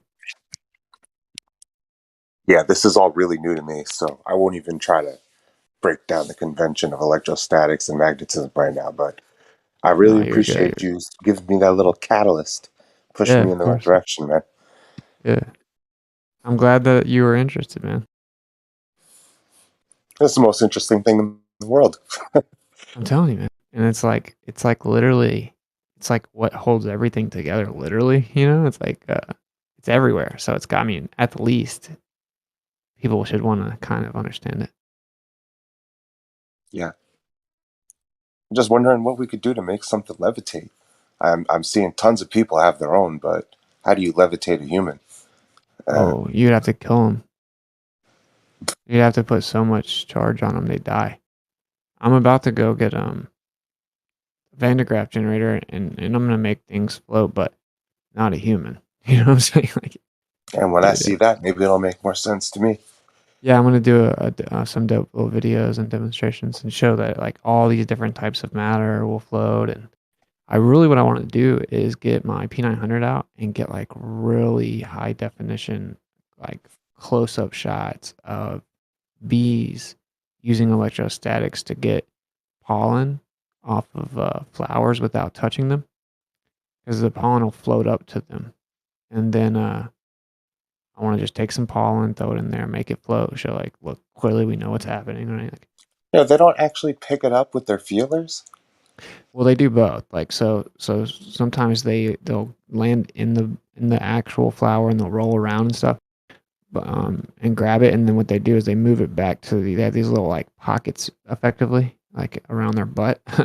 But they can also float above them, and the pollen just floats up to them. It's very crazy. And also, they've proven that the bees know which flowers have more or less charge, because once one bee goes to a flower, it doesn't get back to the initial charge, state of charge, until about 100 to 120 seconds later. So, like, if a bee goes and gets some pollen and then another bee comes by it like 60 seconds later, it won't go to that flower because it'll be able to tell that its charge is too low because it's connected to the earth, right? So it's negatively charged. The flower is connected to the earth. And then as the bee flies around the air, it's like getting positive charge. And so, yeah, if it floats over positive over negative, then it'll float up to them and stick to their body. It's really crazy. They proved it by putting them all in a room and having a bunch of flowers. Like, so half of them had like really sweet water, and then half of them had really bitter water. And they kept moving the flowers around so that the bees couldn't like remember just where they were. And they added electrostatic charge to all the flowers with sweet water. And the bees went there like 85, 90% of the time, like always went to the ones with the charge. And then they took the charge off, and it like split to 50-50 consistently. So it wasn't that it was sweet water, it was just that it was a charge. And they literally go to the flower with the charge. It's really crazy. So when I add sugar to water and all the bees love it and they run to it, that's because it's charged, it's not because it's sweet. Is the sugar charging the water? Like, I'm sorry. Well, that's interesting. I don't know, like, because that's what the test was about. And so whenever it still had sugar water, but it didn't have the charge, then they didn't go to it like as often. It was much more like random. So I don't know. I've never actually added sugar water and watched them or anything. Wow, dude. Like, that's incredible. Yeah, super Me cool. I being found that a awake at couple weeks ago. 4:30 in the morning, bro. Like, I'm speechless. Like, this sucks because I would love to elaborate that. And I just I don't found that like 2 weeks ago. I want to like I want to try to test it. I don't want to hurt the bees at all though. So I want to find a way to test how they fly and stuff without hurting them. Trying to figure it out. That must means they could detect such slight changes in the amount of voltage in something. Yeah, bro. Like something to us, it's like such a sensitive change that it would like blow our minds, you know. But they're small, right? So like the little charge would be more drastic. Well, I'm excited to see whatever you end up doing with bees, man. I'm looking forward to that. I appreciate everything you're doing. Thank you, man. I just want to hurt them. So I'm trying to figure it out. Like, did you know that if you turn the lights off, like bees will all fall down? Yes, sir. That's right. Right. So I would love to be able to manipulate like the electrostatic field within a certain area where have bees in like a controlled system. But I don't want to hurt them. You know what I mean? So like I gotta figure. I don't like to. I would never want to just hurt bees. I think bees are so cool, man. Like I love bees. I don't want to hurt them. So yeah, I wouldn't want to do an inhumane experiment, but I do want to do something. And then there was actually a place in Asia. They put these little bitty microchip sensors on the bees to record their flight, which is very fascinating. But I looked into that; it's super expensive, and also, again, I just wouldn't want to hurt them. I don't think that it really hurt them, but I'm sure they didn't like that. But either way, it was really expensive. But what they saw was that the bees fly through crosswinds, so like wind going directly against their flight, like perpendicular to their flight. Like say they're flying north, and the wind's blowing super hard, like 60, 70 miles per hour east.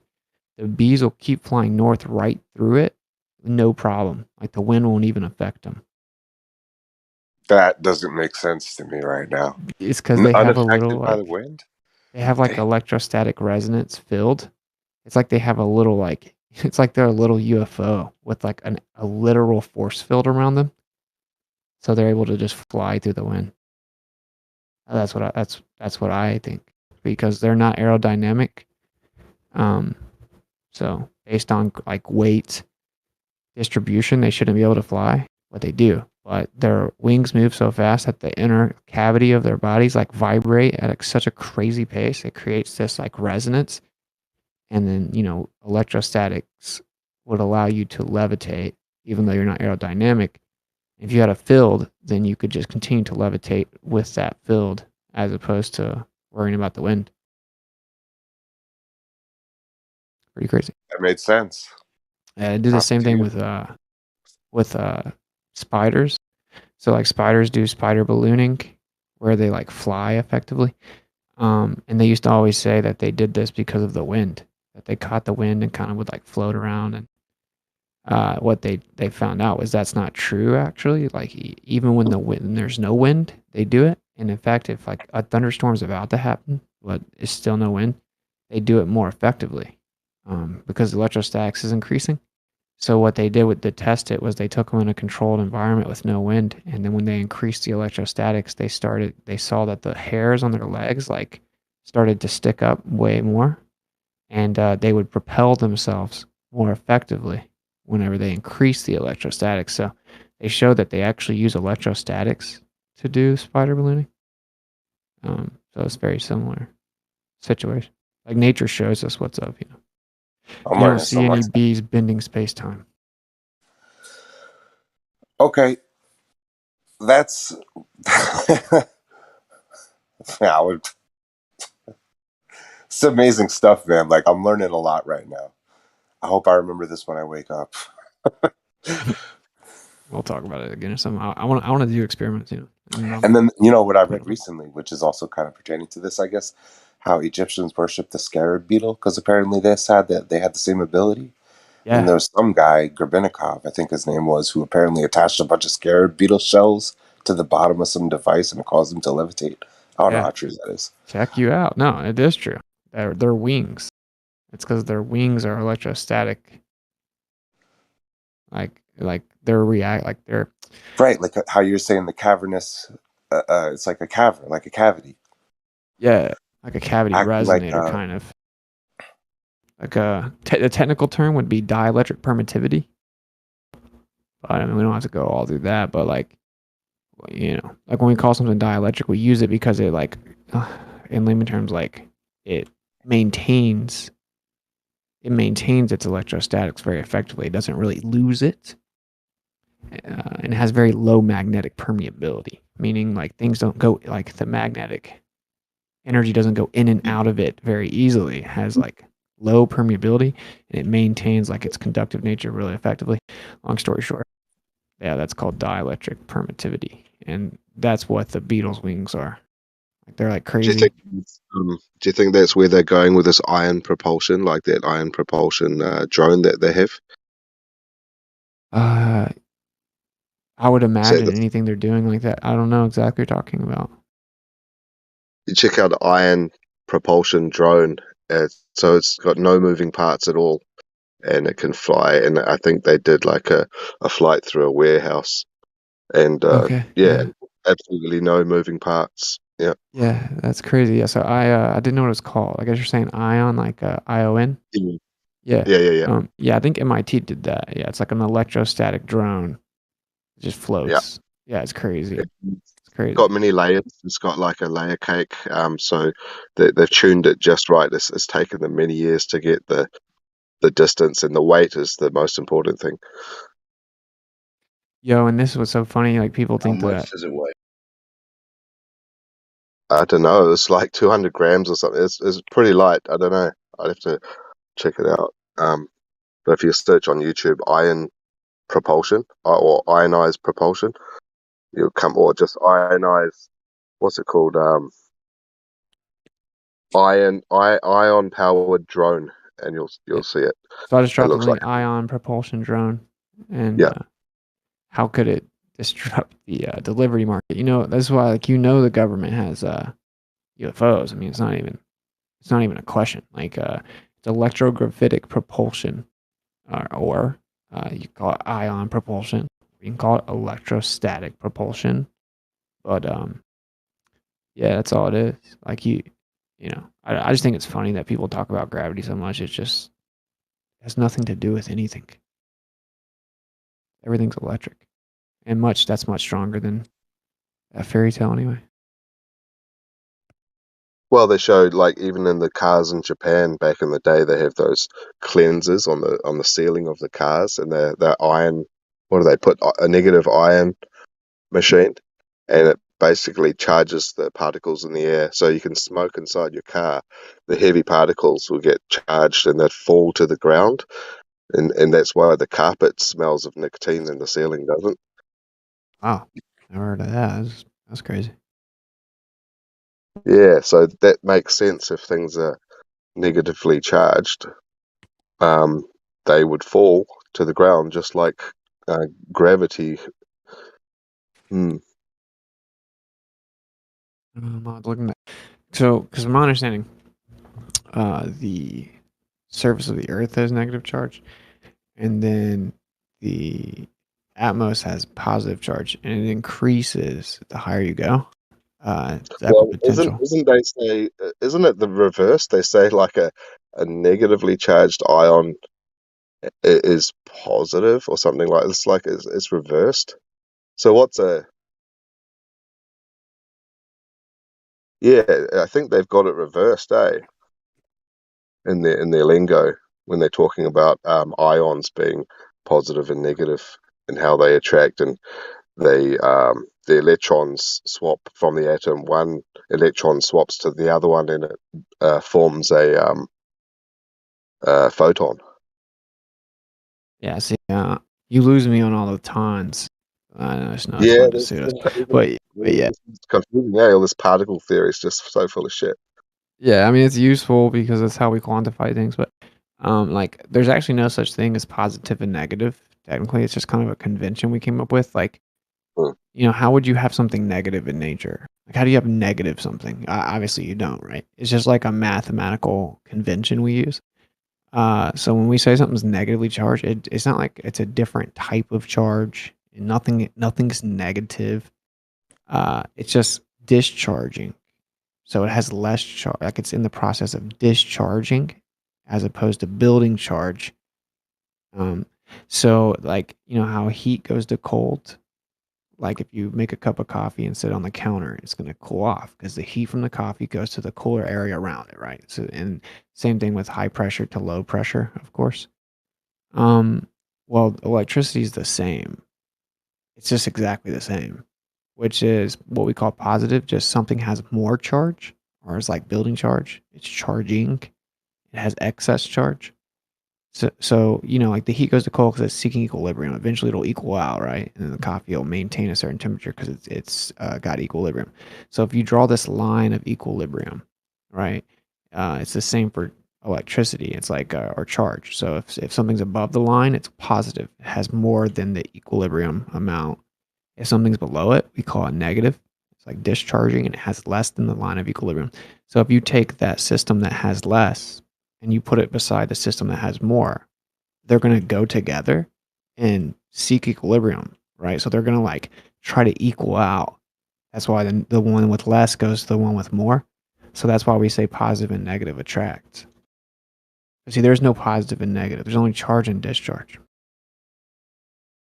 That was great. Yeah, that's how I understand it too. Yeah.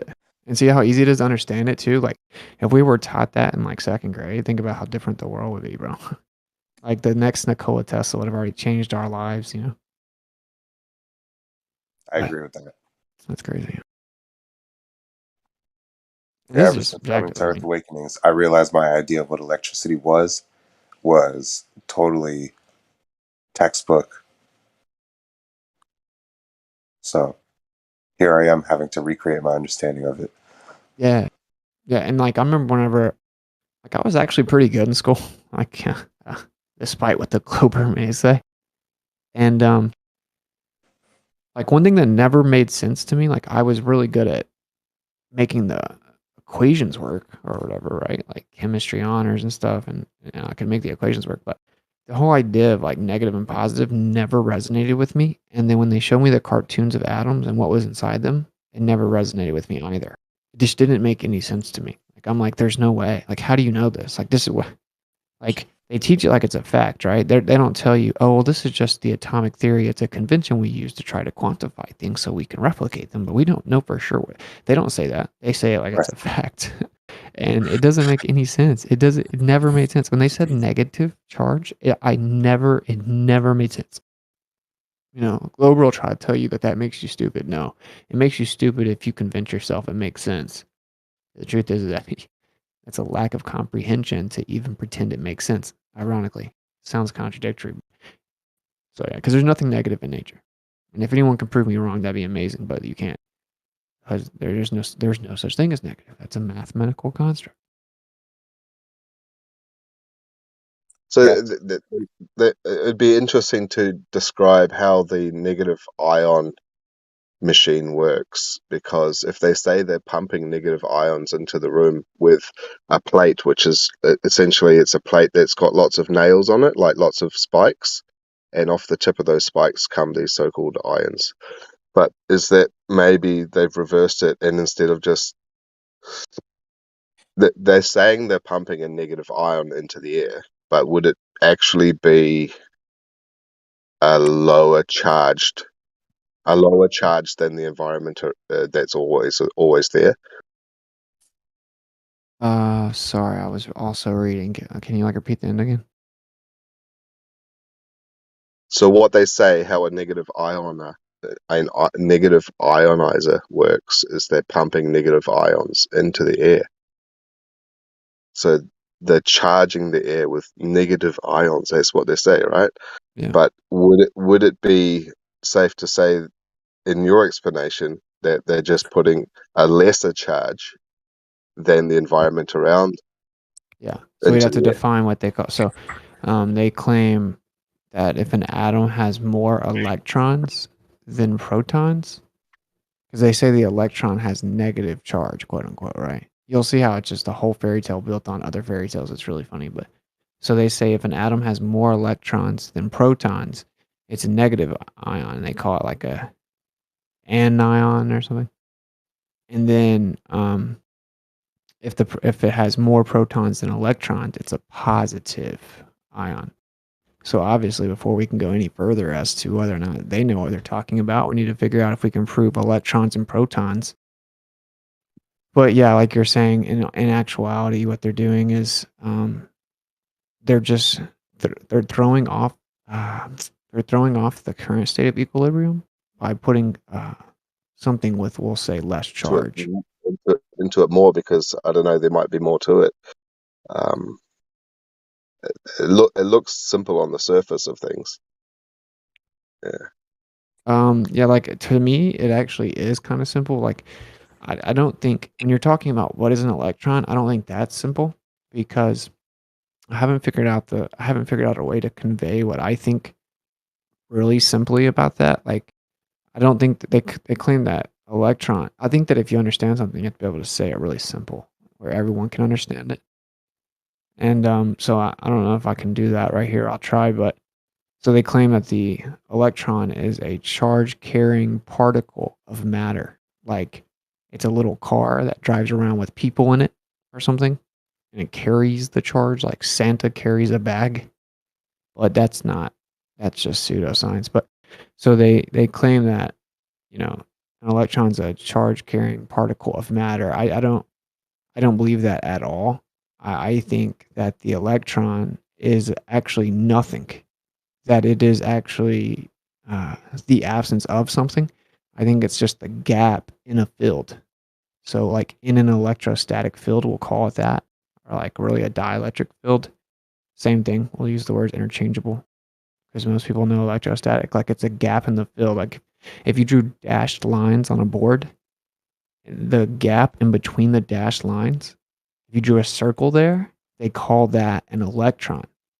And we can isolate it because the gaps in the field, they have pressure being mediated with the two lines of energy outside of them. Does that make sense? Like if you have a line and you skip and draw another line, like those are both energy.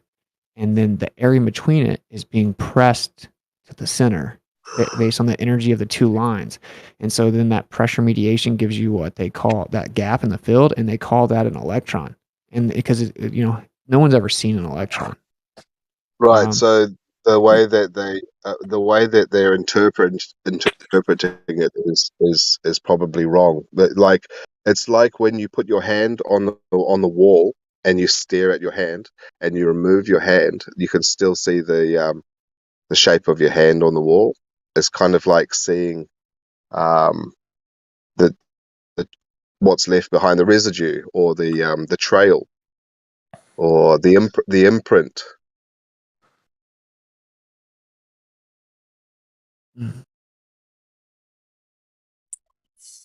Convention of electron, like explaining what an electron is, I can't grasp that, what you just laid out. It's way better to just deal with the other convention of electrostatics. I'd have to draw it. I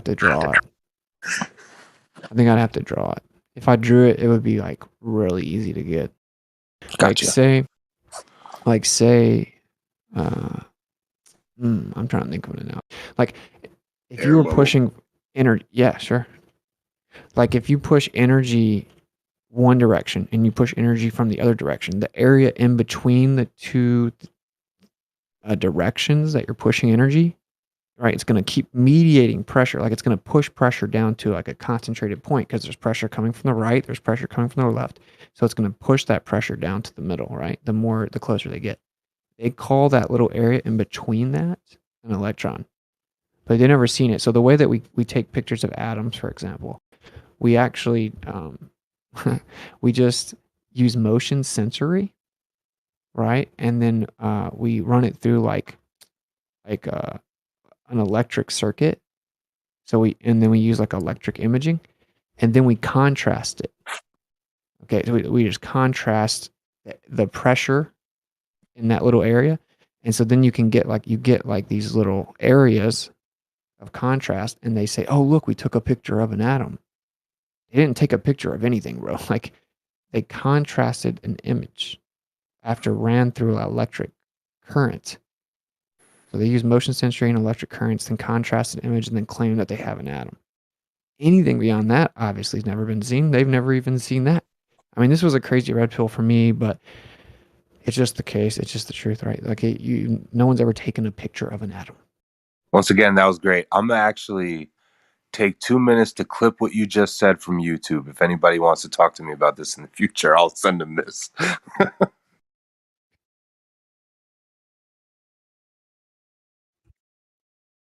Yeah, electrons, fake news. And then what the Globe will say is they'll be like, "Oh yeah, then how do we have TVs?" You know what I'm saying? Like they love to say stuff like that, bro. It's like, all right, bro, I don't think you're ready. Like, oh, well, we shoot electrons. No, you don't. Yeah, we have technology. We've isolated the phenomenon we call electron. It's charge. It's a gap in a field. Yeah, we know how to find the gap in the field. We know how to use the field. Yeah. It's kind of like a Glover saying, you can't use your phone unless you believe in gravity because it has an accelerometer in it. Like that's stupid though, right? Because 9.8 meters per second squared is an agreed upon average of downward acceleration. That doesn't prove gravity. It's a convention. It's not always consistent. We use that to calibrate different types of technology. Doesn't mean gravity's real. Anyway, I'm kind of ranting.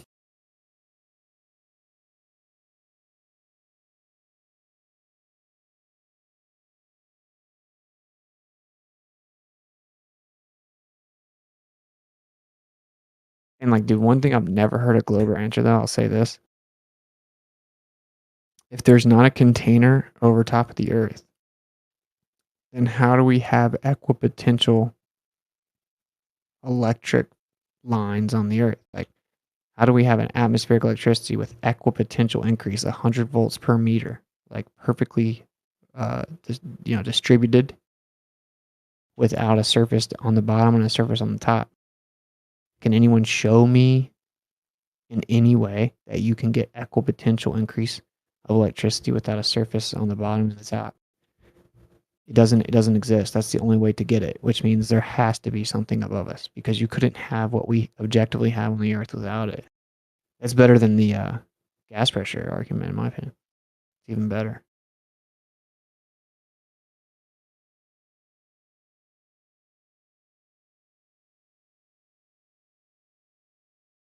Dun, dun. And then, Okay, I'm sorry. I know I keep saying the last thing I'll rant unless someone's like else wants to talk. So I don't want to keep talking by myself.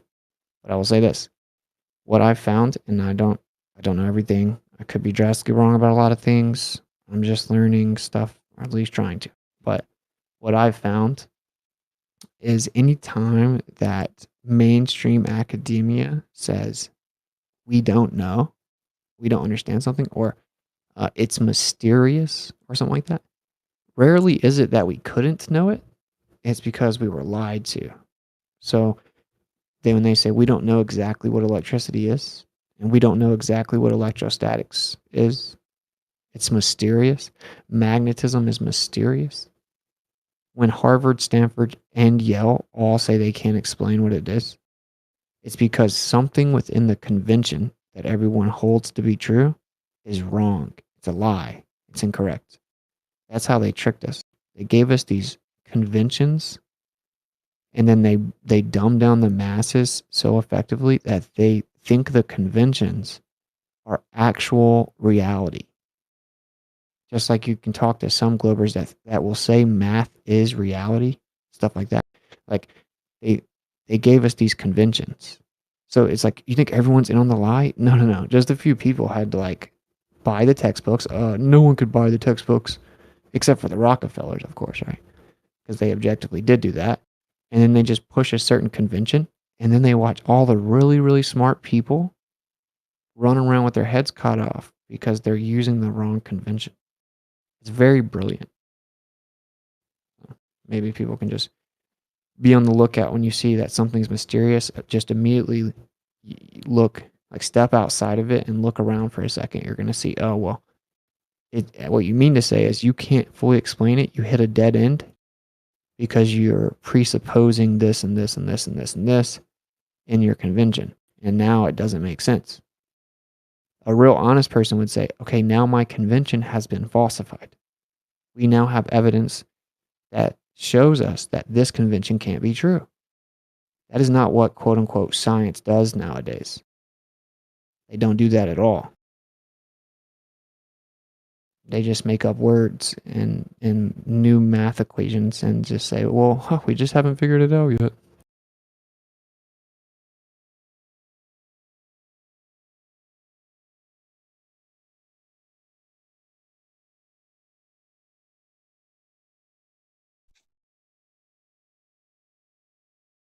How dare you?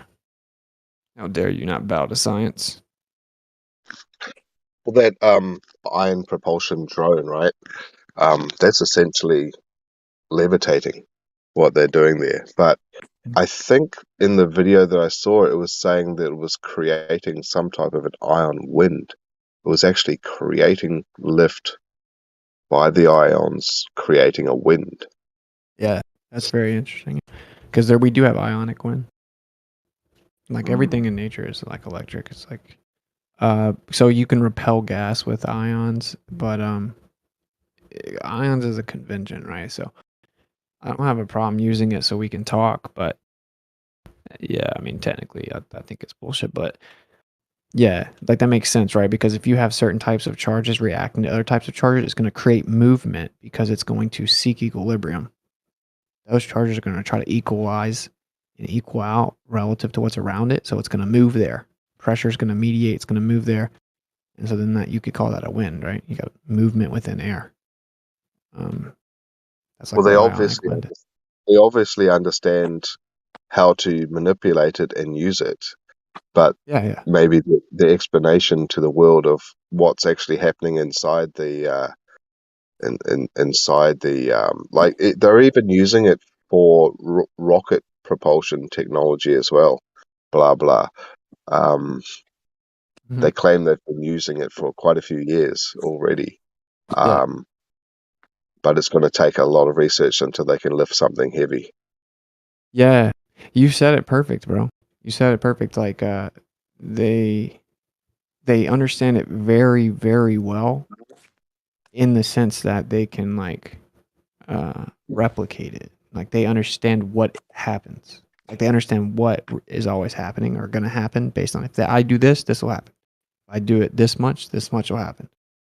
And they know that very well. Like very accurate numbers most of the time, except for like magnetism and stuff. But they, yeah, like you said, that what they claim is actually happening is wrong. So it's not the phenomena or the quantification or the technology that's wrong. It's the interpretation. That becomes important, though. It becomes important because that's why you end up hitting all these other roadblocks that you can't replicate or can't make technology out of, because you have this convention that's like wrong, this interpretation that's holding you back. But yeah, electrographtic propulsions existed in the 30s, bro. The Nazis did it in the 30s. So whatever the mainstream universities are talking about now, you know, frankly, I call bullshit. Like, not that they're bullshitting, but this has existed for a long time, bro. Like a long, long time. I could drop a PDF in here. It's called SS and the Brotherhood of the Bell. It's very interesting. I'm thinking about something you said. What's it? You said the space where the charge, where the, I know I'm using positive and negative, but that space between, you consider that nothing, and that electrostatics is truly nothing. Like, that kind of compelled me to think. I don't even know what I'm thinking. Well, not that it's okay. So for one, nothing cannot exist. So, what I was saying is, like, there isn't some little physical particle of matter there. They're actually isolating the gap in the field. Technically speaking, something's there because something's always everywhere. In fact, I would say there's a background medium because there has to be something even outside the material world, because nothing can exist. But yeah, there's not like a physical particle of matter there. It's actually just a gap. It's a gap in the field. So it's like a lack of the energy field, ironically. So it's ones and zeros. It's like the zero doesn't actually represent nothing. It's just, you might as well just say ones and twos. It's maybe like if electricity and electromagnetics are also information, there's a space of no information. Create change to have a result in a polarity.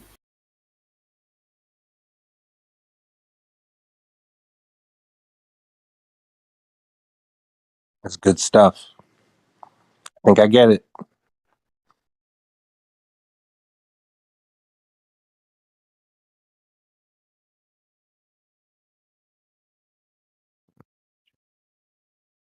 I've had a couple people put me onto this idea of a holographic moon, and how a dome can, like, a light can be projected in like multiple places in a dome, and like polarizing light and reflections. Like, man, there's just check so 'em much, out. so much I wish I understood, man.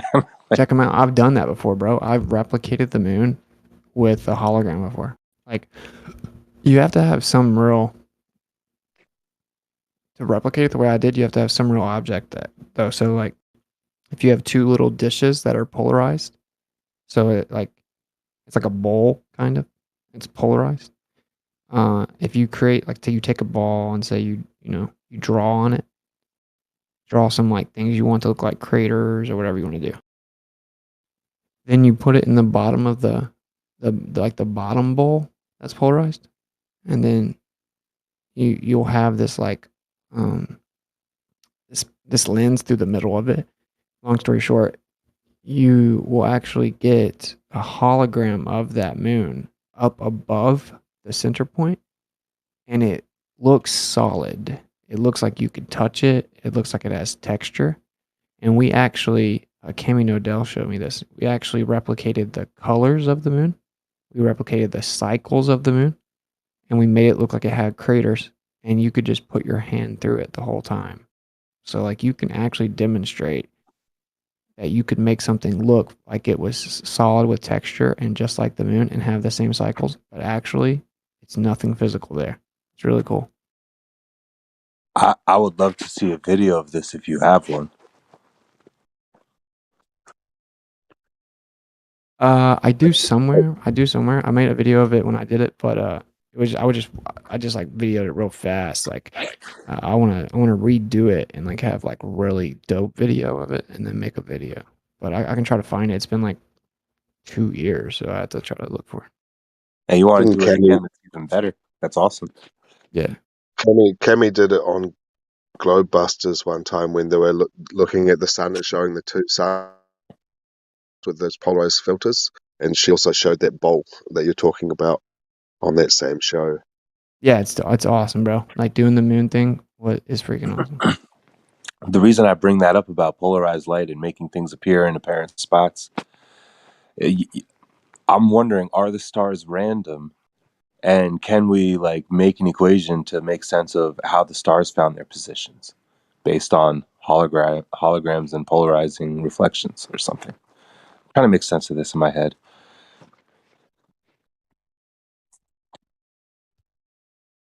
If the moon is a reflection, wouldn't the stars be? Well, I don't know. I think everything in the sky could be. Well, thanks for helping me understand better. I'm going to smoke a blunt and probably just mute up because I got a lot to think about and look up. And I'll look for that video you post where you're recreating the moon. Yeah. I'm gonna post a lot of dope little experiences. It'll probably take me a couple weeks to get them all done. I just did the salute double to you, slit. man. Did the double slit. Yeah, so Cool. I actually really appreciate what you do, bro. Thank you, man. We'll catch up.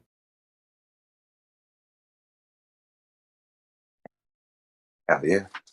And I'll probably tune in for the Mount Meru presentation. Nice.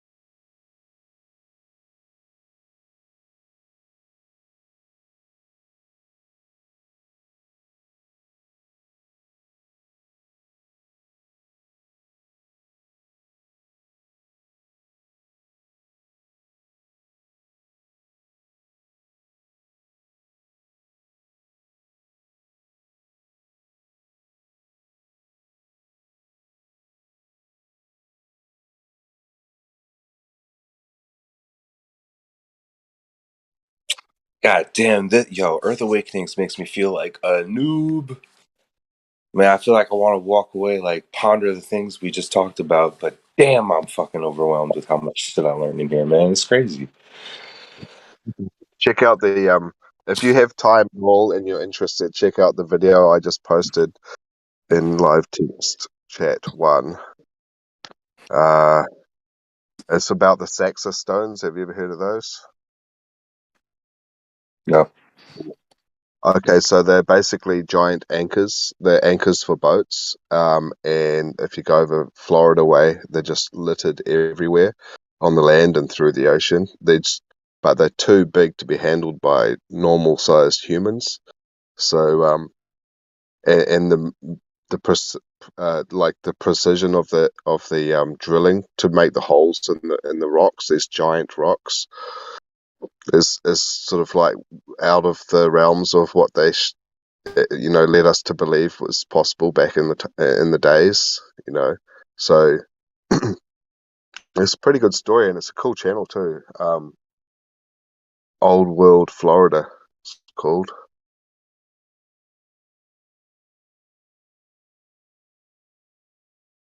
They're basically saying that Florida was part of Atlantis as well.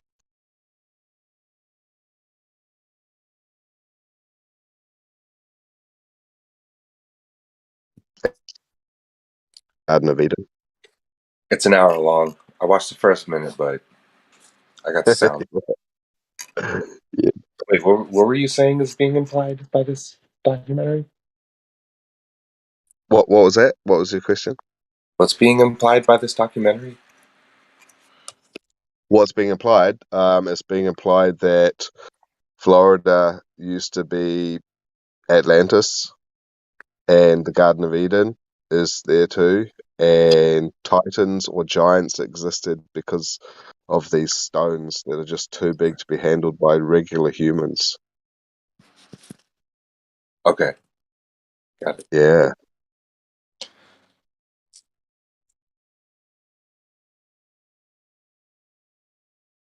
I don't know. I feel like I just got electrostatically smacked. I feel like I'm understanding this shit. I'm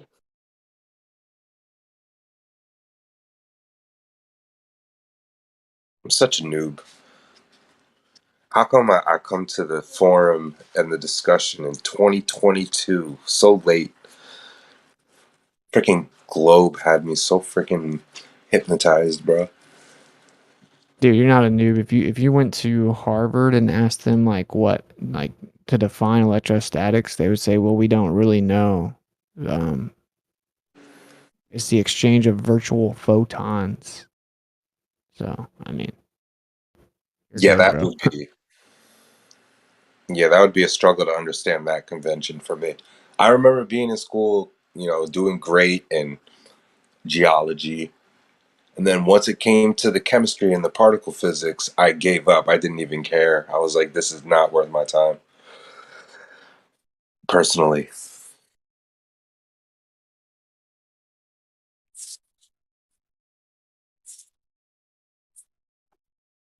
But thanks, man. That makes me feel better. Because I do feel like a noob talking to you guys.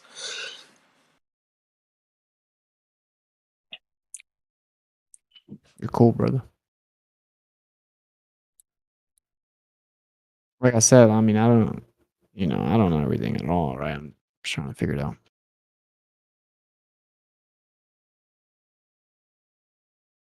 Yeah, whatever observations you make, when you get the bees,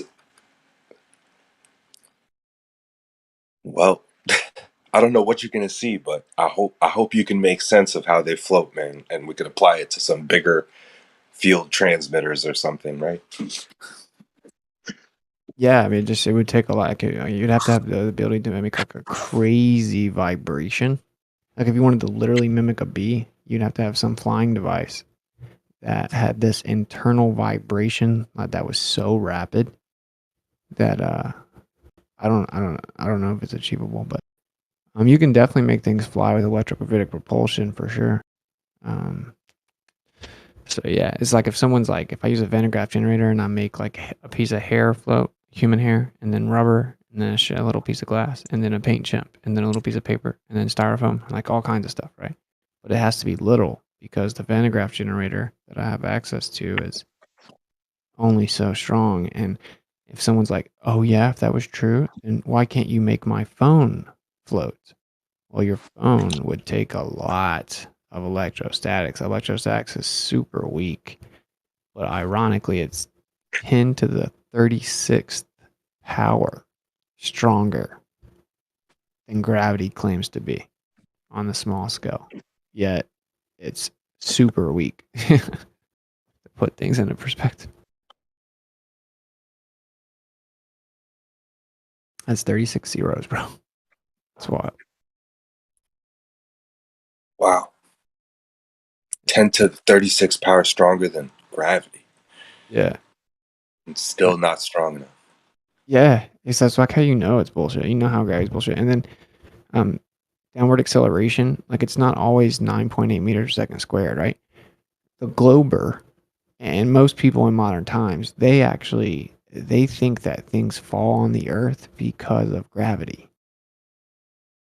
But that's not even true in their own paradigm. Like a lot of people will tell you that it is, but the electrics on the earth is so much stronger that like everything we experience on this like small local scale is electric, but they claim that when you get out into space, gravity gets stronger because it's like the planetary scale.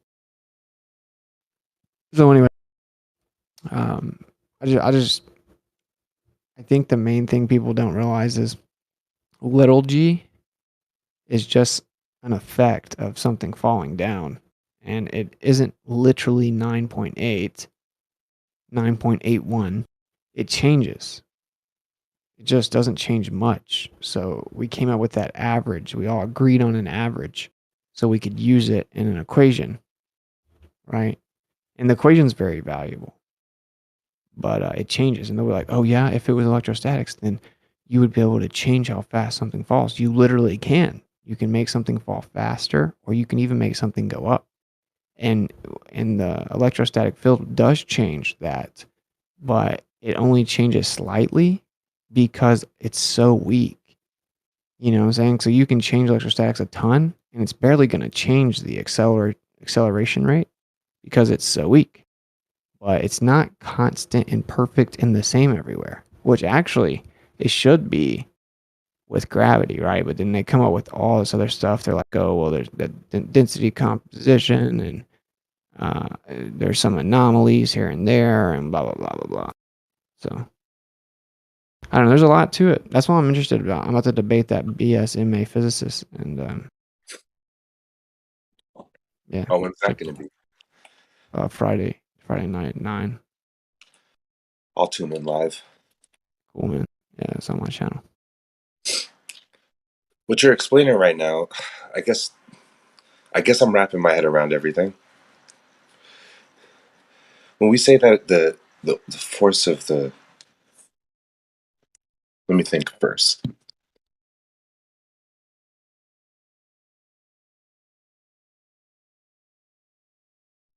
The higher up you go, the more charge there is on the object. Or is it just the gradient around it that is charged? I'm sorry, say again. So the higher up you go, there's more volts per meter. So does that mean the object is becoming charged because it is considered quote unquote negative against the more high positive? So it is becoming charged, right? The object becomes charged the higher up it goes, right? Yeah, there would be an effect the higher up you go. Yeah, it's the potential, like the electrostatic potential increases the higher you go. The potential for charge, yeah, and like you could get more basically, but yeah, it would have an interaction with whatever object you have, relative to where it's at. But again, it's just so weak that like a gravimeter, that's how they claim they measure gravity or downward acceleration. Like it drops this little BB, but it's like metal. Even though it's this little tiny BB, it's metal, so it wouldn't change much. So, but anyway, yeah, the answer is yeah, it would affect whatever's in it. So it's like the electrostatic. You know how density changes how something goes up and down? Like if I drop a beach ball in the air, it falls down. But if I drop it go over to the bottom of a pool, it goes up. Well, we change the density of the medium. So the density of the object relative to the density of the medium will change its direction. It's the same thing with this. The electrostatics of the medium relative to the electrostatics of the object will affect its direction or how quickly it goes up or down. So it's like a two variable thing. Yeah.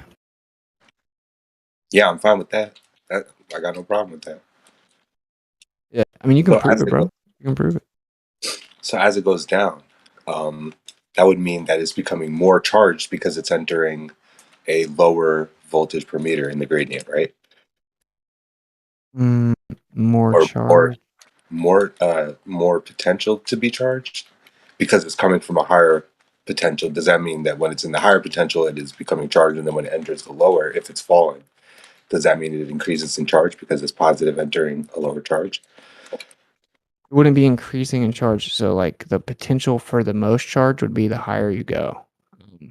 And so there's like so basically there's a negative surface charge and then there's positive above it. And so what that does is that creates the up and down that we have on the earth. There's like a downward pressure, but it's super weak. Like what sets the up and down is super weak. Hence why butterflies can fly, right? Hence why helium balloons go up. There's no magic huge force called gravity or anything like that. It's just this really weak thing. And the object, the medium transfers charge to the surface of the object. Got it. Yep. Yeah. Yep. So, and that's what a Van de Graaff generator does. You like increase the electrostatic field in the medium inside the little chamber, and that transfers charge to the object, and it'll make it float. Because it's like basically you would flip the polarity. So like, if you have positive charge on the top plate and then negative charge on the bottom plate, if you flip that, then the object will go up, which is really crazy. I mean, it's just really cool to me. I think it's fascinating. It means that we have to have a surface above us. There has to be something tangible. I actually just seen a demonstration of this. So they used 2 Gaussian plates, and they're showing how they can make hair follicles stick to the top of the plate, and you could create, or I guess I don't even gotta try to say it. Change the polarization. I don't know what I'm trying to say. Yeah. So every object already has a charge. Everything that exists, yeah.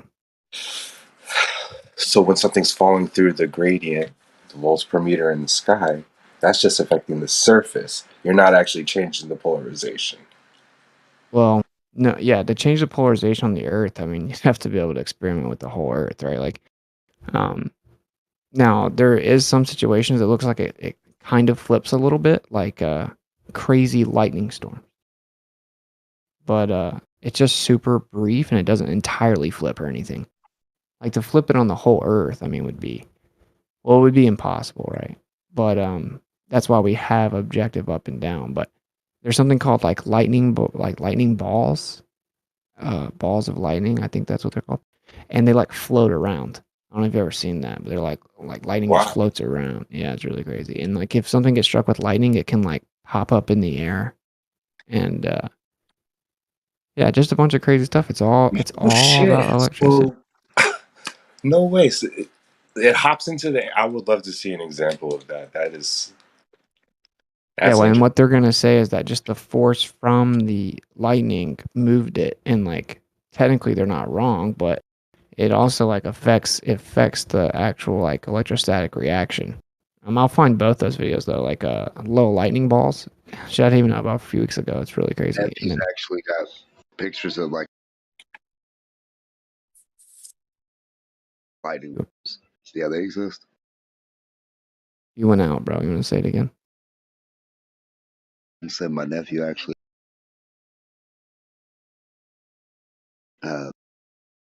like took pictures for real. Dude, after this conversation, I know I understand it better. So, like, Witsit, thank you, man. Like, I can't thank you enough for helping me understand. Because I'd be asking myself the craziest questions. So this is good for me. Thank you. You got the perfect screen name for it.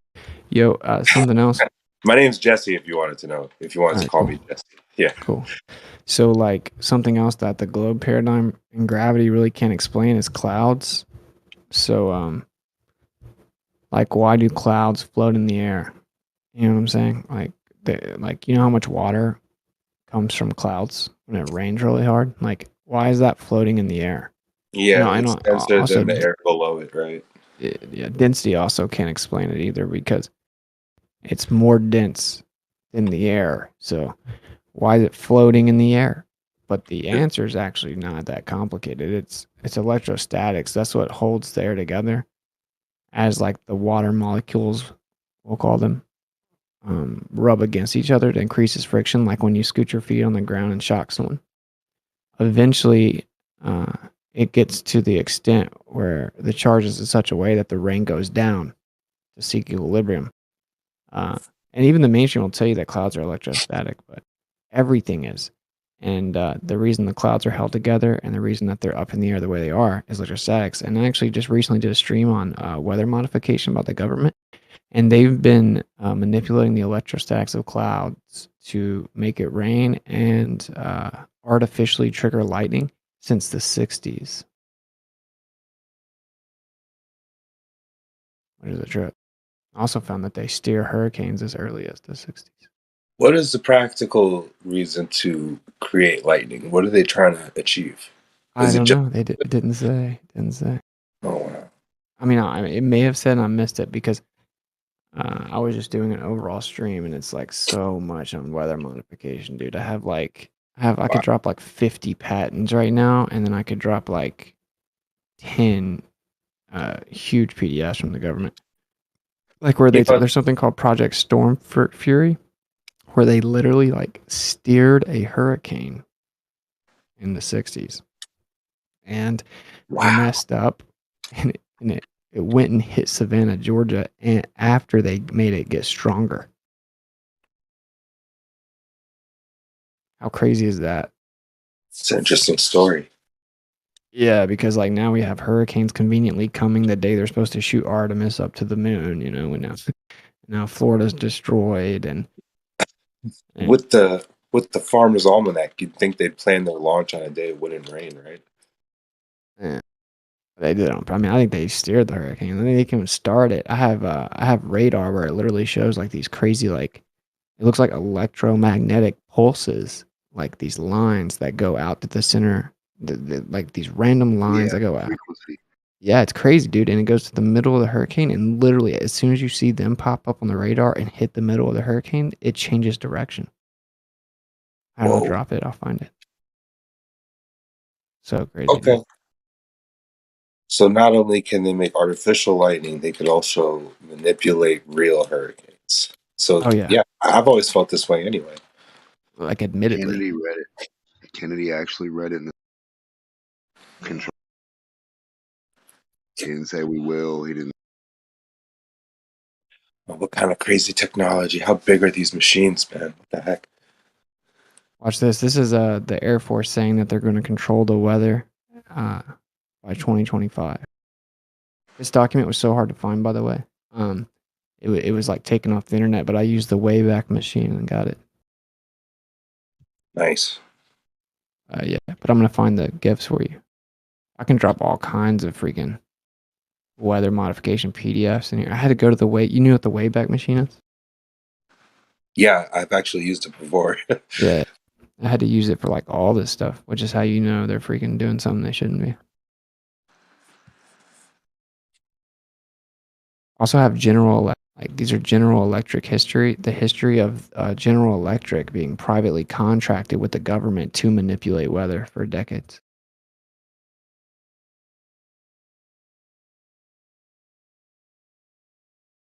I know I kind of just went off in left field, but they manipulate. No, you didn't. No, you didn't at all. They manipulate something else.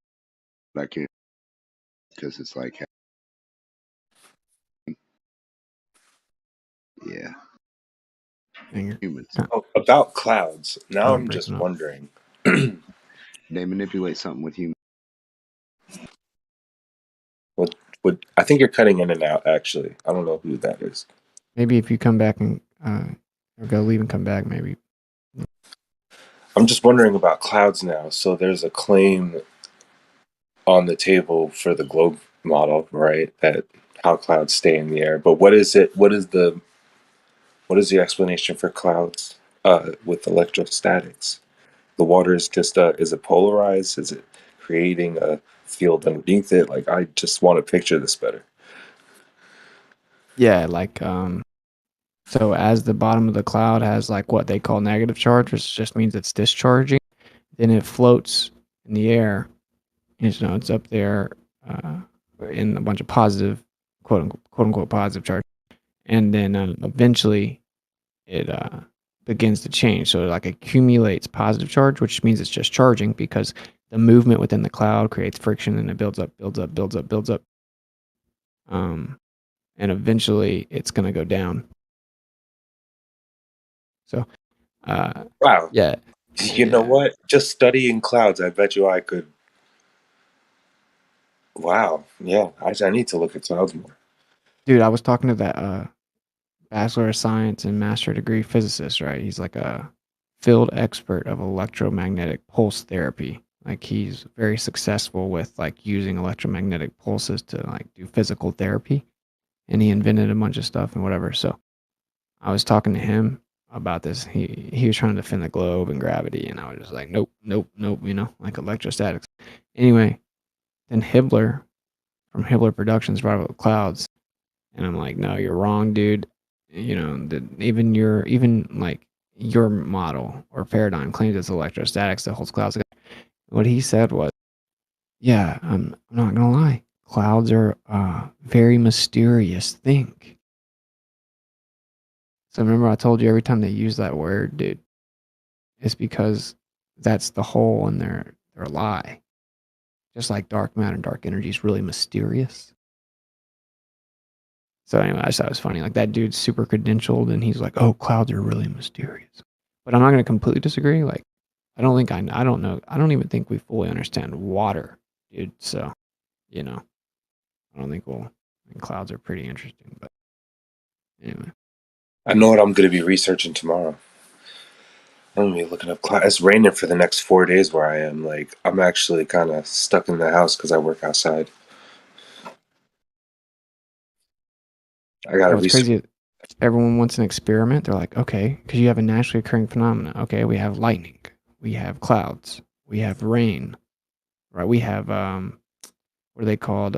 Sprites. I don't know if you ever heard of sprites. And like the lightning that looks like it comes from the freaking firmament or something. It's crazy. But anyway, we have these naturally occurring phenomena, first step of science, right? So then you try to manipulate the independent variable to presume cause and to make the thing happen. Dude, the government's been doing that for decades. They literally artificially trigger lightning and rainstorms using electrostatics. So we've proven, well, no, I haven't, but it can be scienced and proven that the cause of lightning, the cause of clouds behaving the way they do, and the cause of rain is electrostatics, because that's a scientific experiment. You know, when you manipulate the variable electrostatics and make it rain. Anyway, if we could just get access to the government's freaking budget or like just like their technology and budget for like a week, I think we'd change the world. Oh, man.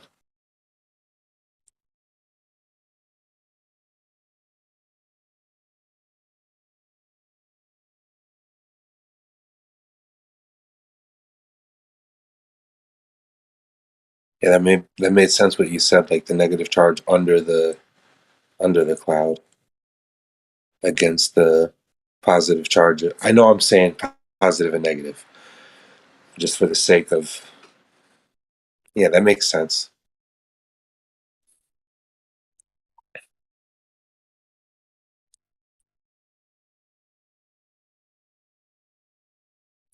You know, it's funny, I just want to like say why I have problems with the globe model, like what my problem is with the atmosphere and what they say is happening like high up, moving the same speed.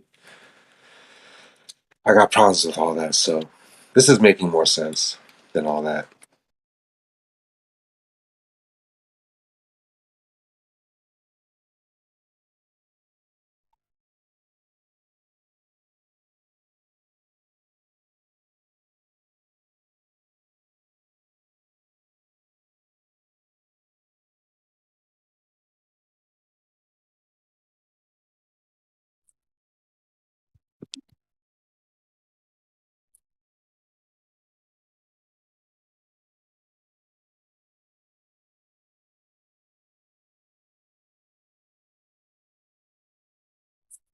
Yeah, gravity and escape velocities and air resistance and all the things I looked up to explain how the atmosphere is spinning around the Earth at the same speed of it, or whatever they claim. I had to look all that stuff up, and it's just big question mark. How do they even act like this makes sense?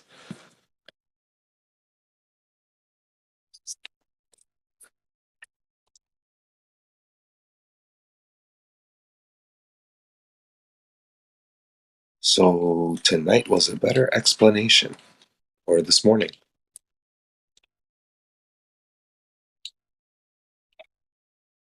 Yeah, dude, I'm gonna do some really cool stuff, man. I'm gonna get this Van de Graaff generator, and then I want to go to like really high elevations during certain storms.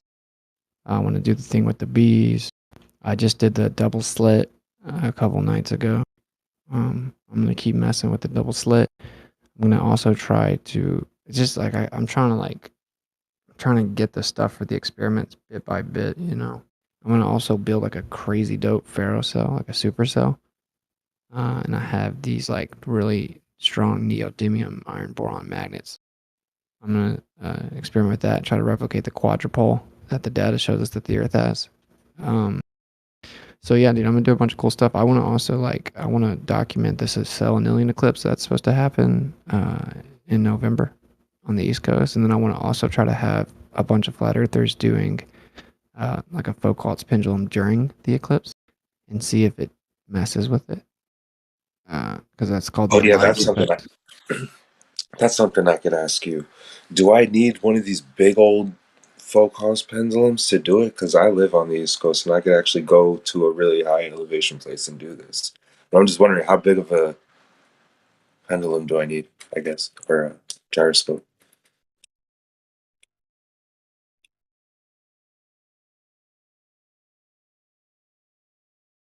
Because the ones I've seen, I looked up pictures of a Foucault pendulum and they're all like the size of phone booths.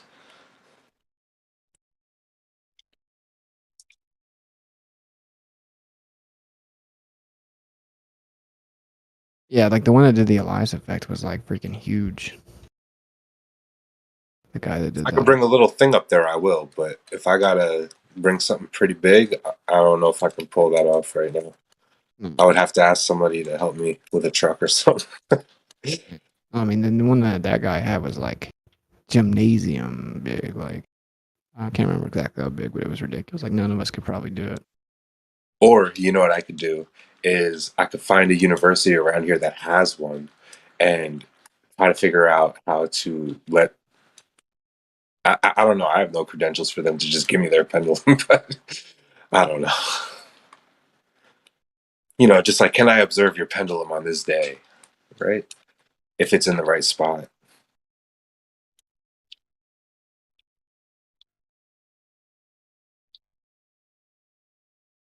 Yeah, I could try to do that.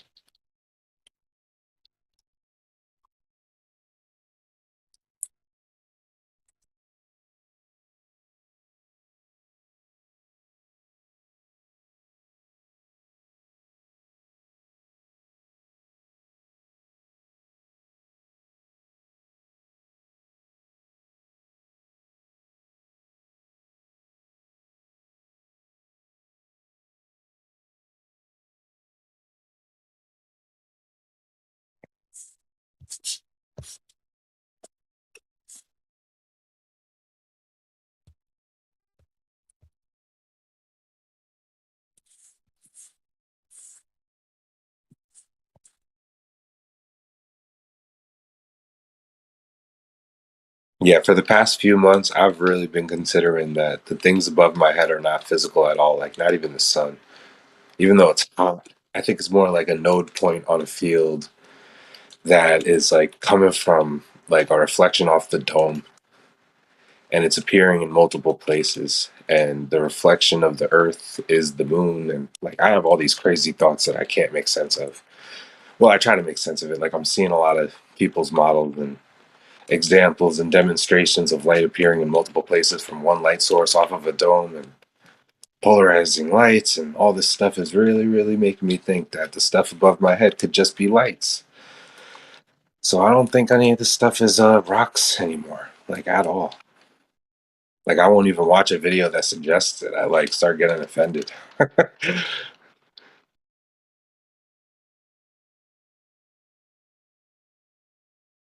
And I had a funny idea breaking it down with my friend Shane. He explained to me how he thinks stars are facing us as anti-crepuscular and crepuscular rays, and that they're like coming to a point, and that's why they look like crosses, and that this is actually where they get all their sacred geometry from, and blah. Yeah, it's like it all comes from the sky. The spheres come from the sky, the crosses come from the sky. Interesting stuff that he broke down. So I'm just trying to understand all that, even if it's not really what's happening in the sky, just all the demonstrations of polarizing light and reflections off of dome and what is it called? parabolic reflections. Like I understand that more than like gas giants and orbits. That doesn't make sense.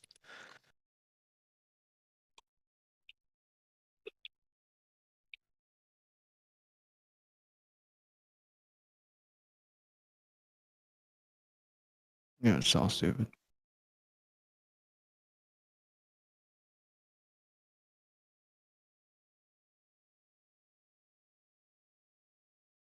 What helped me out recently was a video Shane pulled up of Darwinism, just putting a flashlight on a little jelly-looking, dome, which would be the firmament, and showing how the light appeared in the middle of it and on the edge of it. So, I wonder, could that light be a heat source as well? You know how, like, you take a magnifying glass and point it at an anthill? Like, can you create a heat source from a distant light source using a magnifying glass? The answer is yes, in my opinion. So why can't the sun be that? Why can't it just be a hot spot? Yeah, it definitely could be, in my opinion.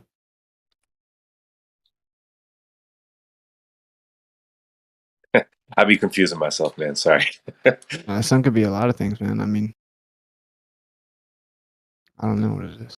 I know I can replicate. Like, have you ever heard of a sun pillar or a solar pillar?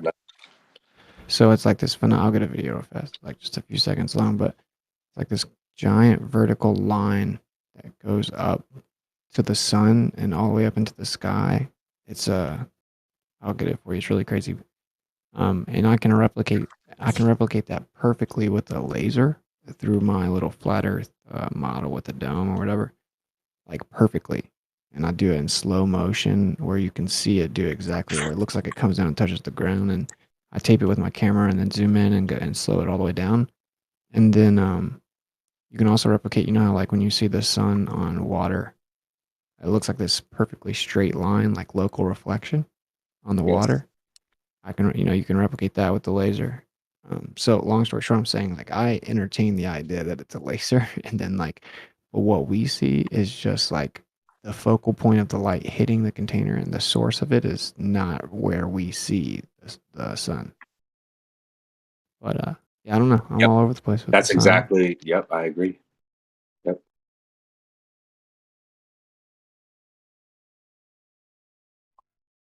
Wow, that made a lot of sense, man.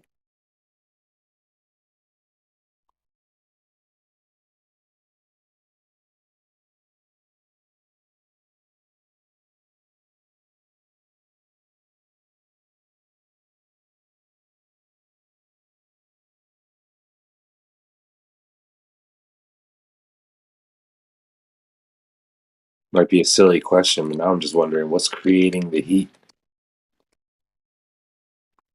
If there is a source, what is that? I don't know.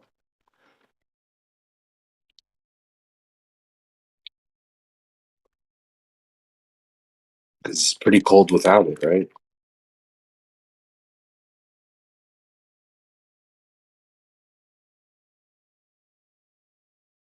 How much of the heat on the Earth do we attribute to the sun in our not globe model? It's finished, Robert. Yeah. My phone does. Oh yeah, thanks for that.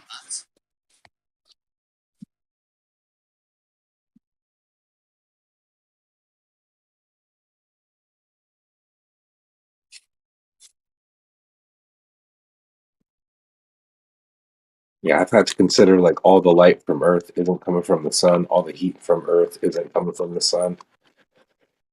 So, yeah, I'm just wondering where it's all coming from.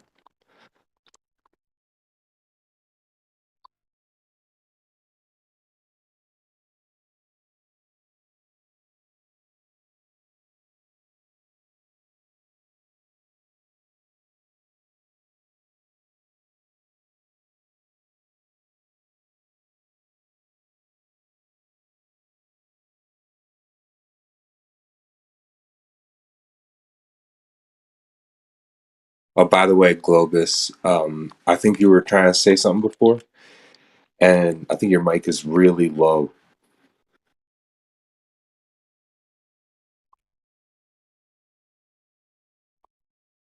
I was? Yeah, it's hard to hear you, Globus. I don't think I was speaking. Maybe it was someone else. Oh, my bad. That's all good. Not a problem.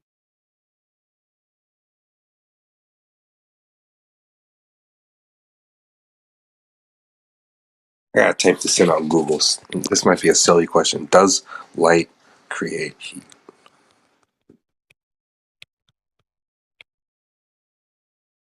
I don't know the kind of questions. I don't even know why Google would give me an answer.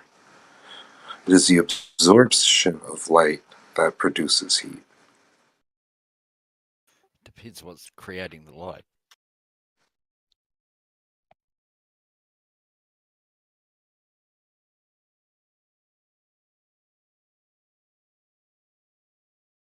So heat absorbs the light and create what? So air absorbs the light and creates heat.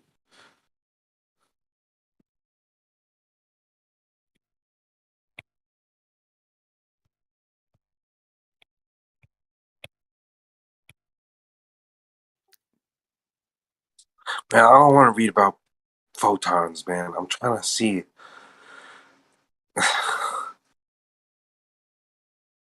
Okay, this is cool. When visible light is absorbed by an object, the object converts the short wavelength light into long wavelength heat. This causes the object to get warmer. So considering that air is like an object, I guess, right? It's gas. So that's absorbing the light. So light creates heat, or the absorption of it. Whatever. Everything is completely engulfed in light. I don't know, man. I want to be corrected, but if I'm getting this right, then I guess I am.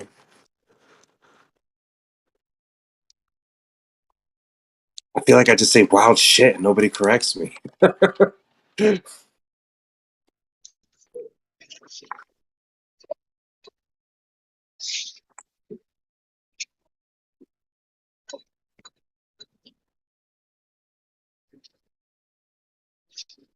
What do you think, chirality? You think I said anything wrong? I didn't hear what I already you know said. the answer. Yes, I'm telling What did you myself. say? What? No, I'm just I like didn't trying to hear, understand where heat I didn't comes hear from. what you said, man. Could you repeat what you said? Well, I'm asking the question: what is the source of all this heat? You know, is it truly coming from the sun, or is there something creating the sun that is truly the source of the light?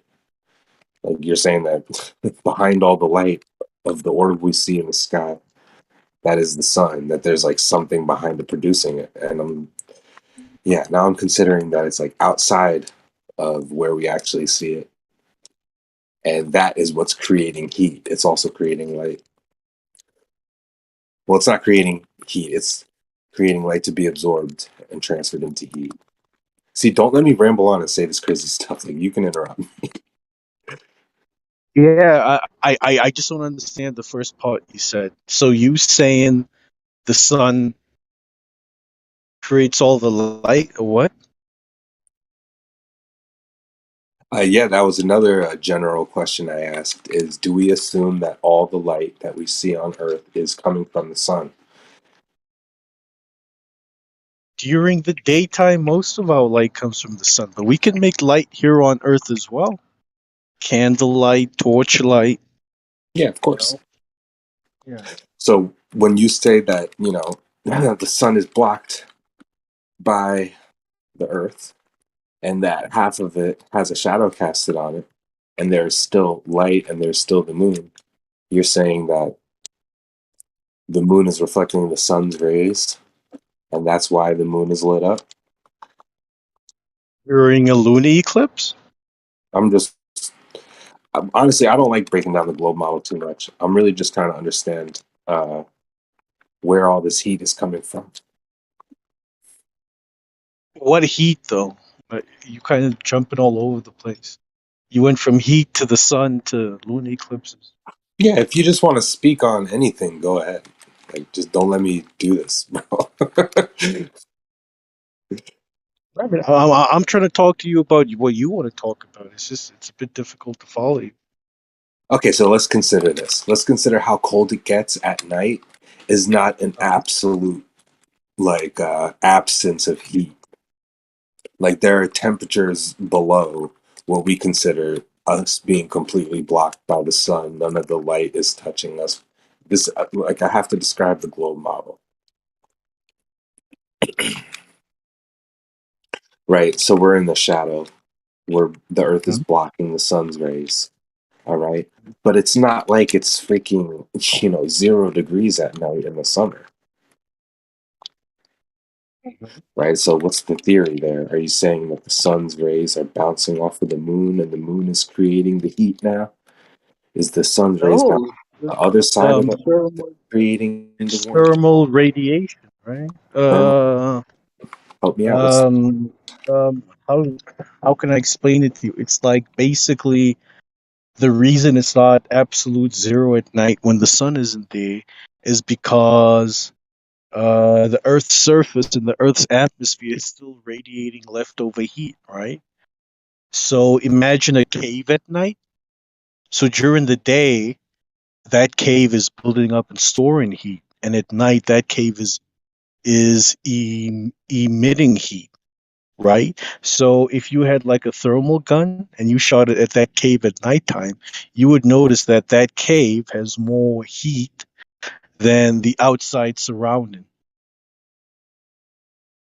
Because that cave is trying to radiate heat that it's built up throughout the day, but because the cave is covered, it has a ceiling. It's harder for that heat to be radiated, while the outside open world is radiating heat at a faster rate.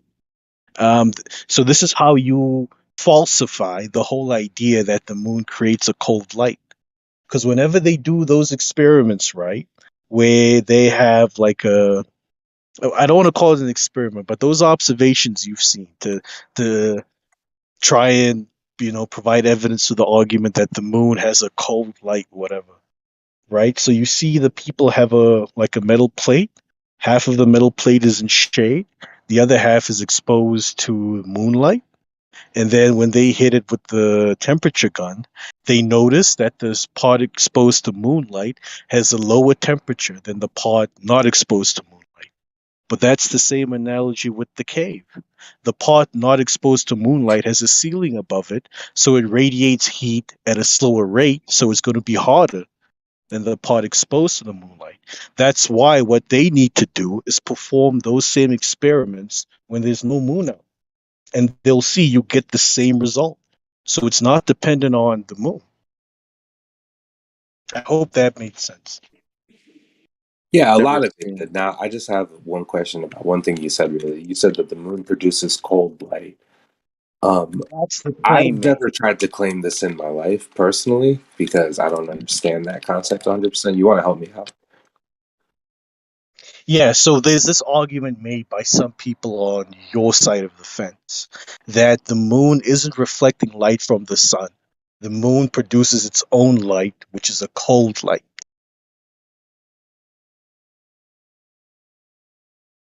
Okay. So you have to think of it as the opposite of the sun of suns. If it's a bright, let's say full moon night, right? You can walk out, you can see shadows. Like, so let's say there's a picnic table in your backyard. The moon is creating a shadow, just like the sun would create a shadow. If it was the sun, the shadow would be cooler than the sunlight, right? The shadow would be cooler than the sunlight. So now you flip that. The moonlight is creating a shadow, but it's the opposite. The shadow is going to be warmer than the moonlight. So I've never seen Nate, I'd be interested if you could link this plate thing. I've only ever seen someone like, say, Ken Wheeler. He did it. And he was just going from moonlight area to moon shadow area. There was no plates, so I don't get that part that you were talking about. But did that help clarify it? Yes, it did. Thank you. So, I'll try to find. what's up? Go ahead. Oh no, I'm just letting Travis know. I'll try to find one of those videos where people did this experiment with like a metal plate outside of them. Yeah, I haven't seen those, but thanks for if you can. Thanks. Oh, here's one. So, how does that explain for in the globe? Is this the claim for the globe that moonlight No, is no, cold? this is a How flat do Earth they? claim. This is not a globe claim. So you're saying that when I can go take a thermometer outside right now and I go underneath a shadow created by the moon and it's colder, that the globe doesn't need to explain that? The globe does have an explanation for that. I just explained it to you. Maybe I didn't understand it. Okay, so I understand what's happening. Now, what's the globe explanation for it? Electric, it's cool. The globe explanation for it is thermal radiation. And the example I gave was a cave. A cave at night would be warmer than its surrounding. But that's because the cave is trying to radiate heat energy it's stored up during the day. But because it has a ceiling, that heat energy is going to radiate outwards at a slower rate as compared to the outside. So the same analogy thus applies to a metal plate where half of it is in the shade, it has a ceiling above it, and the other half is exposed to moonlight. The moonlight is gonna the half exposed to moonlight is gonna be cooler because it's radiating heat at a faster rate. It's losing heat faster. But the part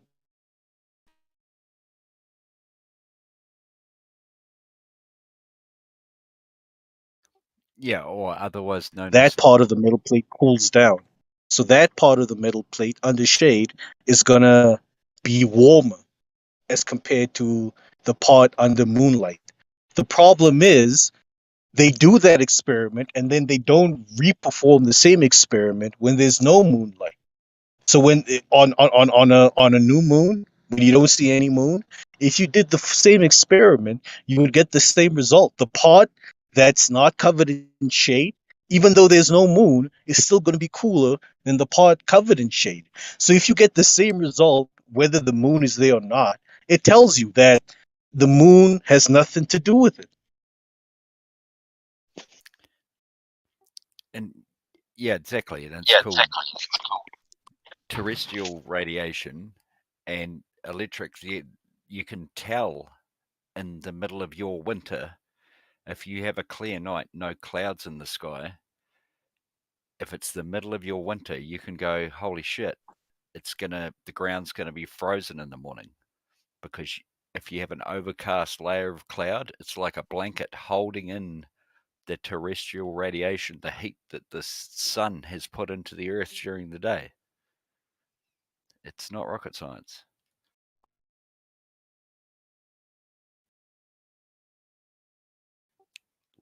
Like if you put your car in a carport and there's frost on the ground, your windscreen's not going to get frozen. That's why carports were invented.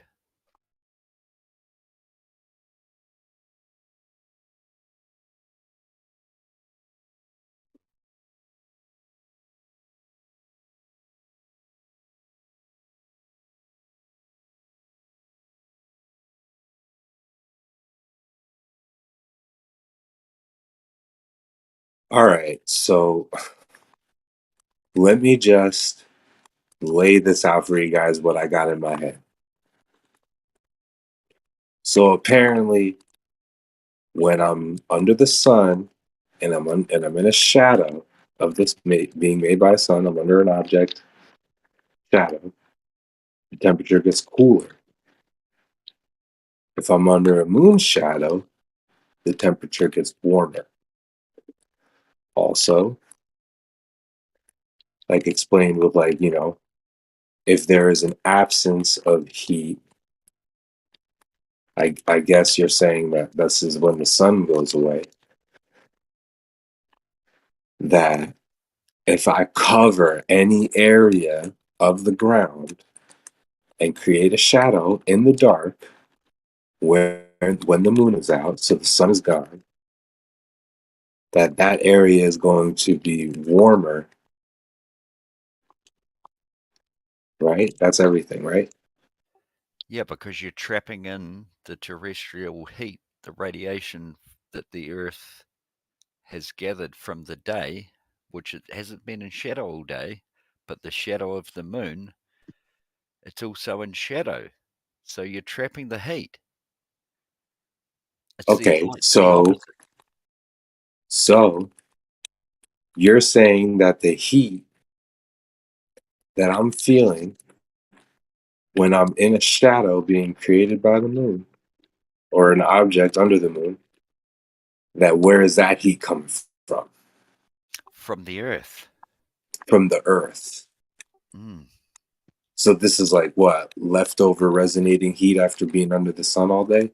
Yeah, it's called terrestrial radiation. The radiation from the sun has heated the Earth. The Earth's done its the Earth's done its rotation 180 degrees from sunrise to sunset. So that portion of the Earth that you're sitting at that's now in shadow has been heated, and now it's in shadow, and it's like a blanket over it.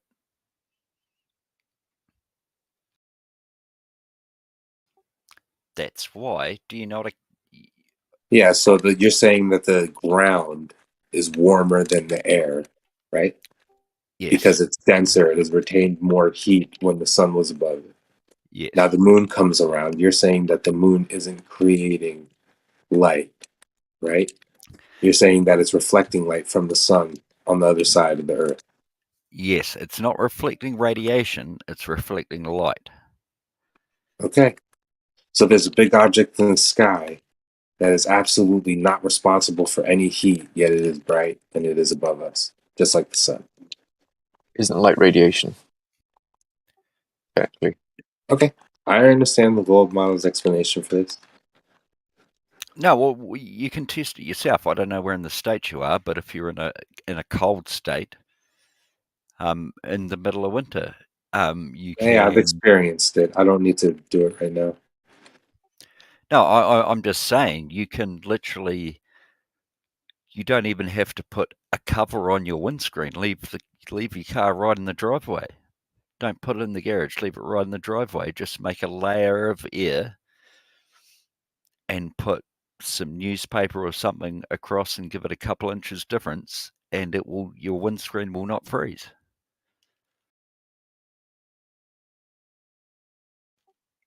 I put $1 million cash on it.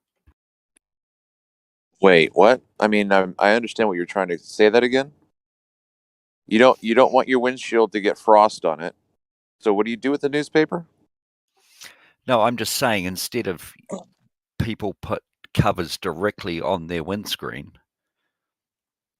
if you leave a layer, a couple of inches of air between the windscreen and your cover, it still won't freeze.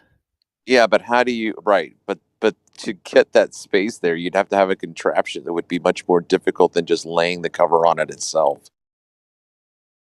You know what I mean? Like how are you gonna hover the cover above your windscreen? You'd have to have this border around the whole area to have that space. I mean, I get what you're saying. I totally understand it, but the work, it seems to me, would be I'm just going to put this on the screen itself.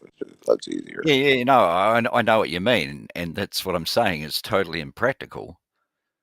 But I'm just saying that that's what he's saying about the temperature between the moon light and moon shadow. That's what it is. And that's So how you wait. Okay, so wait, are you saying that overnight the moon is going to radiate heat No. to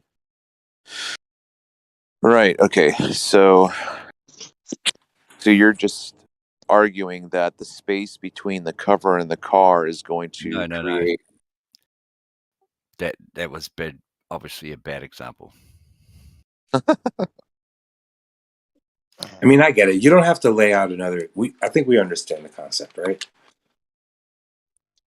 All I'm saying is this warmer temperature in the moon shadow, as in direct moonlight, shit is complete horseshit. Just because you don't understand the terrestrial radiation. Well, I Wait, think no, the globe is wait. You know, I could just start talking shit about the globe if you want. Yeah, You hold know, on, man. Listen, when you say just because you don't understand, have you gone through an argument to demonstrate that electric doesn't understand, or are you just labeling that right now? I've gone through 20 years of observing it, so... No. Listen, man. You just said just because you don't understand terrestrial radiation. Now, did you just like say that for the first time without any argument? Well, I'm not into arguing.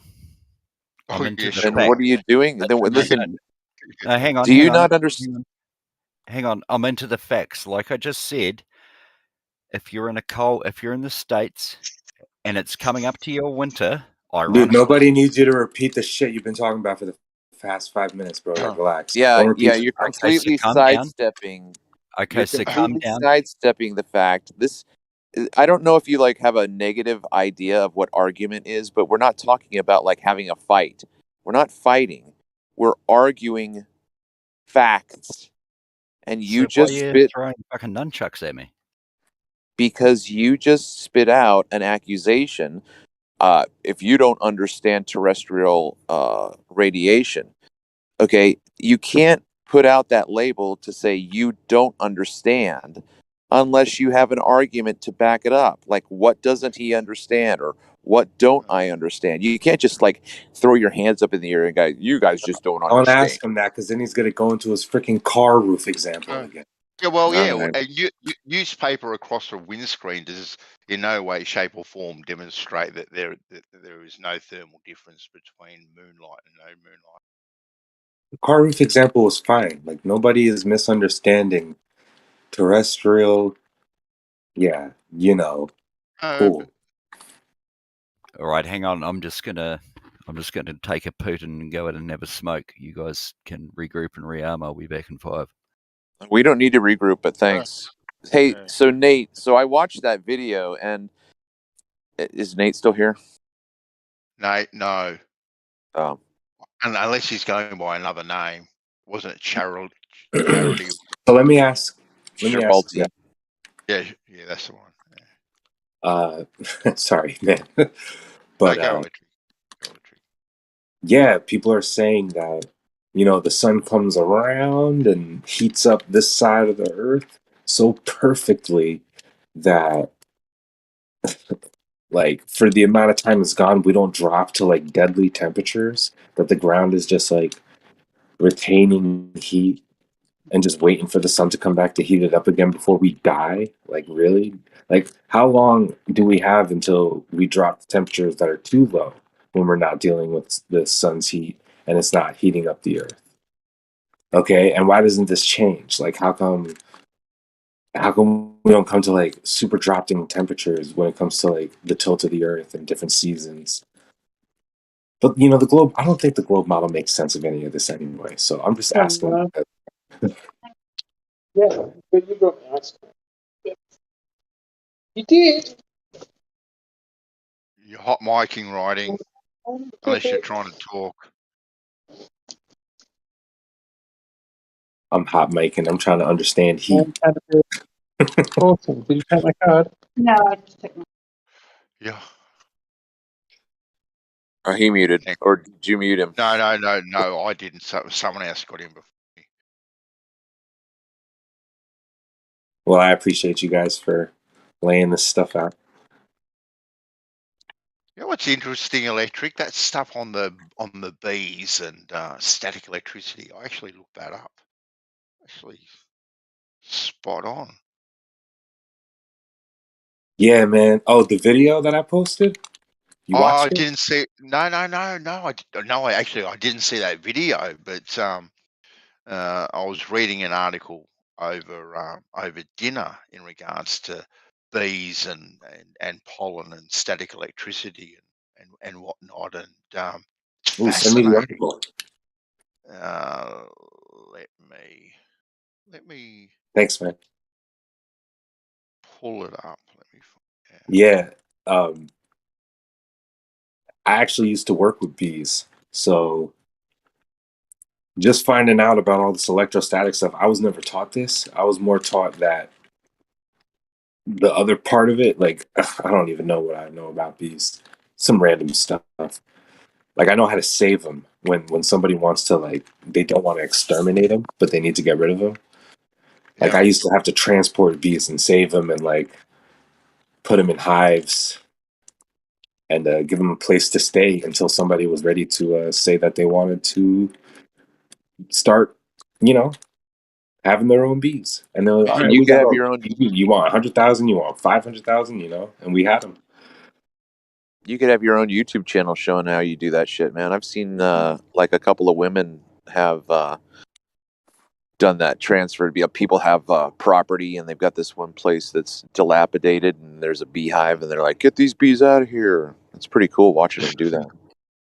Yeah, man, I love the experience every time. It's like nerve wracking because you might get stung, and that's happened many times. But then it becomes like a really relaxing experience. Like you actually have to be super zen mode, So you actually end up really looking forward to doing it, even though you might get stung or not 100% succeed in what you're trying to do. Yeah, but this woman was like, she wasn't geared up at all. She was out there just in a t-shirt and shit. Crazy. When I had to do it, man, I definitely had to wear a suit because we had like smoke, like we pretty much fumigation. I don't know the exact word, sorry, but I had a little pepper pump if I had to like deal with them dying. But when you didn't need them to die, you could just pump them out with like a safer type of smoke, so they just evacuate. But then they start looking for the queen when you do that, so they're in attack mode. And when you're trying to like vacuum them into their like a chamber, yeah, like they crawl into your suit, and I'll be doing it, and in the middle of it, just like, ow, that hurt really. But the most I interesting just part, yeah, I just sent you that article that I was reading. It's the a most fairly interesting part about it. Go. Oh yeah, I'm definitely about to read this article. Yeah, it's Yeah, just we'll be very, close. very basic, but like I said, it's Oh, thank you, man. pretty cool. That's awesome. The most interesting thing I experienced while dealing with bees, man, when you want to take them to a new home, like let's say there's a bunch of bees at pretty much we had like home base where there was like a million bees. We had like 20 hives, and Yeah.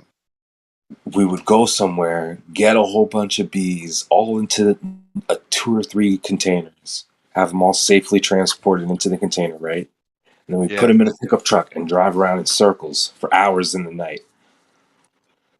Because if you just go ahead and bring them to the base, quote unquote, like where you want to keep them safe until somebody's ready to, start their own bee little project, they'll just fly right back to where they were. So this actually happened like a couple times with the same bees we were trying to save bee transport. This person had us take all their bees. We had like 200,000 bees in these containers. We drive around for 2 or 3 hours, and I'm like, dude, like, how long we got to do this? He's like, well, bees are smart. They'll go right back to where the hive is. Like, they remember where it is. So we have to disorient them, drive in circles for at least an hour and a half. We drove in circles for 2 hours, and they ended up swarming. So I went outside in the morning, 6 in the morning, where we had transported bees to safely, which is pretty much my house. And there was just I'm telling you, this fucking swarm was like 10 feet big, like 5 feet wide. And it was making the shape of like literally a toroid. Like it was collapsing in on itself and expanding and swirling around itself. The bees were just trying to find out where to go. Yeah. It was amazing to see, dude. Like they weren't attacking, they were just disoriented. So what we had to do at that point is we had to just calm them down and show them the queen. But the whole time we pretty much have to stand in front of a swarm holding a fucking queen bee. Really? Damn. Yeah. Crazy. That was a wild experience. I remember just like looking at this thing for like hours. Just a big swarm just like collapsing in on itself. Because they didn't know where to go. They were just all just together, just not ready to go anywhere. It was amazing, man. Yeah, that was fucking wild. We used to have some arborists keep their beehives on the dairy farm. They'd come along and they'd put I don't know, maybe a dozen or 15 beehives on the farm, and they'd do that, with all the farms kind of around the area. But it was crazy to see. You'd see this big semi trailer like pull up, right, and the whole semi was just full of beehives, and they just get out and unload them there and did whatever they did. And in return, Grandpa used to get a few pots of honey for his trouble for letting the arborists keep their hives on the property. Yes, sir. And Pretty cool. it's crazy how good honey tastes. Oh, yeah. You know you can put honey on anything, right? And it'll make it taste good. Yeah. Did you know the Absolutely way? anything. Did you know the way to test pure honey, Electric? Do you know how to do that? Oh, I don't To know. see if it's pure honey. What you do is you get a little saucer, okay, and you put like a teaspoon of honey on the saucer.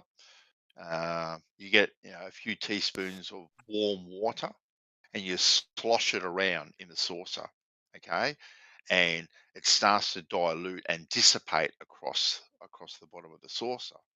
Then all of a sudden, right before your eyes, the honey forms the shape of the actual the honeycomb itself, like the little hexagon little shapes, and that's how you can tell the difference between pure, or how pure the honey is. So the more Really? Wait. distinct the shapes are. Yep. Because it It's has got a this memory. Yeah, it's got wow. a memory. Yeah, it's got a memory. The honey actually has a memory, and like I said, you put it on the bottom of a saucer, a few tablespoons or a couple of tablespoons of warm water.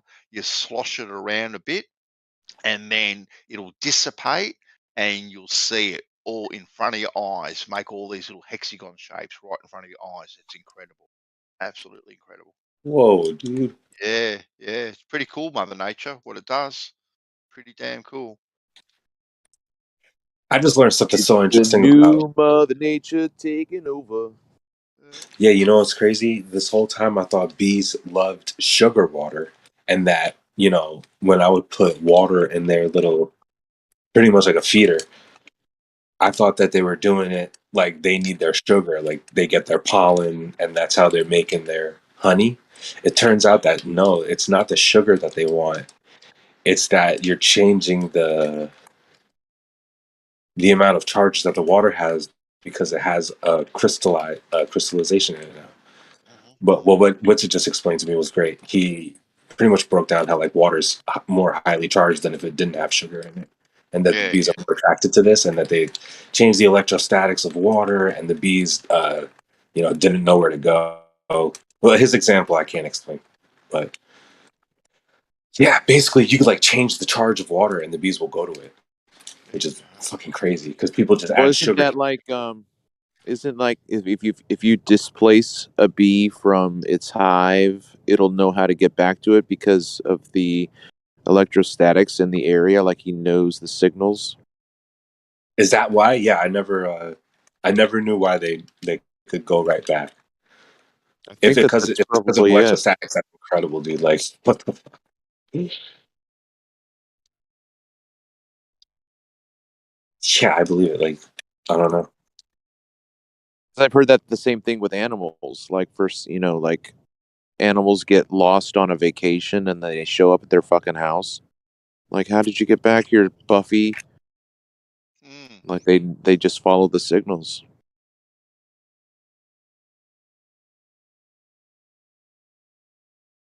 Yeah, like if I had my own bees and like I don't know, just the ability to just test everything that they're doing and just demonstrate the crazy shit they can do. by like the hundreds of thousands of millions, that would be great. But I'm not in that. I'm not in that situation at the moment. But I would totally be trying to do that kind of stuff. Just playing around with millions of bees, just letting them fly around me.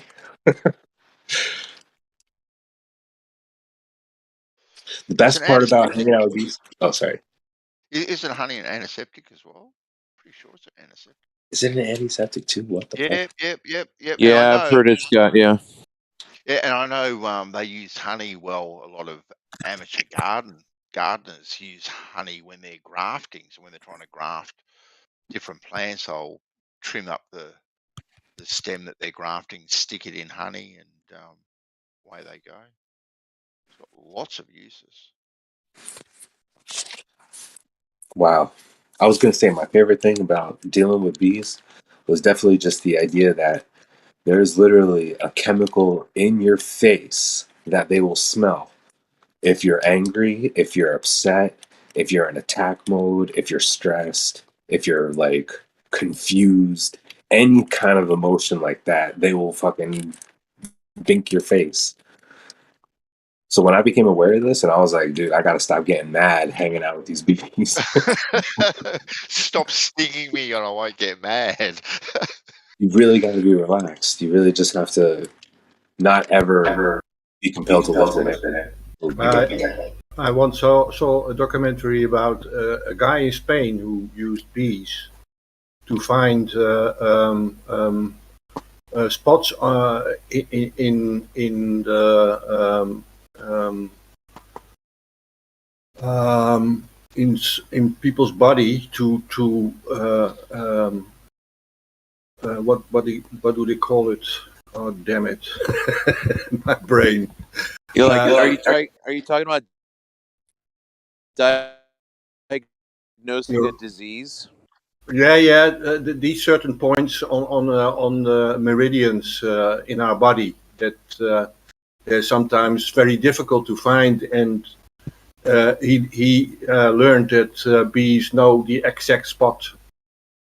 So he goes with a bee into the area of this point on the meridian in your legs, for instance, and it stings at the moment it's right on top of it. And then healings occur. Yeah. So the bee stings the part that he's looking for? Yeah. The exact spot.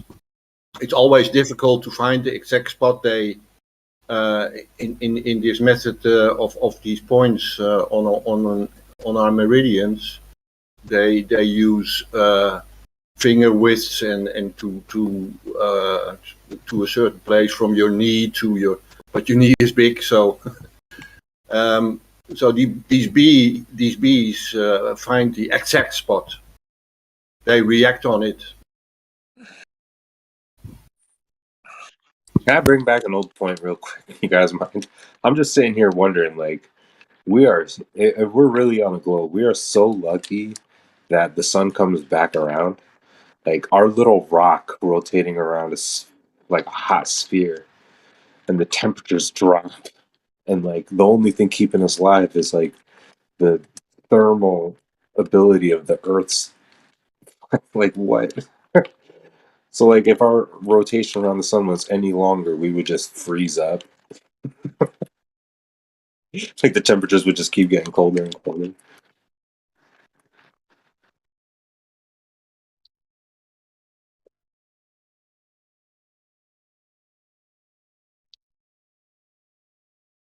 My bad. I just still don't know about heat and where they really say it's coming from.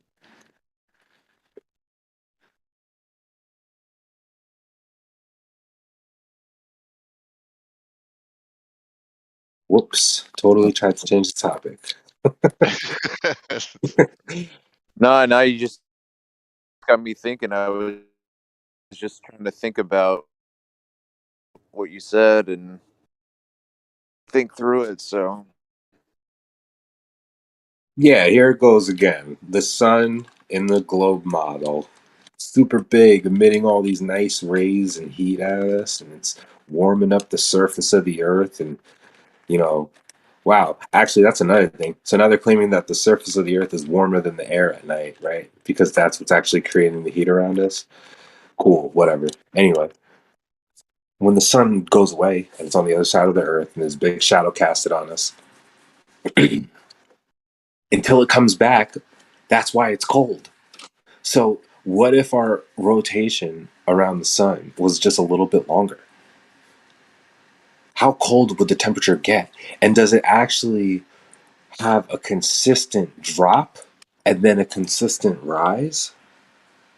Like, is there a period of time where the sun is permanently, or not permanently, but like consistently at a dropped temperature? Because if we're on a, it is too late for me to be trying to think like this. I'm not explaining this well enough. All right, man. We're here for you. Let's just take a little section of the Earth, and let's just say that this is heated up for 12 hours a day, right? Because we're on a sphere, half of it is illuminated, the other half isn't. So let's just say there's 12 hours. That part of the globe will be heated up every day. If it was any more than that, how much would the temperature really drop? And technically, there would need to be a point where it absolutely stops dropping and starts rising. Right? There can't be like a little 5 minutes of it being the same temperature, because it will have to be consistently dropping. Maybe I'm not thinking about this correct.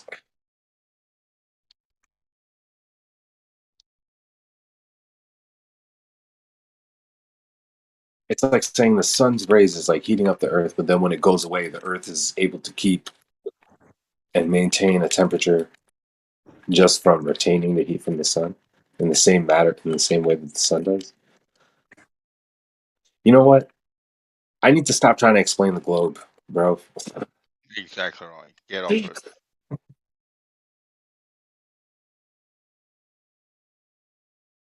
Yeah, I need to stop imagining the globe.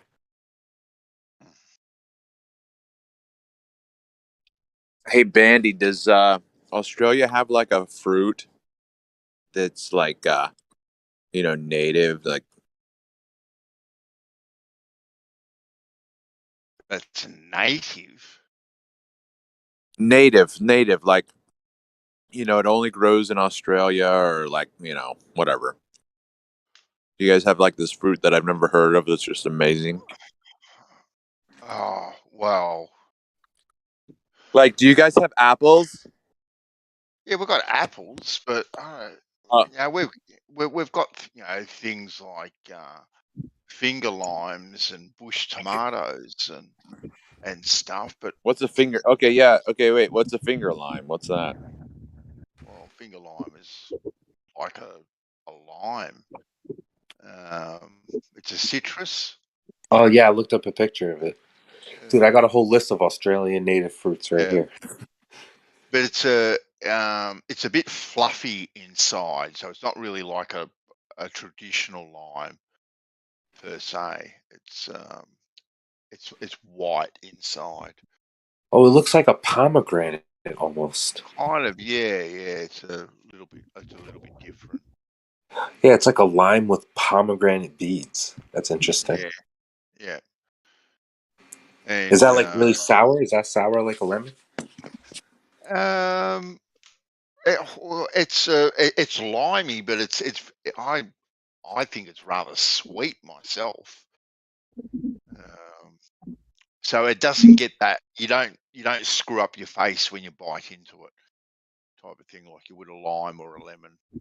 But and the bush tomatoes that we have here, they're quite they're like a little cherry tomato, I suppose. About that sort of size. They're a very small thing. I was really disappointed last week. I bought I bought some plums, nectarines, and peaches, and the nectarines. No, it was the peach. I'm eating a nectarine right now.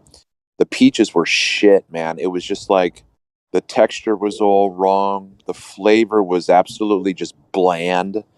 It was just a shit bag of all of them. I tried one after the other, and it was just a disappointment every single time. It was like, like wanting to watch a color movie with sound, and it was a silent movie in black and white. It was just like, this is shit.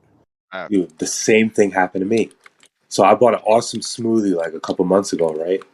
Cucumber, lime, and pineapple. I went to the same spot, like, let me get the same thing, like a couple months later, and it tasted like bitter dirt. I was like, what happened to your fruit? Did you just get them from the supermarket, Travis? Nectarines? Yeah, the grocery store. Yeah. You do plenty of driving. You must drive through places that have farmers markets and stuff. You need to start shopping at some Well, of those. those are specialized days, like the weekends and whatnot. But there's two places where I live, like 20 minutes away, that do farmers markets, but rarely do they have fruit. That's Really? Yeah, I mean, there's this one place that has apples. They have an orchard of apples. Okay, I take that back. There is one place that I could go to that has fruit. Yeah. I take that back. There's a majestic forest of beautiful fruit right next to my house that I should be. Aren't those things expensive though? Farmers markets? No. No, not really. If you find out that it's pretty comparable where I'm at least where I am. It's not crazy. Like, yeah. And if you weigh up the quality that you get from these places, I find the quality is far superior, and the stuff lasts longer, so you don't get as much It lasts longer? wastage. How? Yeah, because you're not buying stuff that has been chemically treated, put in bloody big fridges and freezers, and then chemically treated to artificially ripen to put on your supermarket shelf. That's what you're Well, not getting. that's what I But was how gonna does it say. last longer if it ripens naturally? If it has a natural life cycle, it No, doesn't last because as long as the Nate, artificial life cycles. listen, man. Because the fruit that you're getting in the supermarket has been out off the tree for weeks. Yeah. Months sometimes. And and so then you're getting the tail end of their duration. But when you go to the farmer's market, the pick has been much more recent. So then you've got a longer life of your fruit to wait through.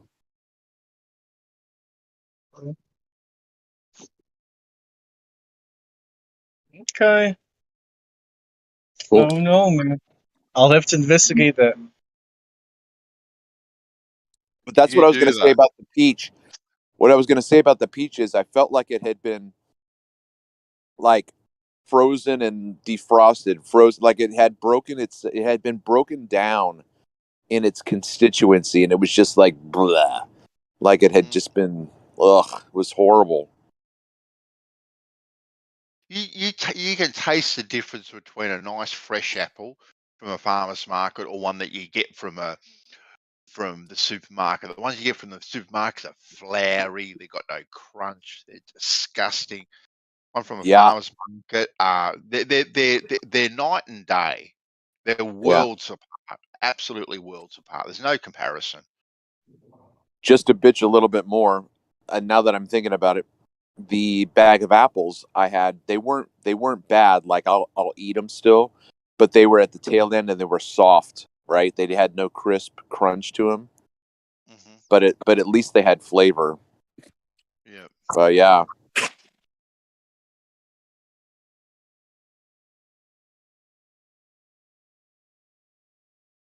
I'll tell you what, though, my grandmother had tangerine trees, and those things were the nectar of the gods. They were absolutely incomparable. My mom would harvest a couple of pounds and then ship it to me. And I would take it. I would take them to work, and people would just be like, "Oh my god, yes!" Because I've never had anything else like tangerines at the store are absolutely just like eating paper.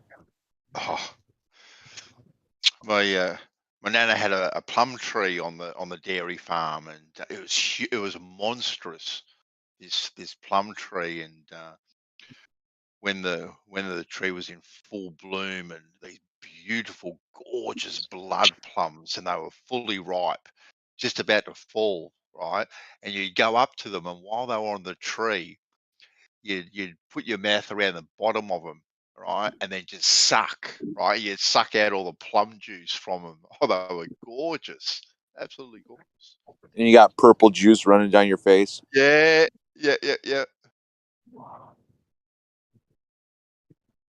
Yeah, a good fruit. I raised my kids eating God's candy. I would always hand them a fruit and say, "Here's God's candy." Yeah.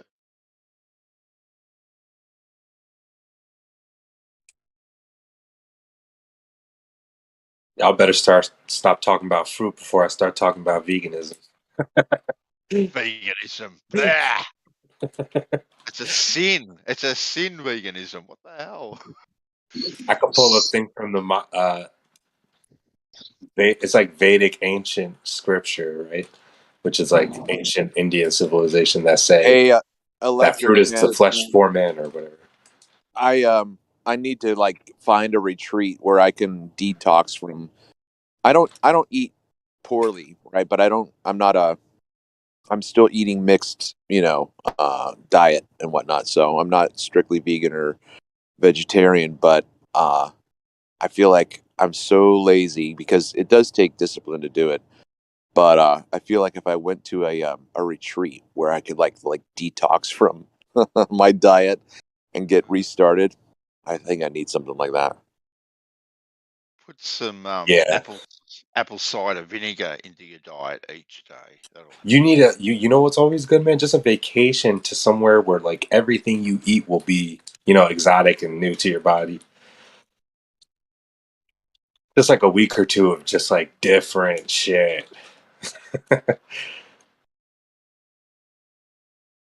What did you say about apple I'm in the cider same vinegar? thing, man. I spent Just 5 adding years it? eating bacon. I'm sorry. I spent 5 years eating bacon, egg, and cheese for breakfast. So like I've definitely been in that little loop of not changing my diet. Vandy, what did you say about apple cider vinegar? Apple cider vinegar is a natural detoxer. So if you get like a tablespoon and you mix it with water because it's pretty foul on its own, and drink that every day, it's a natural detoxer. Yeah, I would actually make my own seltzer, well, like a spritzer. I would use distilled water, lemon, apple cider vinegar. Yep. I would put in vitamin C to sweeten it, and then magnesium powder. But I would drink that in the morning, and then I got lazy and stopped. There you go. Every morning, apple cider vinegar with baking soda. Oh yeah, baking soda. Did I not say that? Yeah, I said baking. Yeah, baking soda too. Yep. What's the baking soda do? It gives it a seltzery fizz. Oh, duh. That's what I was. That's why I said it at all. I forgot that ingredient. Yeah. And then next, I take lime or lemon water with ginger, and then I confiscate it all with taking coffee again. Don't we all like water? Don't we all? Yeah, ginger juice is beautiful. Yeah, that's good for you too. Gives you a good kick start. My son likes drinking pickle juice. Pickle juice. Because it has vinegar in it, right? It's got stuff for your muscles, like it helps with cramps and shit. Like he works out a lot, so there's some properties to it. I can't remember what they are, but there's this jar in one of the stores in our area that's called Pickle Elixir. So it's just pickle juice, but it's like as much as if you bought a massive jar. Like you could buy a 2-gallon jar of pickles itself with all the pickle juice in it, you know, and you could have that much more, or you could buy this little tiny shot that you pay almost 3 times the price for. It's like crazy. Man, people selling pickle juice just the way it is. You can't have your pickles and eat it, and eat the pickles and then drink your pickle juice. Right. A jar of pickles might cost less than the pickle juice, right? Yeah, that's what I'm saying. Right. Yeah. I mean, I can see how that works. I mean, I think they use vinegar to preserve pickles. I don't know. I have to look that up. Speaking of my grandmother again, man, she pickled the best pickles and garlic and onions and peppers. Oh, amazing.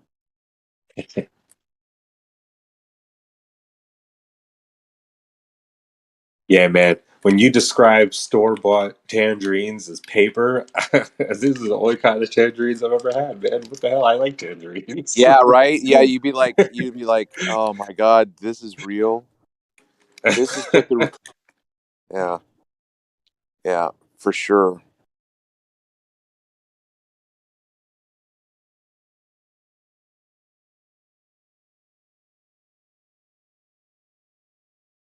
Oh, what are they doing to our fruit? You ever bite into an orange and just been like, why does this taste so much worse than a tangerine? Yeah. Like it has like that bitterest, like almost tastes like poison. You know what's even worse than oranges to me is grapefruit. Like I can't eat grapefruit. I think it tastes like gasoline. I haven't been able to. Yeah. Oh, well, you love it? Yeah, I love grapefruit. Yep. Yeah, but you Yeah, were some just people saying the say that. other. You were just talking about not biting into something that makes your face pucker, but that's what a grapefruit does, man. No. What I said was the bush lime isn't like your traditional lime. It's a lot sweeter. Whereas a normal lime or lemon, if you bite into it, will make your face pucker up. That's what I said. Yeah, but that's what I'm saying about the grapefruit. I don't think I've ever had a sweet grapefruit. If you like sweet, why would you eat a grapefruit? It's not sweet. No. If you think of a lime, right, you think it's got that citrusy kind of flavor to it. Like you don't associate lime with something being sweet per se, nor lemon. Okay. Um, I like the citrusy flavor myself. I just gave the analogy that when you bite into a Okay. bush lime, it's not like a normal, a finger lime. It's not like a normal lime. Like it doesn't have that citrusy pucker your face type of sensation to it. It's quite sweet. All right. Fair enough. Yeah. Yeah, no, grapefruit I love. Sprinkled with about 7 kilograms of sugar, mind you. Let me ask you guys. Oh, Let me ask there you we guys a go. question. Here's the $1 million question for you guys. For the rest of your life, every morning, smoothie or bacon. You can't have one or the other. You can only have one or the other. Oh, Every bacon. day for the rest of your life. Bacon. Really? Yeah, Okay. bacon. A smoothie bacon. A bacon smoothie. A bacon smoothie. You can have bacon No, and you have a can't do that. smoothie. The best of both worlds. Yes. Yes. It has. Boom. Okay. Wait, let me make this more specific. Any kind of smoothie you want versus 6 slices of pork, beef, bacon. Oh, bacon every day. Really? For me, it's a Yeah. no. I can't live off bacon Yeah. like that anymore. No Oh, way. yeah. Oh, man, you can do. There's nothing you can't do with bacon. All right. I got to go. Yeah, maybe. Nothing you can't do with.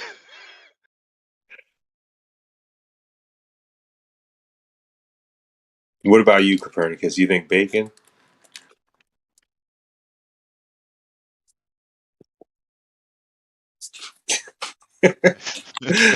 I'm just asking. I just want to know. I know, bacon.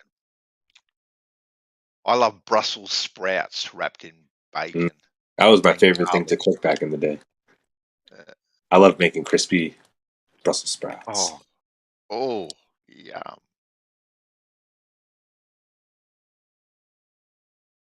Like Brussels sprouts on their own are quite disgusting, but wrap bacon around them, they're amazing. Go for I it. I don't mind eating Brussels sprouts with my salad. Like they're like a small little cabbage, right? So I would just Yeah. just dice them up and eat them raw, and they don't have that flavor that they have when you cook them. There's a flavor about the Brussels sprout after you've cooked it that I just don't appreciate. But I think if you cook it with the right seasonings, it masks it. Because I didn't like Brussels sprouts when I was a kid, and I think it was because they weren't cooked well. No. So you eat them raw, you said? Yeah, it's just like a cabbage. You know, it's just like a small little cabbage. You slice it up, and then you just add it to your salad. It's just more lettuce. Dude, I don't think I've ever even had raw Brussels sprouts. I I've think you'll be always had this surprised. notion that it's too bitter. It's not a dynamic flavor. It's just you're just eating it because it's good for you. Pretty much. Oh, I love them. I love them baked with for 5 or 7 minutes with onion and garlic. Mm-hmm. It's Yeah, like a delicious. saute. But you have to try to buy the smallest ones. That a big Brussels sprout. That's a whole lot of bitterness. Yeah. Yeah. Yeah. Yeah, you let them get too mature, they lose that goodness. Yeah.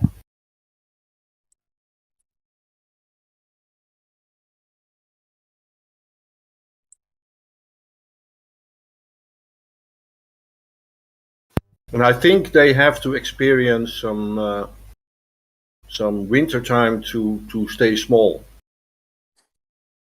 It's like with kale. It needs that experience of the coldness to be very tasty somehow.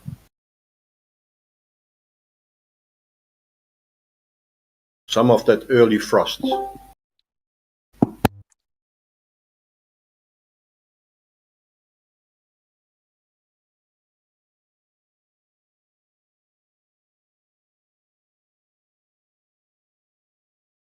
You know, I used to make like 200 to 300 pounds of mozzarella in like 5 hours.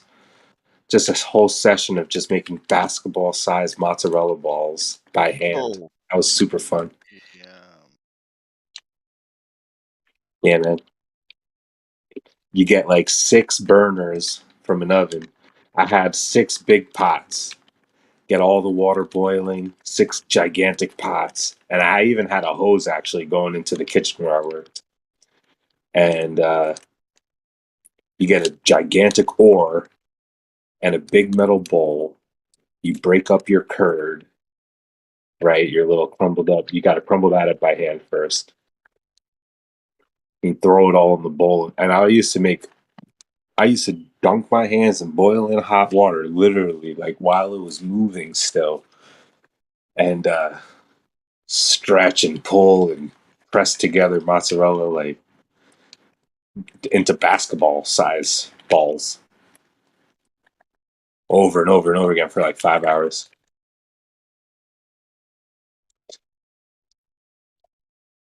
I need to get back to making fresh mozzarella again. I was so good at that shit.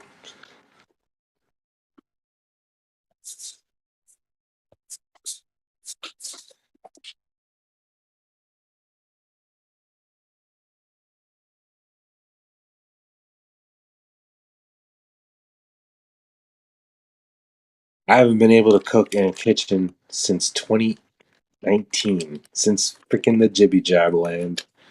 Really? Yeah, man, I used to work in a restaurant. It was like my favorite thing that I ever freaking used to do was just cook all day. And I worked at a university. I was pretty much executive chef. I was cooking like big ass all day catering services for the whole university for basketball games, football games. Freaking jibby jab land goes on, and I lost my job at the university, and I haven't been cooking since.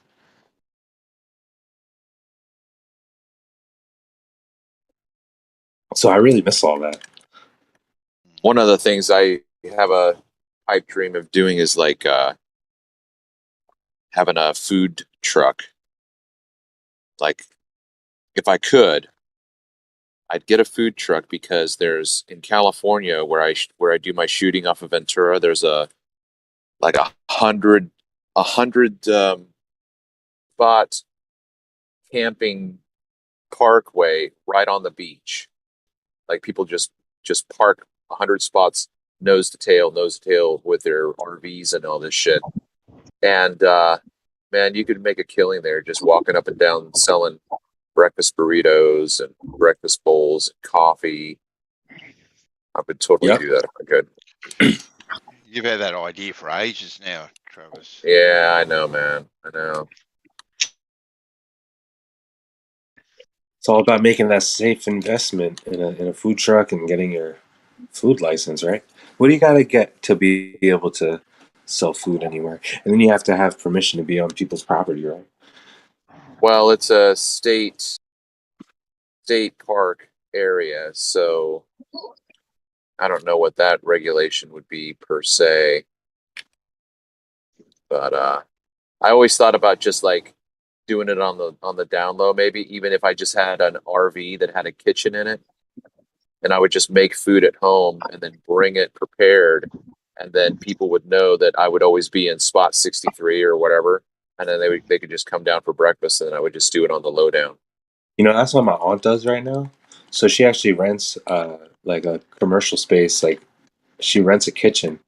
I don't know how much it is for them, but I think it's like 5 different companies working the same kitchen. And she just makes all of her food. It's pretty much like her company is called Just Eat Some. And it's like all vegan alternatives, like dips and stuff. Dips, cheeses, salsa, like you name it, right? And she takes them to it's like a flea market. And she's been building her name and her company that way, where she just, there's a flea market that happens every week nearby, and I guess she's in communication with the people that organize that, and she reserves her spot to pop up her tent and bring her product to the fair. And that's a nice place to start, just to get a foundation for a business, right? And then when you do that, you can buy a truck and get mobile. Huh. I've thought about this too, man. My father owns a restaurant, and being young and him breaking it down, like he wanted me to understand the business side. He didn't teach me how to cook. The people in the restaurant taught me how to cook in his restaurant. But yeah, he tried to teach me the business side of everything, and how he started from a concept and just a bunch of pictures and a menu. You get a menu, you get a nice concept, and you can possibly get someone to invest in that. What's his restaurant? 25 burgers, but the name has changed. I think now it's 30 burgers. So there's 30 different cheeseburgers on the menu.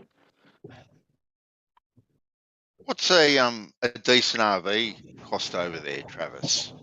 Oh, well, I mean, it depends on what size you want. I mean, if you want like a mobile, like one of those ones that you can live out of. Yeah, one of them.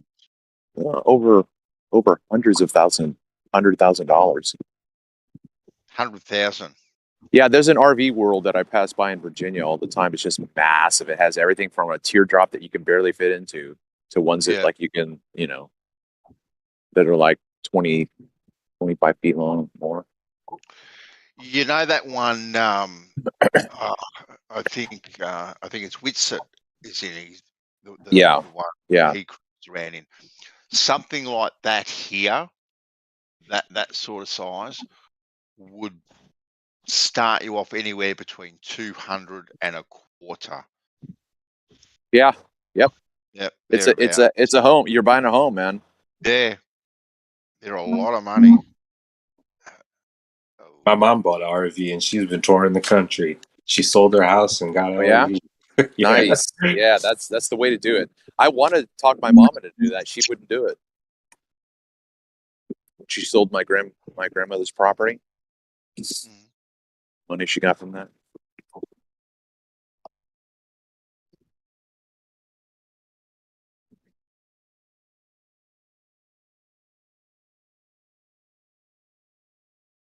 Yeah, that's like the dream for me, man. The real goal of mine is just to have everything I want mobile. And I can just go anywhere with all my stuff. I have a friend actually who he turned his van into like a living space, I guess. Yeah. And he has like a solar battery that goes for like 12 hours, so he charges all of his devices in his van. And yeah, he's got a nice setup. He charges his solar battery just by either plugging it into his car or leaving it outside. And he's got his computer plugged into that. He's got his everything. That whole tiny home movement it's becoming huge, actually. Just people setting up little vans and whatnot, turning them into little homes and stuff. It's becoming quite a big movement. Yeah, my friend's sister's husband builds them and then sells them. Oh, no really? Way. There you go. He builds the tiny home and sells them, turns them over. He's got a nice business. Now that is freaking cool. Actually, he's in the same area that Flattoberfest is, and so the past 2 times we've gone down to Flattoberfest, we've had a free place to stay because he's got 2 on his property that he rents out as Airbnbs, but then he lets us stay in down. Oh, cool.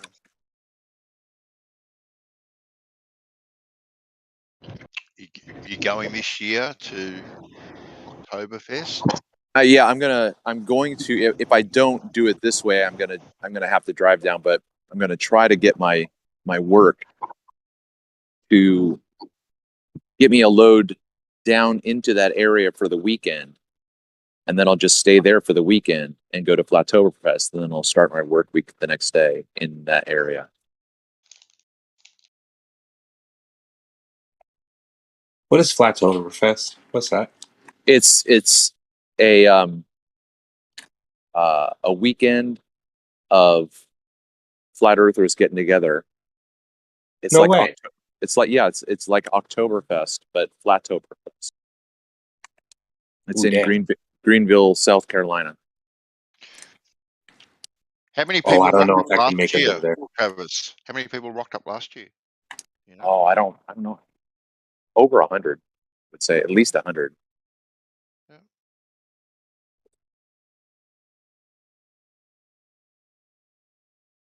Very cool.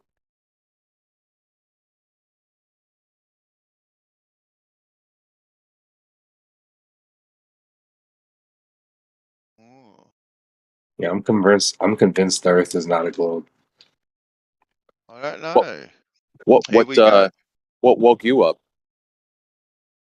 I think there's 3 things that definitely woke me up. Dark rails, water being level, and a contained atmosphere. Okay. What was the first one? Star trails. Oh, star trails. Okay. That was the big one for me. I was like, okay, because I understand in the globe model, like how many directions we're supposed to be rotating, moving in. So when I saw that, a time lapse of the night sky is just a circle, I was like, dude, where's all the rotations we're going? Like, that's one rotation. Yeah. How can you make one rotation represent 3 or 4? And an expansion and a wobble? You can't. And it's an oblate spheroid, and it's tilted. So that would never be a circle. It would have to be an elliptical from the start.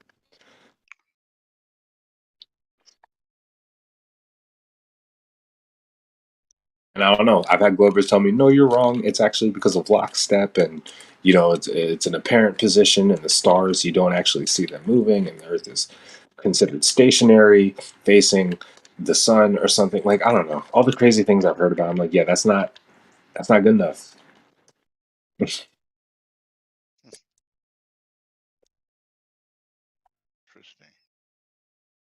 You poke a hole in the model, and then it all goes into question.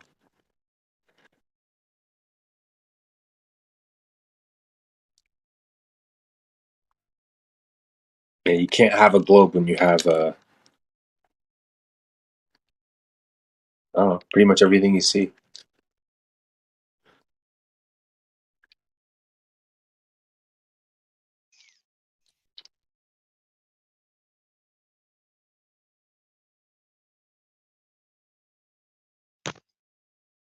And if all objects have electrostatic potential, then there is a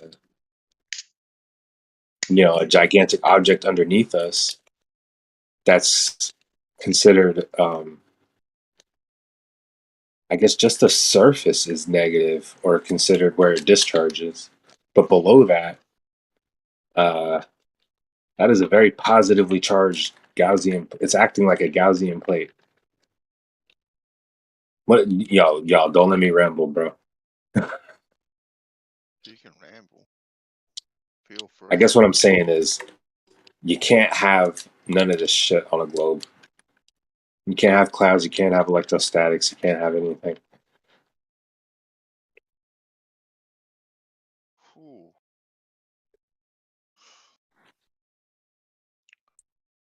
I'm gonna smoke.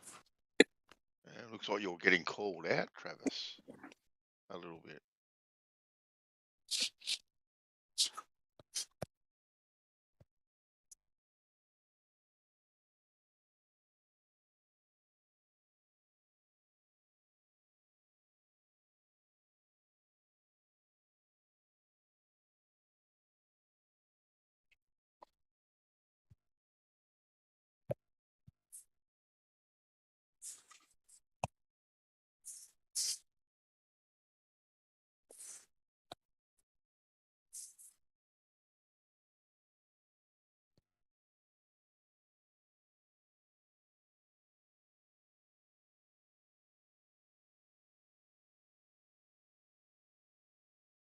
Oh shit, right on eggshells, calling me out. He's calling. Well, you. Well, look, I must say, I was about to mention something when you came back from your smoke, because I thought you were going away from your smoke, because you said star trails were something that opened up your eyes. I think that's the first time I've heard star trails being something for someone. Yeah, they claim that that the stars are stationary, that they're bazillions of light years away, and that their path cannot be detected with our sight. We just observe them as stationary. So, with that in mind, now we just have to think about the direction that Earth is moving. We don't got to think about what direction the stars are moving. We're just considering the globe model just knows everything. Earth is spinning around its own axis, and then it's rotating around the sun's axis, and then the sun is moving around a galactic core on a spiral arm of the galaxy. And these are 3 different rotations that we don't see, because apparently the sun is lighting up our sky so much that we don't see local stars, we see distant stars or something like this. So I'm considering all these weird things I hear in the globe model, right? And anybody, I'm willing to be corrected. Like, please don't let me just ramble on wild stuff and not be corrected. But yeah, you should see more than one type of rotation happening. It shouldn't look like one rotation. It should look like scribbles, really. Yeah. Falsification. Well, I don't know. It's evidently there writing. Like, how do you falsify something that's actually there? We see something that's there.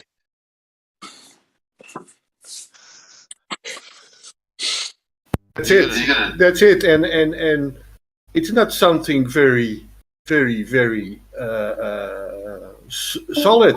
It's something that happens in the air. So exactly. And you can see it. And it's there. And Right. and they have their explanation fitted on the shape they think they live on visually, and then they discover that temperature does something and humidity does something, but they don't know what it does, but they somehow can calculate it, and then they think they have found it. I know. Always wanting to calculate it, and it, Travis's work shows that it can't always be calculated, but okay, it's a never-ending topic. And I do get what you mean, writing by falsification. But how are you going to falsify something that's there? What do you mean by that exactly? I think I'm missing something. Oh no, I'm just responding to chat. Writing is directing some comments towards Travis in regards to the ether band. I'm pretty sure. And what we're looking through.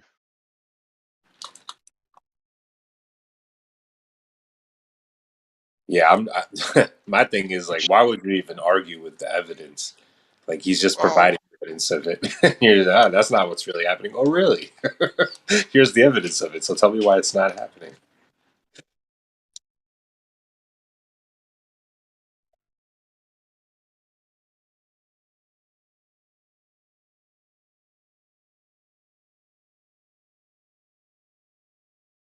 So let's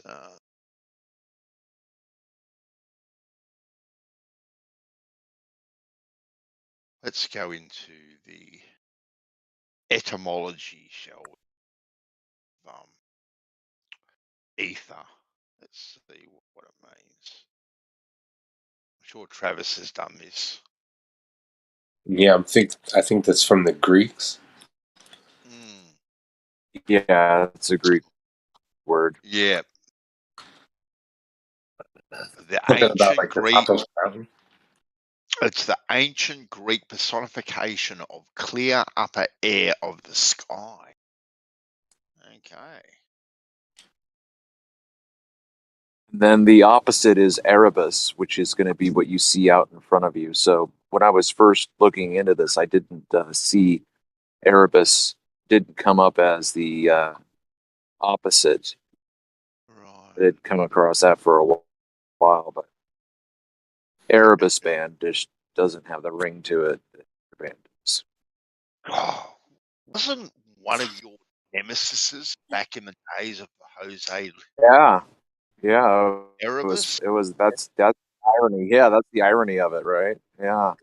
Yeah, I remember him.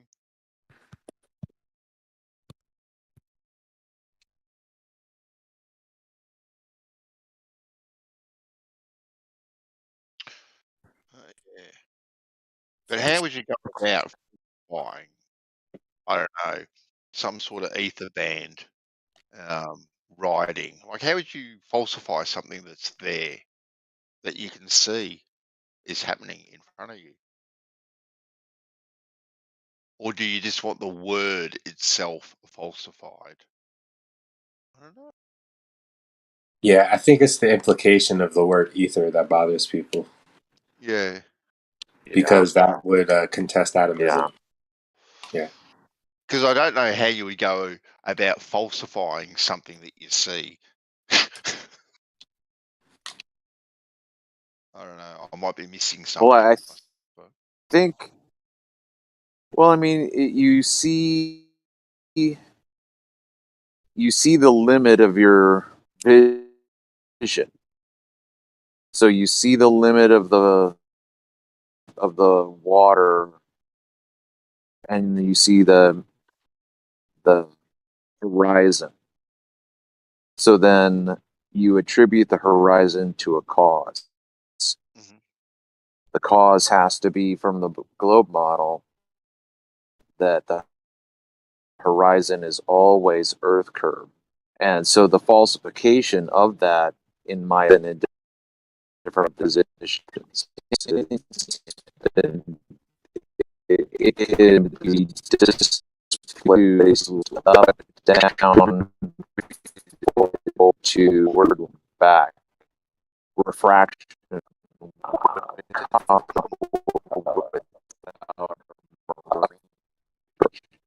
So Yeah. I can't understand you, Rose.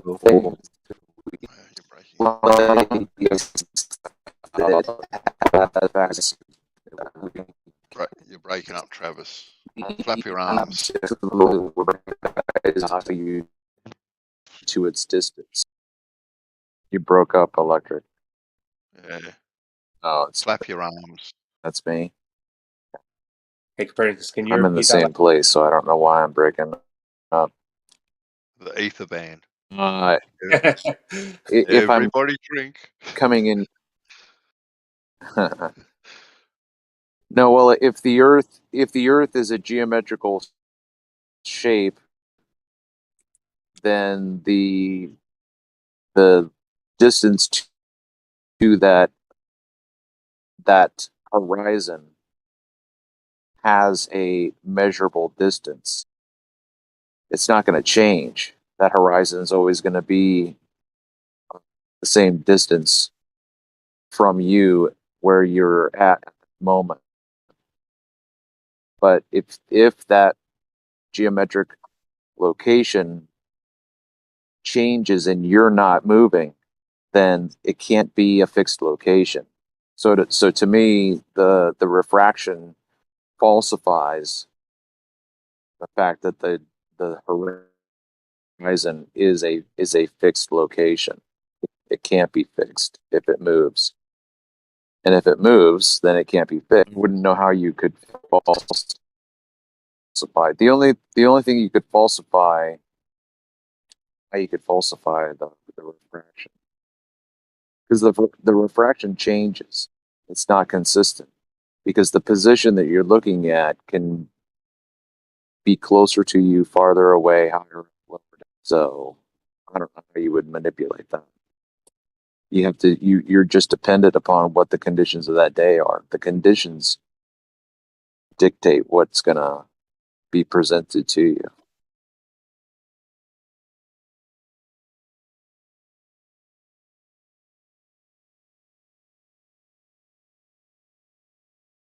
All depends on what your claim is. If your claim is one thing, and you can show at least one thing against that, then you've falsified the claim.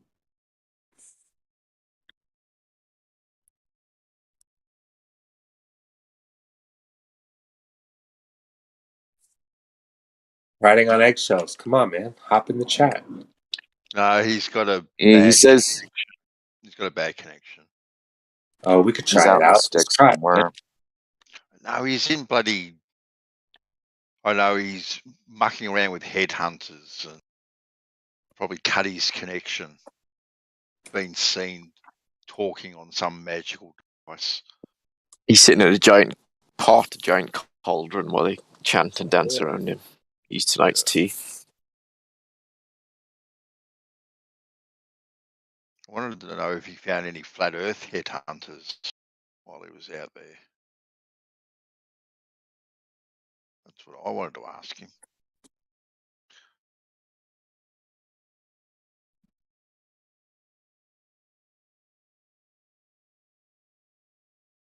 No, I don't think he's admitting that he could not falsify it in any way.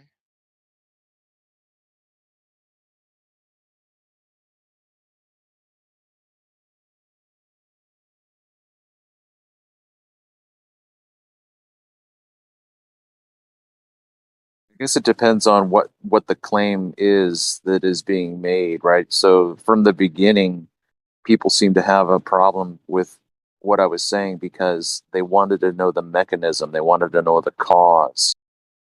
But that wasn't the point of my claim. My claim wasn't what was causing it, but what the event was actually presenting to us. So I'm saying that the event is presenting to us an alternative explanation for what we see. So instead of Earth curve being the cause for the horizon, my suggestion is that the refraction, with or without mirage, is causing the position and appearance of the horizon. So my claim is the falsification of the claim that it's Earth curve that causes the horizon. Mm-hmm. Yeah, the effect that you see, or what is the cause of that effect? You are claiming it is the atmos, the ether band, and other people say it's, well, Earth curve and Yo, why are these ether people band. acting like they don't understand? I Really? What's know, the point right? of contesting this? No, You they gotta go. understand. You They get, understand. They understand. yeah, they have to because there's nothing complicated about mirages and optical illusions and things appearing different than they actually are. How do you even contest this? What is the point of going against this? Does this really cancel out the globe and globers' minds that they have to just argue something that is so understandable? I don't know writing. Does mass attract mass? Let's get two basketballs or two lead balls, take them up to the ISS, float them, I don't know, half a meter apart from each other, and let's see them get attracted to each other. Boom. That's simple. Yeah, you want them to you're trying to falsify Etherpan, but you literally have tons of video evidence of it. But where's your ball? You're so concerned about just proving Etherpan, but you haven't even proved your ball yet. So he says you're admitting that you don't even know how you could test it in a falsifiable way. What am I testing, right? What's my claim? So if I go out one day and I see the horizon in one position, and then from that same observer position, the next day I see the horizon in a different position, I haven't changed anything. What's changed is out there. I'm already telling you, I can't manipulate what's out there. I'm dependent on what's happening out there to show me the target. So the only way that I can affect that is by changing my location. I can get closer, I can move farther away, I can get higher. But it's still out there in front of me. I'm just looking at it from a different perspective, a lower perspective, a higher perspective, farther so I'm, it's out there. Like we're saying, there's an observation, there's something that's happening out there. What do you like? It's because they want to touch a mirage that's in the it can be falsified because you can't demonstrate it. Dude, it's only demonstratable when you're at a distance from it because it's an effect of your optics. Right. If I'm standing on the beach and I've got a boat and I look out and I see a mirage and I think, oh, I'm going to go out there and check it out. Every time I get closer to it, it just keeps moving farther and farther away from me. I'm never going to be able to get to that place and then have something that I can test in that spot. Like, oh, this is what's going on here. Dude, you make perfect sense. And for anybody to act like there's something to argue against what you bring up, like you're not even fucking talking about some silly stuff. This is really, really understandable. I think so. I agree. I don't want to sound like I'm, confirming my bias, but it is very simple. What is not ether band? Anything that is not the ether band. Duh. It's just anything that's not being turned into that type of mirage within your perspective. That would be not ether band. It's a type of mirage because of the distance. So, like, if I'm standing in my observation, in my immediate observation, I don't see a mirage. I have to look away from me to that place, right? So if I can see where the mirage is, and then I can put electric out there and go, okay, go electric. Stop when you're in the mirage. Electric would be there and he'd be looking around. He's like, nothing's here, man. I don't see any mirage here. Like, you're in that spot where it's happening and you can't even see it because you're not looking at it from a distance. or from a particular angle. Makes sense. So, yeah, I mean, so when they ask these questions, it's almost like gaslighting to a certain extent, because they're asking questions that don't follow from what's being said. And so then it's like, why are you confused about this? What I'm saying is perfectly clear, perfectly lucid. And then you're asking questions that now are making me question whether or not what I'm saying is clear. Like, that's, to me, that's just a complete Let me tell you what I'm game. Bro, I'm going to tell you this. This is clearly just some kind of tactic. Like, I don't know why none of them can actually speak, but they have time to just like type all this stuff and act like the issue isn't being addressed, and come in here and let's chop it up. Like, don't act like you're all confused about what's being said, and we're not making a point. We're making a point over here, and you're not making a point over there. Ha ha ha, we win. No, dude, let's chop it up. Like, come in here, talk to us, and if you're not going to do that, then this isn't going anywhere. Me, and Copernicus can chop this up just fine, understand it. You know, maybe I disagree about one of the things. I don't even know what I'd be disagreeing about right now. But I could end up disagreeing. We just got to chop it up more and not address the dumb stuff in the chat. I want to keep chopping it up with Copernicus, not addressing like non-points. It's a tactic. This is a tactic. Freaking changing the topic. Right. So Nate says, why doesn't he just say air? I have. It's the air, but I've just simply chosen a different term because I think it flows better. You know, ask any. The air is distorted. You ask any songwriter, and they say it's all about the syllables. It doesn't have to necessarily make sense, but the syllables fit for the verse, right? I can't think of an example, but I know Paul Simon said something. He chose one word one time because it had the right syllables. There's a difference between rejection and an argument. All right, I haven't heard an argument against what you're saying yet.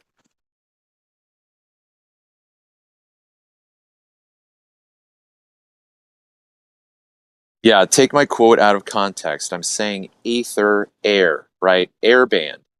Airband, in my connotation, or in my experience in the past, had to deal with the idea that I don't even know. This could just be completely like geographical and isolated to a certain part of the United States, because I don't know how many other people experienced it. But we had at my high school a lip sync contest where kids would get together, make their own lip sync band, and they called it Air Band. I don't know why. Just that's the connotation of it. So the connotation of Air Band in my mind is a lip syncing competition. Like, I'm not even reading everything they're saying. Like, yeah, I know, right?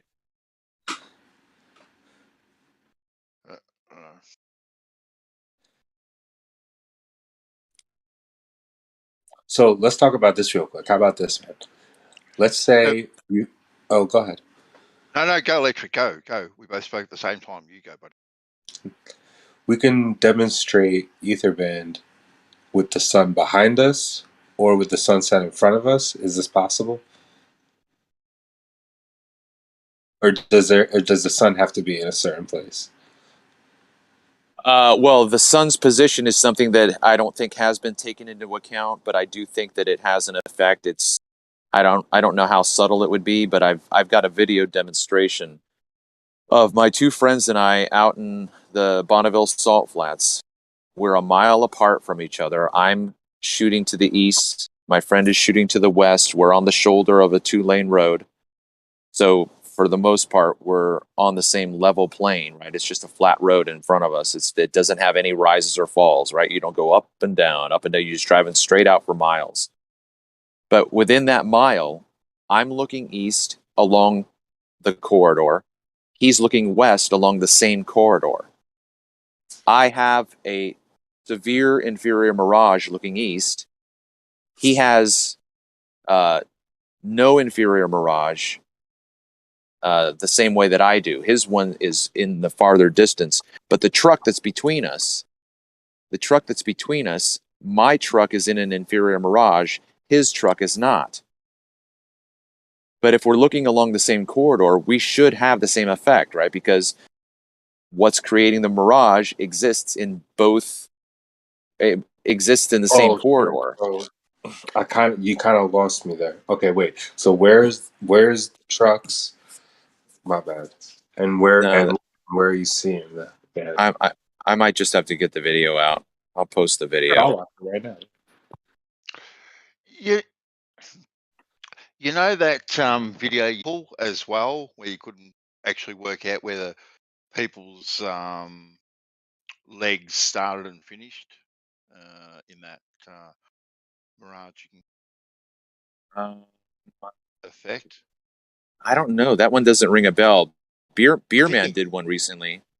Oh, it might have been Beerman, and I think you might know about it. But anyway, these pictures are over a road, and I think you've done one too, where you're out somewhere and you had the Jeep coming towards you. I just posted the one that I'm talking about. Yeah. My question is on, and it looks like a nice sunny day and all that sort of stuff. What were the winds like on that particular day? Was it windy, fairly still? I would say that it was a fairly still day. If it was a light breeze. It wasn't Yeah. crazy. It wasn't crazy windy at all. Yeah, because But I'd put to you, Travis, and I don't know if you'd agree with this or not. I would say the still of the day, as far as the wind is concerned, I would say the more dramatic the effect would be. You see. yeah. I mean, your guess is as good as yours. I mean, you can tell that you can tell from that thumbnail picture that the right image with the truck has the sun behind the truck. So my image is the one that's on the left. So the truck is in a shadow, but you can also see that the truck is in a more severe mirage than the truck on the right. You can see a little bit of a mirage, these little bands of the mirage beneath the truck, but the truck is right there in front of you. But in the other one, the truck is coming out of, so you can see in the left image another vehicle farther back. That vehicle is in the mirage event deeper than the truck that's in the foreground. So the truck that's in the foreground is coming out of it. But my point is that when you watch the video, the truck that is lit up by the sun is not going to get into a mirage until much, much, much closer to me, which is I'm there on the right near that road sign. But it's all there in the video. I think it's just, my point is that the sun's position I do is a factor to be considered as to maybe why the light at that angle isn't creating an inferior mirage.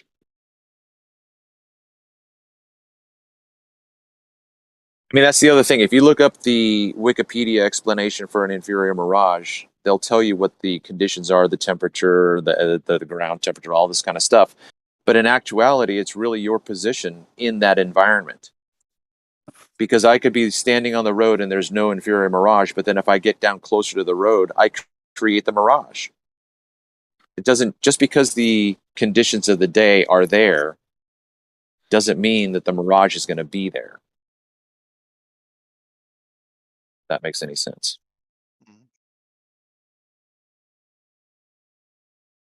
Yeah, he actually admitted that the other day. It's unfalsifiable. Like, they're trying to catch us. Instead of understanding our argument and working with the explanation, they're like, yeah, let's just find a way to poke holes in it.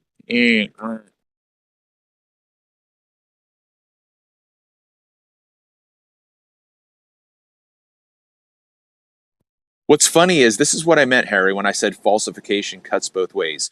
You guys are holding me to a standard of falsification that your model hasn't even done in its own claims. This is the point that I've been making. When did Newton falsify anything? When did Copernicus falsify? When did Galileo? When did they falsify anything? They had an idea. They demonstrated the idea and they said, this is why it's happening. Did they falsify it? No. So then back off with your demand that I falsify anything. I'm not under that obligation.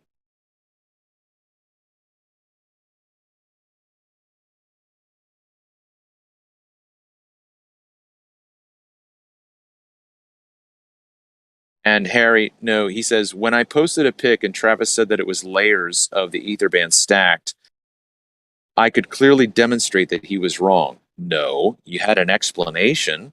You didn't demonstrate anything. Not only that, but your demonstration might not even be the conditions that I'm describing are the aquatic bands, the aqua bands that are in the water. These guys just don't know how to argue. No, that all they want to do is argue, Travis. That's the problem. They don't really want to know how. So he says, I'm just going to say it again. He says, I had the evidence for falsification in my testimony and other photos from that day. Okay, but you don't have any evidence that your photos are in the same conditions that I'm describing my event. They might be similar, but they might not be the same.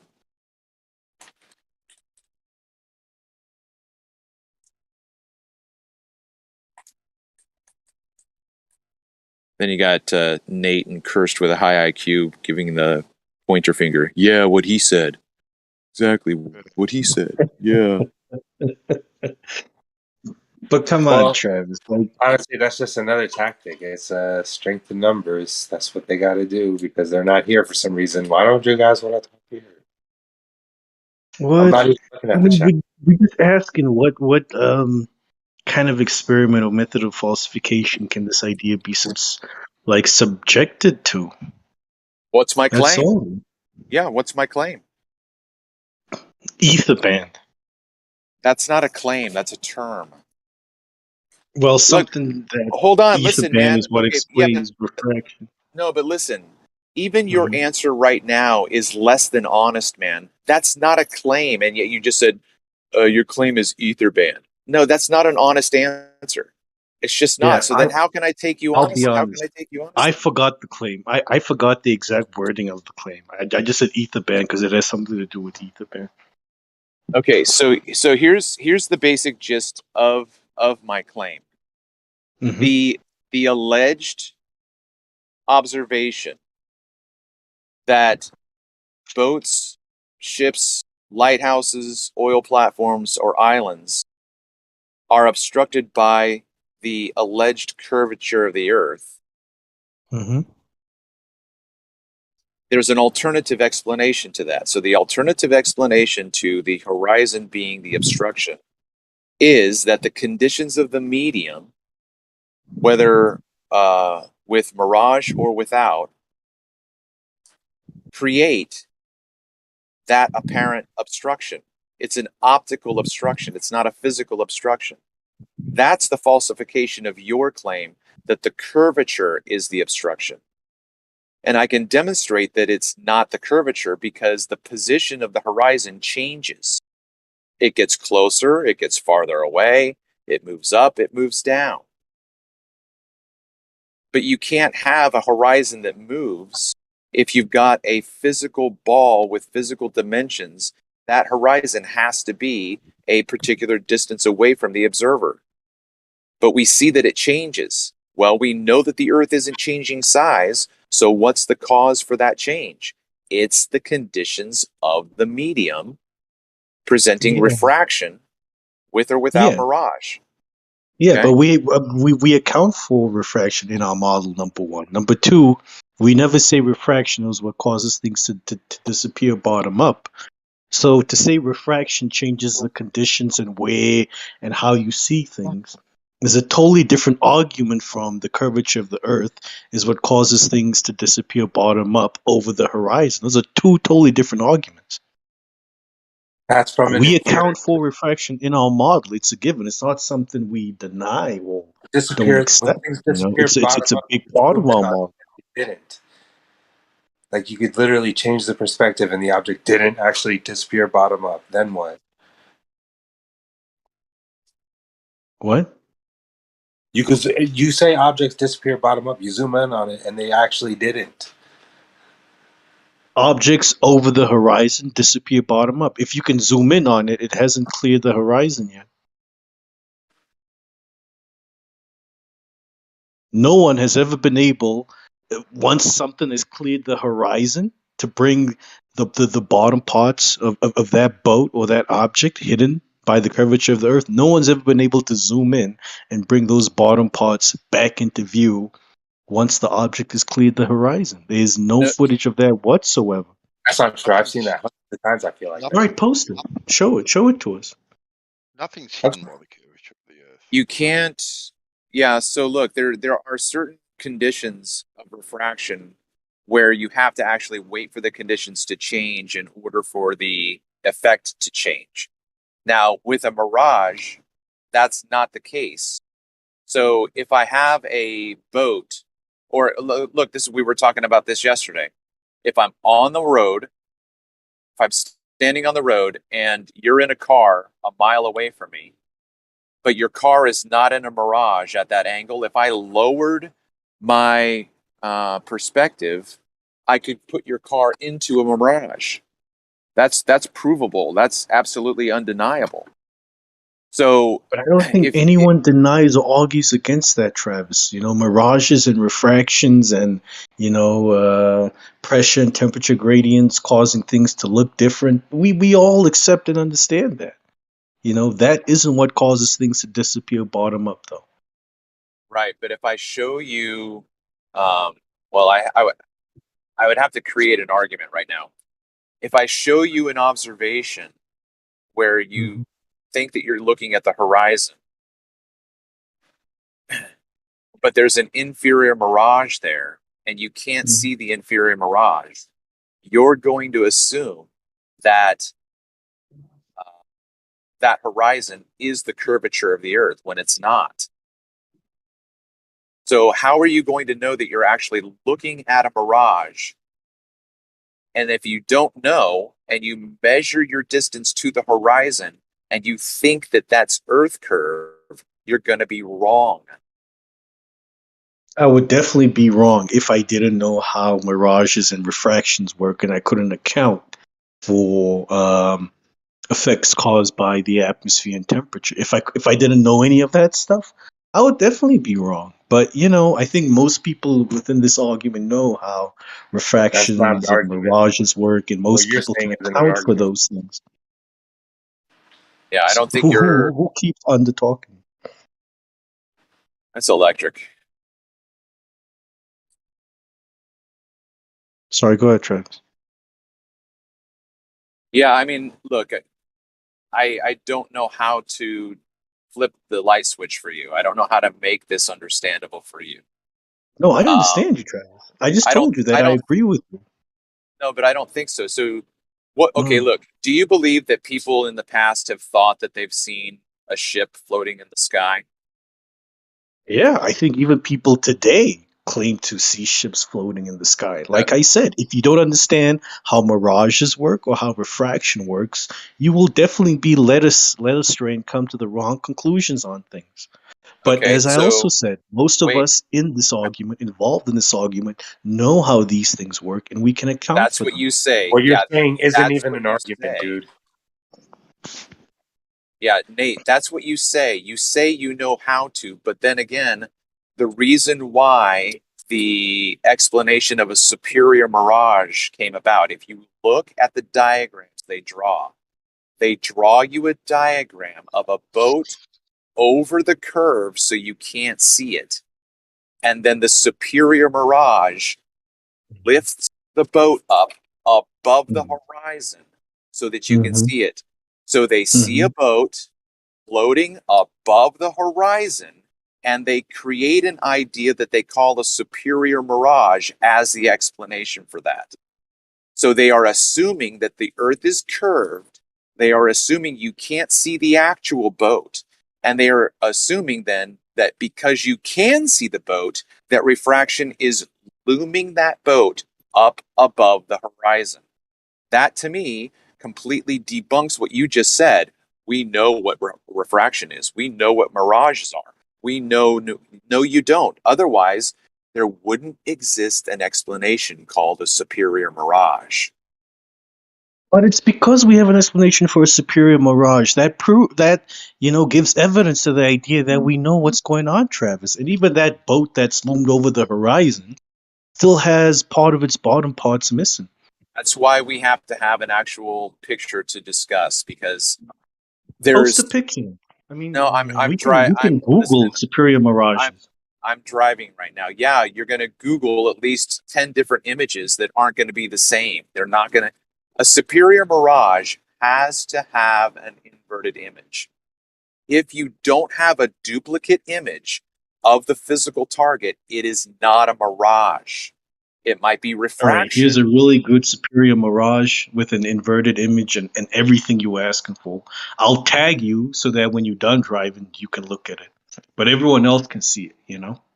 All right. Well, you guys What do can you think discuss the it at mirage This time. picture meets your criteria. It's loomed above the horizon, and there's an inverted, like the boat is like inverted right underneath itself. So that's your superior mirage. Half of that boat is missing. We can't see the whole boat, even though it's loomed above. There's still bits of it cut off. Okay, because wait. that boat is beyond the horizon. Okay, No hold on. miraging, no zooming in, no optical effects or Don't illusions start are going to straw bring that manning, bottom. man.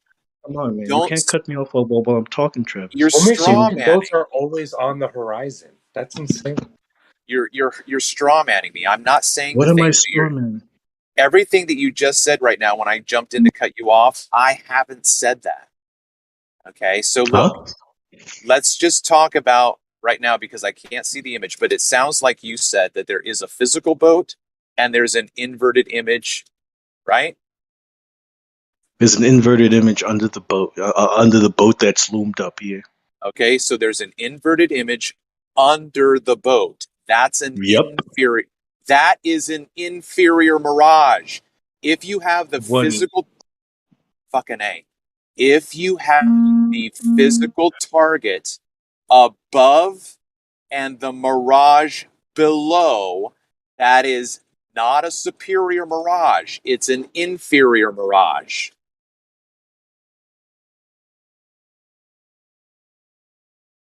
Am I talking too fast? I heard you. Thanks for that, man. So let's just start there. I don't know why anybody goes against this stuff. This is so obvious when you look into the distance. Let's just start there, Nate. If, and I haven't looked at the image yet, based on what you're describing, you are describing an inferior mirage, and yet you're posting it as if it's a superior mirage. So do you know what you're looking at? I would say, Travis, no, according to you, it's not a superior mirage if there's no inverted image underneath. That's what you asked for.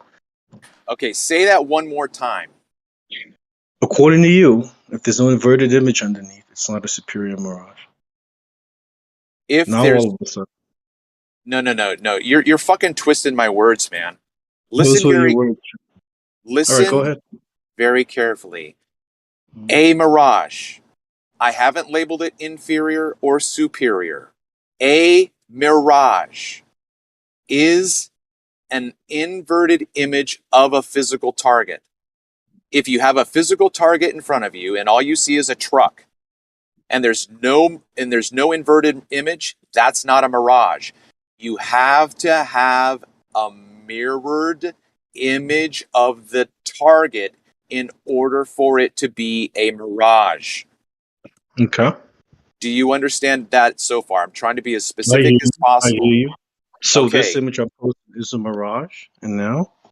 You said, and I haven't looked at it yet because I'm driving, you said that the image that you did post has a physical target and an image, right? Yeah, it's a type of a mirage. Okay. It's a mirage. It meets your criteria for a mirage. I don't understand what the issue is. You said that you were posting a superior mirage image. It's a superior mirage as well. I don't understand what your issue is. It's not. You can't have Why not? Fuck me. Do you know what an inferior mirage is? An I do. inferior, and okay, you tell me then. Hmm. What is an What's an inferior inferior mirage? It's just when the image is inverted underneath itself. Okay. Didn't you just describe the image as an image underneath the target? Yeah, but there's two miraging effects happening there. The image is being illumined, but there's still a inverted image underneath. It's still a superior mirage. Okay. I understand what's happening right now, man. I have made videos on this. This is very simple. I don't know why you don't understand it. I don't know why you are confused. But I just put up another video on Sunday on my channel with this exact discussion. I would suggest that you watch that video and then come back for a discussion. Yeah, but I mean, Travis, it's like you saying that you can't have an inferior and a superior mirage at the same time. You know, You that's can't. why not? Show me anything, and I've researched it, Nate. Show me anywhere in the research available, Wiki, Andrew Thomas Young, Hyperphysics, Dude. where they say you can have an inferior mirage and a superior mirage at the same time. Show me. It's not there. It doesn't exist. You can't. You're begging Why for... can't you have them at the same time? Fuck me, man. Okay. Why can't it happen at Because the the same time, conditions Travis? Okay, here I'm you're gonna saying tell you. based on I'm gonna. optical effect. I'm gonna. Conditions I'm gonna. are seeing- I'm sorry. Sorry. I'm going No, to you tell can- you why you. I'm going to tell you why you can't have them at the same time in basic in basic language. They have different conditions. The conditions of an inferior mirage are this. The conditions for an alleged superior mirage are this. They can't happen at the same time. Why They not can't. though? Okay, They're I'm going to caused say by it. different local conditions, definitely. But I if mean, a superior if, mirage is if you happening have on one listen, type of ether band, I know as what you you're like doing. to call it, I know what you're doing. above a You're saying different type, you're going to see different type of miraging effects. okay, let's play your game. You see a superior mirage right now, right? It's at the right distance, the right conditions. And you're saying that there's going to be an inferior mirage in front of that superior mirage. That's what you're saying? No, that's not what I'm saying.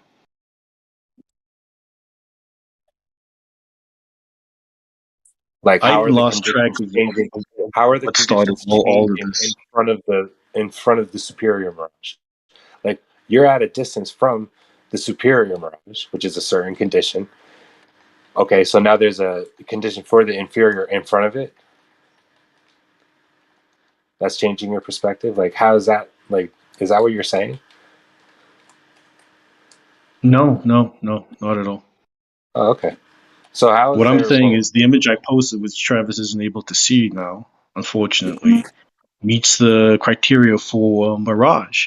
And my whole argument is that miraging and you know mirage effects and refraction and whatnot don't explain why things beyond the horizon disappear bottom up. Travis's his argument is that is what causes it to happen, and from what I'm getting, it sounds like he's saying we don't account for that in the globe model, but we do.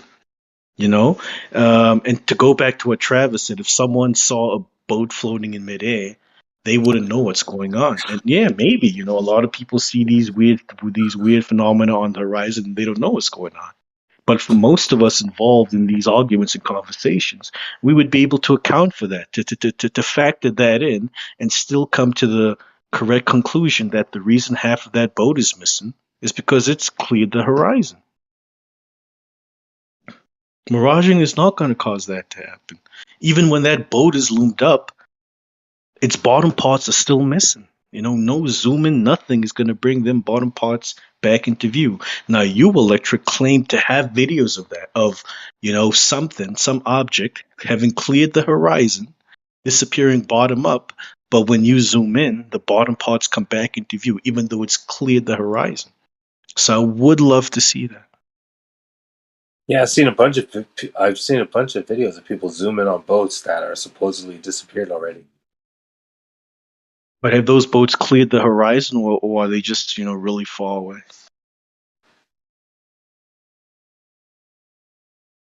I mean, I'm just gonna say what I think is going on because I think something bigger is going on. It's the idea that there's a geometric horizon, so you would have to prove that.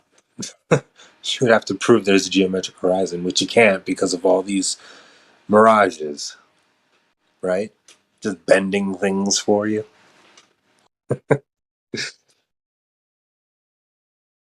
But you haven't told me what you think's going on. All of a sudden, I got to prove there's a I think geometric that due to horizon. perspective, things in the distance rise to your eye level and lower. If it's above your eye level, it lowers, and if it's below it, it rises. So if you could see very, very far, that line of where it's pretty much how far you can see, and I guess that's just as far as you can see, man. I don't know. But why would I only be able to see the top half of the boat and not the bottom half? Why does half of what I'm seeing get cut off? How is that explained by perspective?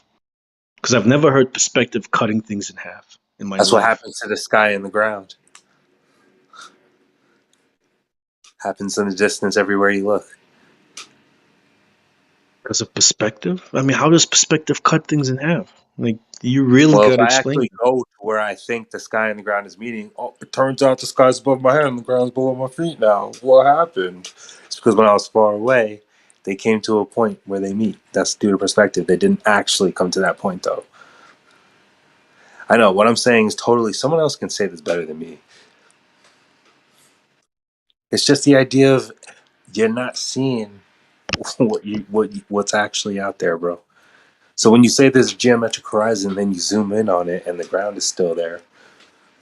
What do you do? Well, clearly that thing hasn't cleared the geometric horizon, has it? But due to your perspective, you thought it did until you zoomed in, right? Well, zooming in tells me it hasn't passed the horizon.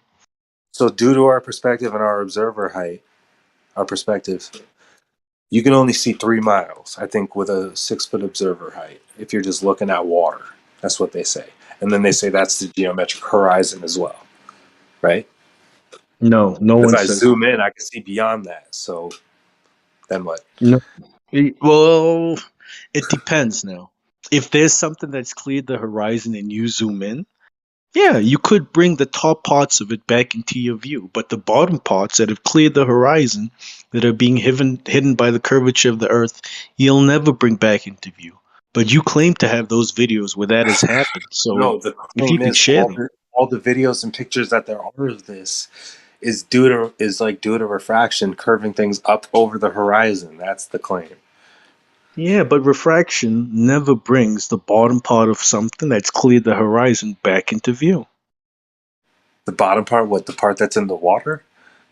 The parts that's cleared the horizon. Well, you're gonna have to show me.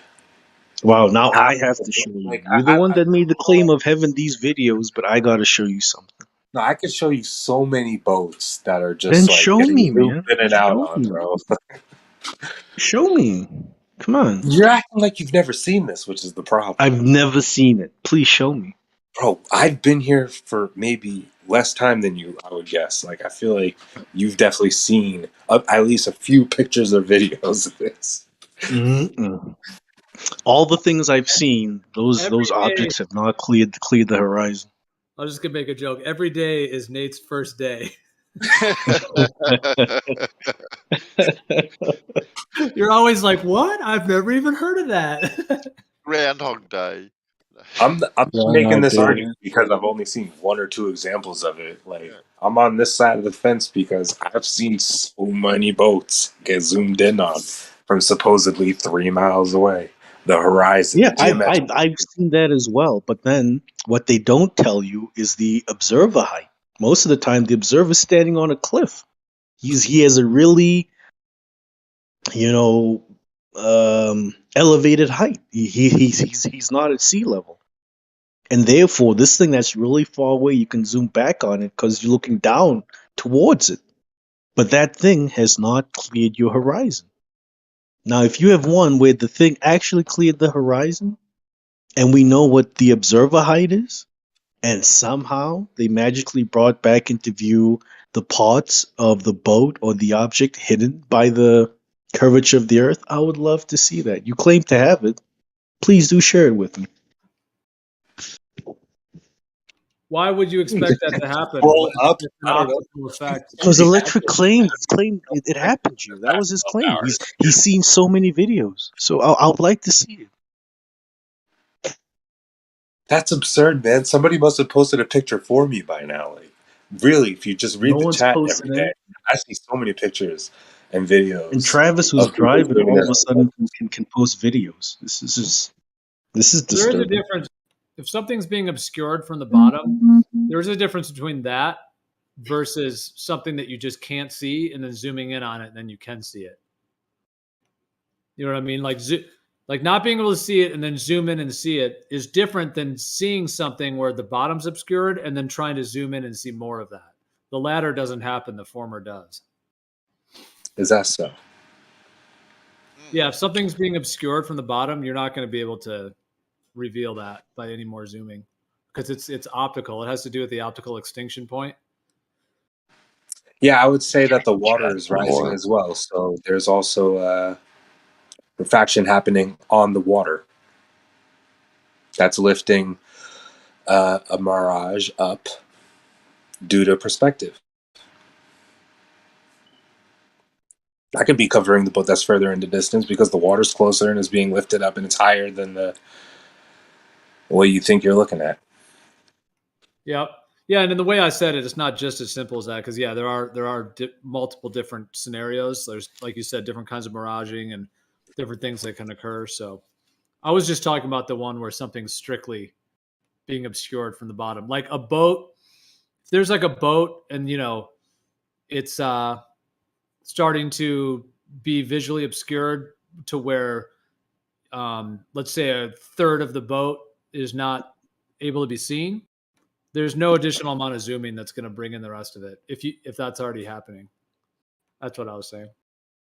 Okay. Yeah, I got to consider that when talking about this.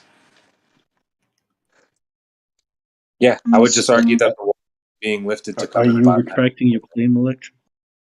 It doesn't mean it's going over a curve, but it does have to do with the optics and how the optical extinction point of the horizon. It's how it functions over a plane, over a planar Earth. That's exactly what's expected to happen, in my understanding. So there's nothing. I understand how the globe earthers might want to really attach to that and be like, "Hey, look, it's going over the curve, and you can't bring it back. Therefore, it's a curve." I mean, that's their prerogative to think that, but it's not my understanding. I shouldn't have a problem demonstrating that on a flat plane, honestly. I should be able to put a boat on a flat plane and demonstrate everything with obstruction and all that stuff. Yeah, people have done it. Sky Free's got some good ones. People have done it? Yeah, cool. That's sick. So I want to see that video right now. Right? Wouldn't you, Chirality? Skyfree's got A some video of awesome what? ones, So sorry. actually. A boat being obstructed from the bottom up on a flat plane on a small scale.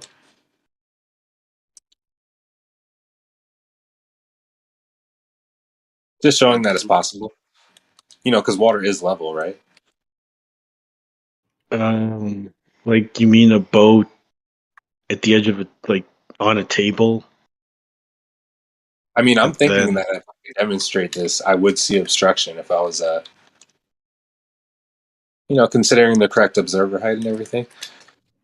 Yeah, it's all about the ratios, though. Like the ratio of the size of the object, the viewer, and the height of the viewer, and the surface. And of course, when it comes to the environment, you've got miraging and atmospheric effects. That makes it even more complex. But it's a ratio of multiple things. So that's why, like, just the idea of doing it on a 10 feet across your floor, depending on what your ratios are and your sizes are, it's you may or may not recreate it correctly, is what I'm saying, depending on what your ratios are. But when you're dealing with over the earth and that amount of distance, there's always an optical extinction point, like where the ground and sky meet is as far as you can see. So if the angular size of the object is able to shrink all the way down, like if you're able to see it far enough to where it shrinks all the way down to a pinprick, that is what it'll do. But if there's, first of all, magnification is a big factor, but just leaving that aside. But if the horizon point, meaning the place where the ground meets the sky, is closer to you, then the angular resolution size that would be like the distance that it would be needed to make that angular resolution get to be a tiny size, then the angular resolution is still fairly large. And then it's essentially, I kind of think of it almost like Pac-Man that's kind of eating up. It's like put a Pac-Man right at that meeting point where the ground meets the sky. It's eating everything that's, eating up the image. And so, like I said, if the angular size is still large enough to see it because it's not that far away, and the point at which the ground meets the sky, the horizon is close enough, then at that point, that optical extinction point, right where Pac-Man's eating it up, is going to be closer. And that's the only option it has, is to start obscuring from the bottom, because the angle, and there's a limited amount of information at that optical extinction point, and the angles involved, that's why things will obscure from the bottom up. Oh, that makes so much sense. Yeah, I The posted angle is I posted changing at a that point, TikTok. like drastically. I posted a TikTok of the sun. The sun's at the horizon, right? It looks like it's setting, and then you zoom in, and there's a lot of space in between it. Heck yeah.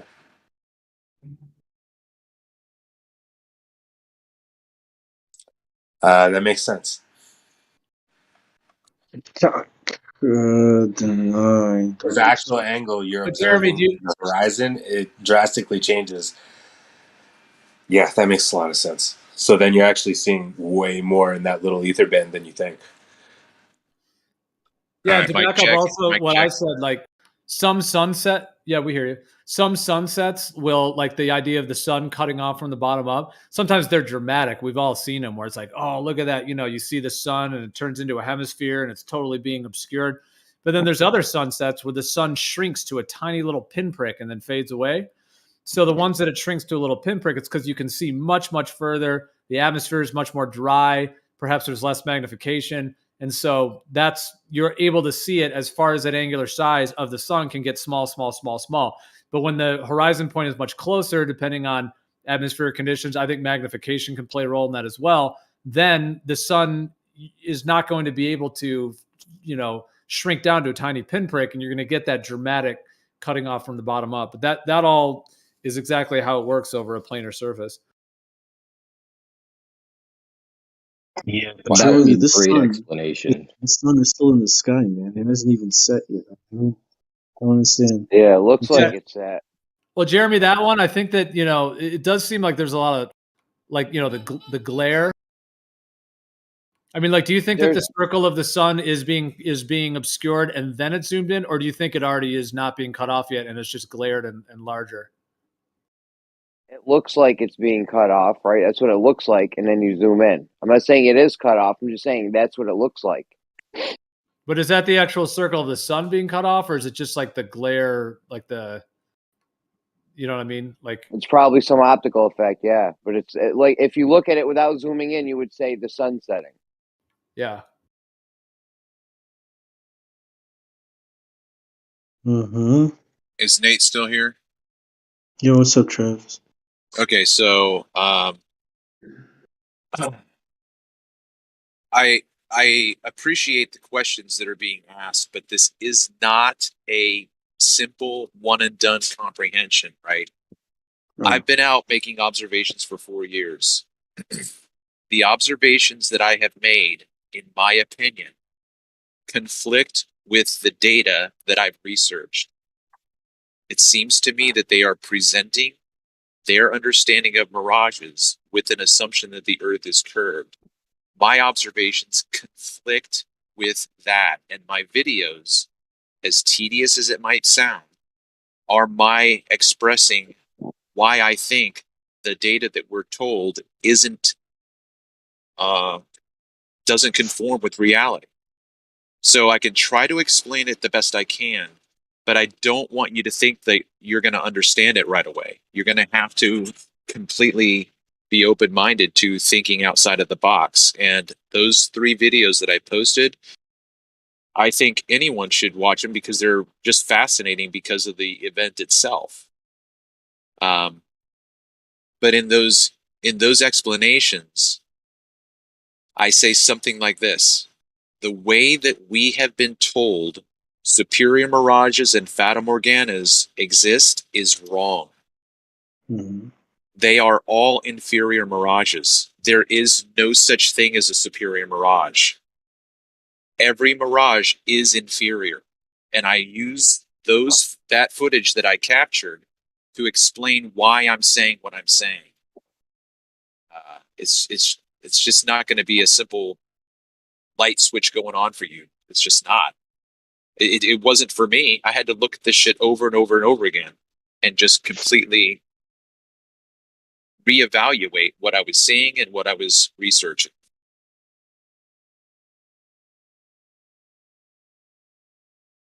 Okay. I'll check the videos out, Travis.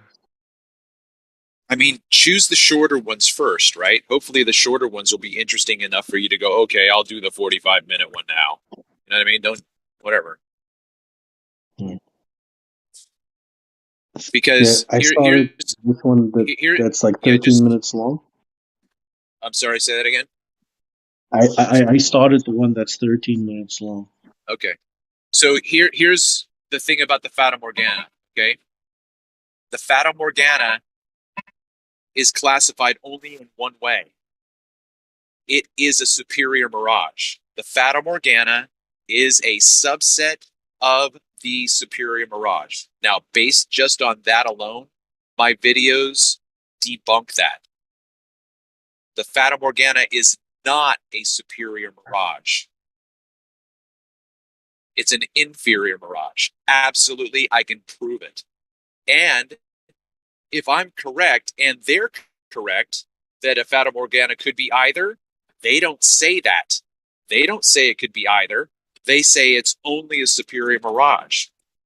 But the footage I have, I think, clearly debunks that Fata Morganas are superior mirages. Therefore, in that context, there are no superior mirages. Because if you think a superior mirage is this way, it's, yeah. All right.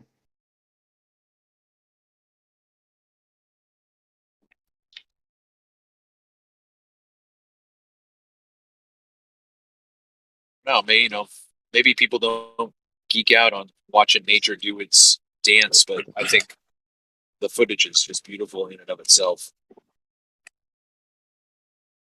Hey, Kyrie. Yo. Hey, you've definitely seen like pictures of where the geometric horizon supposedly is, and then there's water behind it. Like, you've definitely seen this, right? What do you mean? Damn. Like black swan stuff? Sure, that's a good example. Yeah, yeah. But I mean, we understand what's happening there. You think you do. Oh.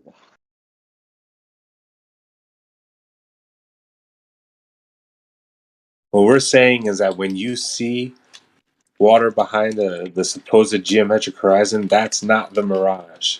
You feel me? That's the actual water? Yeah, it's still level, man. So the platforms and whatnot having bendy arms and stuff just looking weird. Like we That's should due to the that does atmosphere and heat conditions, and you can consider that, like, light bending through a medium. It's refraction. That's not because of the horizon. That the horizon is just in your is perspective. this why Travis says there's no such thing as a superior mirage? Because okay, it makes sense now. Because that's how we explain what's happening there. These objects are being loomed up, and Travis is saying there's no such thing as a superior mirage or lumen. That's the actual water beyond the horizon. Okay. Well, I the get your argument. horizon is an apparent. You're not actually seeing a physical location. It changes. So In my here's the best case scenario. You've got a boat that is moored out on the water, and it's been there for a week, and the people have gone out of town and they're going to leave it there. And then you go out the next day, and it's in a different position, but it hasn't moved. Right? It's still in the same spot. And then, so like, let's say it's out on the horizon. The boat is on the horizon. And you see the horizon beyond the boat. The only cause for that is refraction. But then a week later, you go out and the boat is in an inferior mirage, and the horizon appears to be in front of the boat. Mm-hmm. That's refraction. That's not the horizon. I don't see you guys taking that into account at all when you're discussing this. When you have an inferior mirage, Right. do you acknowledge that in an inferior mirage, that horizon is an effect of the mirage? Because An if you don't, inferior one. yeah, because if you don't acknowledge that, then you don't know what you're looking at. Right.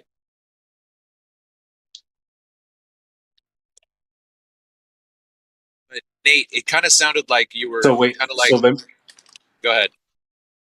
no, you could go ahead, man. Nate, it seemed a minute ago you were kind of like talking yourself through something about the superior mirage. Like, what were you like seeing that was like helping you process the thought? Hey, what, Travis?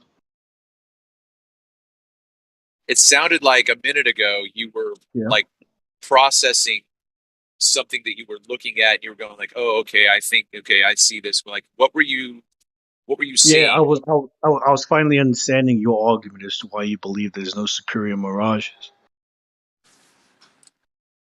Okay, is that because of the video that you're watching? No, I'm still watching the video, but it had more to do with the whole black swan image.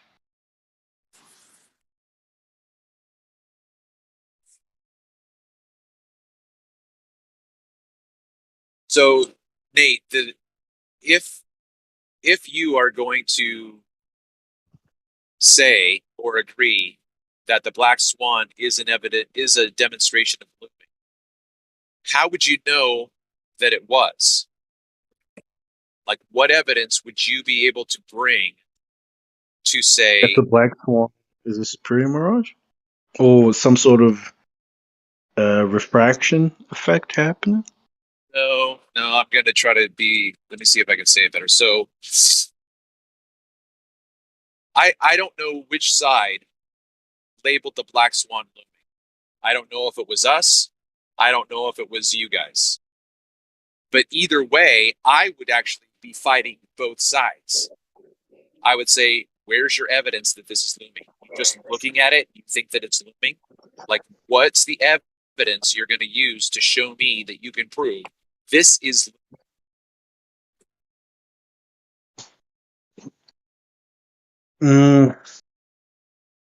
So the evidence I would provide that is refraction, some sort of refraction effect going on, is the weather conditions that day when that image was taken, the weather conditions on different days of such an image taken from the same location, and what was the actual observer height when that image was taken. okay. So I'd want to take that same image on different days, but I would need to know at what height that image was taken. That's fair. And that's Okay, the so evidence I would provide. right. Okay, so that's fair. So let's start out. Let's say that it was you who took the picture, and you're a brand new photographer, and you were just shooting the oil rigs, and then you saw this, and you're like, "Wow, there's something going on here." So then you look in your area, you get all the data that you can from NOAA, you get the weather, the barometric, the meteorology, all that stuff. What would that tell you the refraction is? Besides knowing that the weather was this and the weather was that, how would knowing the weather is this and the weather is that tell you what kind of refraction phenomenon you're looking at?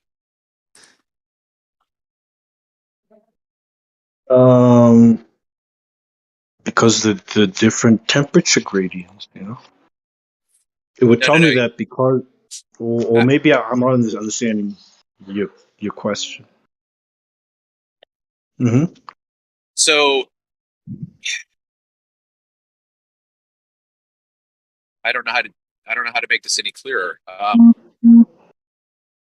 would you know more than just the fact that the air temperature was 76 degrees, the water temperature was 64, the barometric pressure was this, the humidity was this.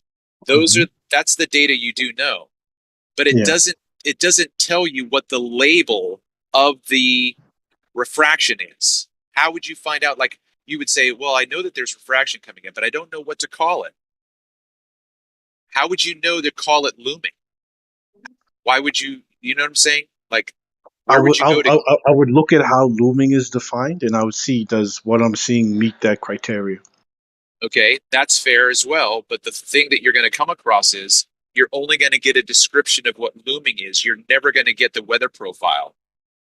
They don't tell you what conditions create looming. You're not going to find it. They give you a general idea, right? They tell you You have to lumen is look it up. caused by some No, sort of inversion of your temperature and pressure gradients. So if I can see that that is what might be happening, that the bottom might be, it's the opposite, right? The bottom would need to be warmer than the top, right? For lumen, like the ground has to be warmer than the air. Correct me if I'm wrong there. look, that stuff, I'm not interested in those details. I haven't memorized those things because I don't Yeah, but think that they're correct. those are the details I would need to have so that I can say it's lumen or it's something else, Travis. That's how Again, I would answer your question. again, the description of warmer air, colder water, those are just generic, loose descriptions that have no meaning. Well, they have a Because lot of meaning. well, you might think so. You might. I don't think so. So right. So you Mhm. think so. I don't think so. How would we determine who was correct or not? How would you do it then?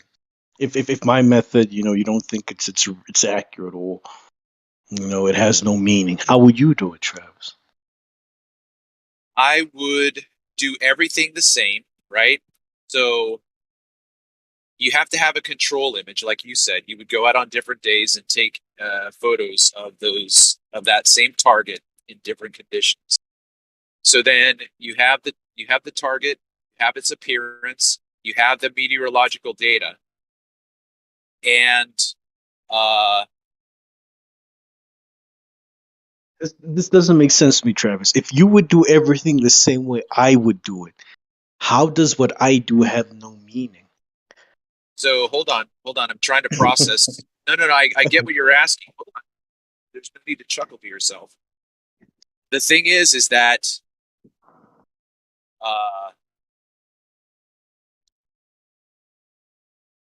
Think about it. You ain't the got to only answer that now. no. Listen, I've been thinking about it for 4 years. Okay. The thing that I'm saying is that I think that there's only so much data, and then they just correlate things. So if you look up the definition for lumen, right, you go up and you see that it's just a generic description of warmer air, colder water, this, that. The thing that's missing in my standard that I would be a photographic example. When you go out and you see this, these are the conditions that this photograph was taken in. That doesn't exist. You only have the description. You don't have an image. So even though I go out and see that the temperature is this and the temperature is that, how do I know that what I'm seeing out there is actually looming? You might just tell me that it is, but I have no way of knowing that that's actually what it looks like. Because the image that the black swan doesn't fit what I think I've seen as looming. Because looming has a completely different profile visually What's completely lumen different. to you? How would you define lumen? It's easier to show you, and I've got photos that I've done this before, but that I'll try to describe it to you. Mhm. Looming is when it looks like you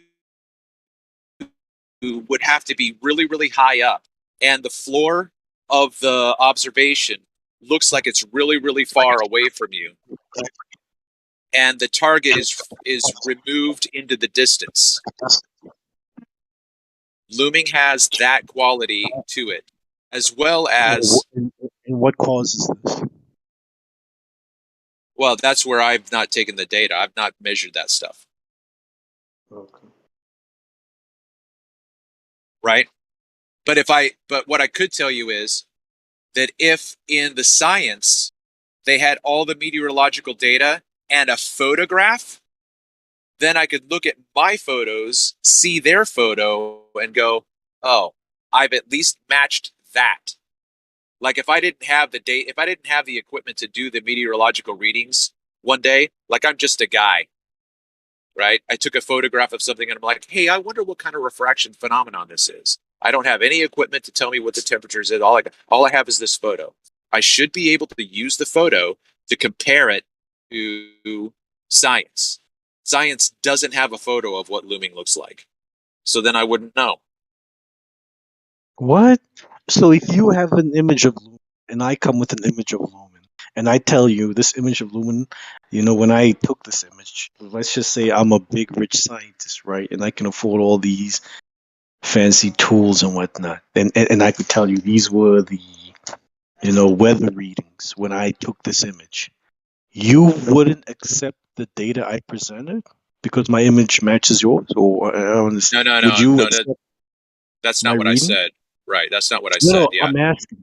I'm asking, would you accept my readings, my data, if my picture matches yours?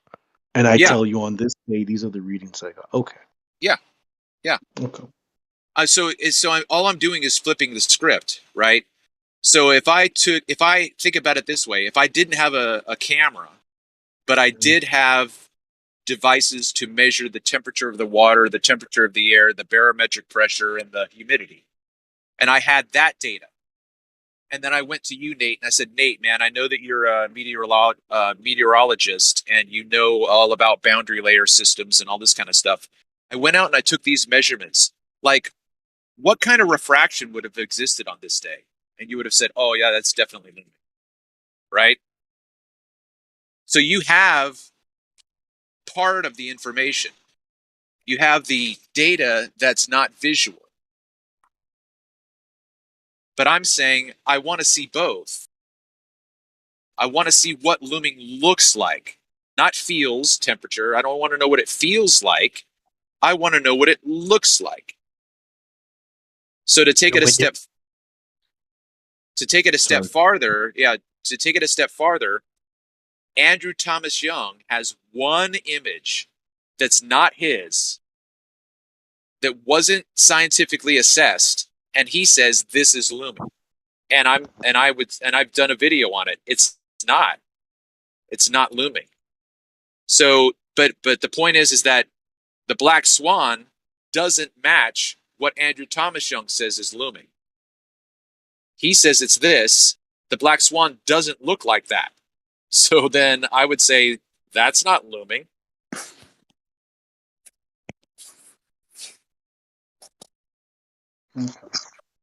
I hear you, man. I got to get back to what I was doing, but Yeah, this was a it's good cool, talk, man. bro. It's cool. It's. Listen, man. It's a long discussion. All I asked for is just a nice conversation about it with good questions. You know what I mean? Yeah, no, this was a nice compliment. All right. Hopefully, we continue it in the future. All right, man. Later. Have a good one, man.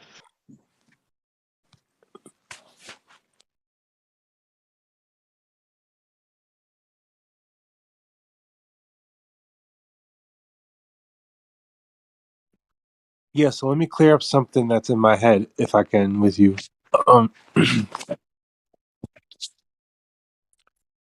There is no superior mirages.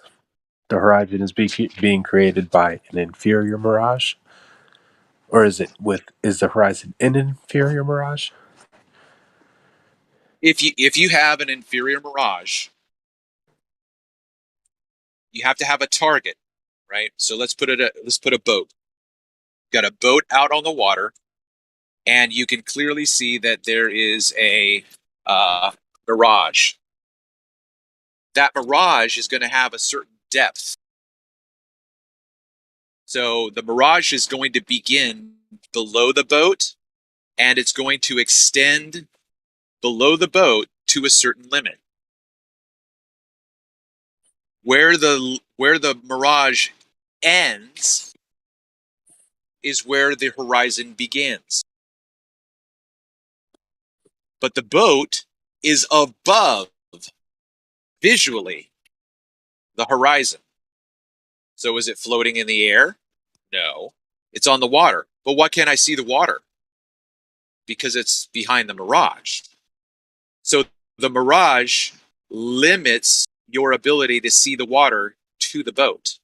Therefore, the horizon is created in that instance of refraction by the inferior mirage. Nice. That was epic. And I've just never seen these guys deal with that aspect of it, because if you're looking out to the horizon and there's nothing in front of you, no boat, nothing, just the water and the sky, you're going to assume that the limit to that water is the curvature of the earth. But then here comes a boat moving across, and look, that boat's not on the water, it's actually above it, and there's a mirage beneath it. That should totally blow your mind. I thought that was the edge of the earth. How is that boat above the water? You'd have to completely change everything that you just said about the horizon, because that's not the curvature of the earth. But these guys will say that boat is actually below the horizon, being lifted up to that apparent position, which completely destroys the nature of the physics of an inferior mirage. That's not what an inferior mirage does.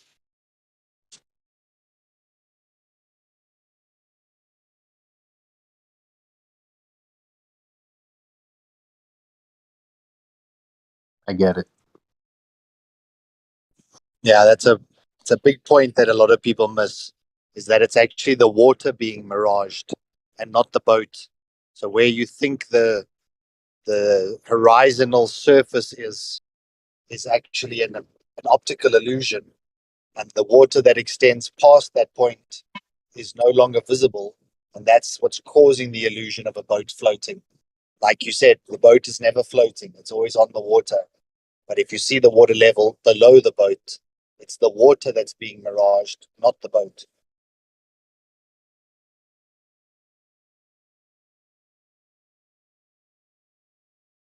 I think that those images of the freighters that look like they're floating in the sky, most of them don't have an inverted image. It's just the boat floating above the apparent horizon. Those, I think, are not as frequent as inferior mirages and other optical phenomena, but they still get labeled as superior mirages because they see the horizon and they see the boat and there's distance between them. So it's above, which is what superior means. It's above. So then they put out that boat is actually past the horizon and you can't see it. So then it's being projected up like a hologram.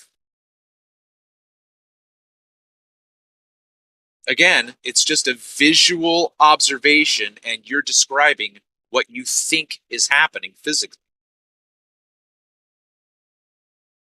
It's no different than what I'm doing. Looking, seeing, I'm assessing, I'm describing.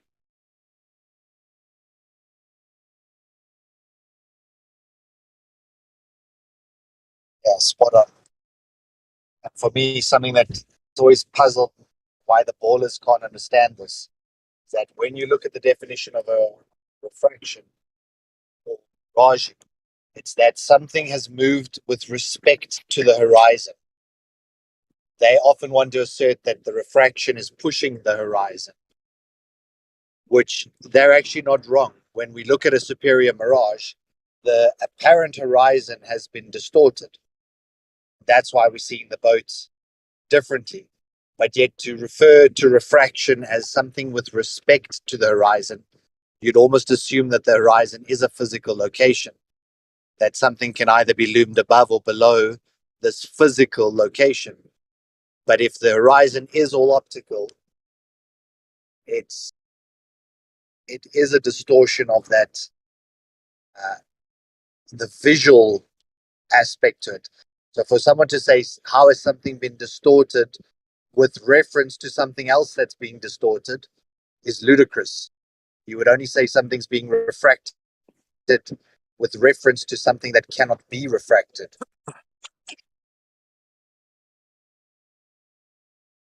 Do you know what I'm saying? Yep. Yeah. It's not a simple discussion. You know, it's not just a simple, you know, you have to take so many things into account. It's almost like sometimes I feel like they think that everything in front of the horizon stays the same, and then what happens beyond the horizon is what changes. But if you have an image one day where the horizon is in front of a target, and then on another day you have the horizon beyond that same target, you have to understand that the entire field of view has changed. Everything has changed, not just the position of the horizon. That's why you have to have control images to compare.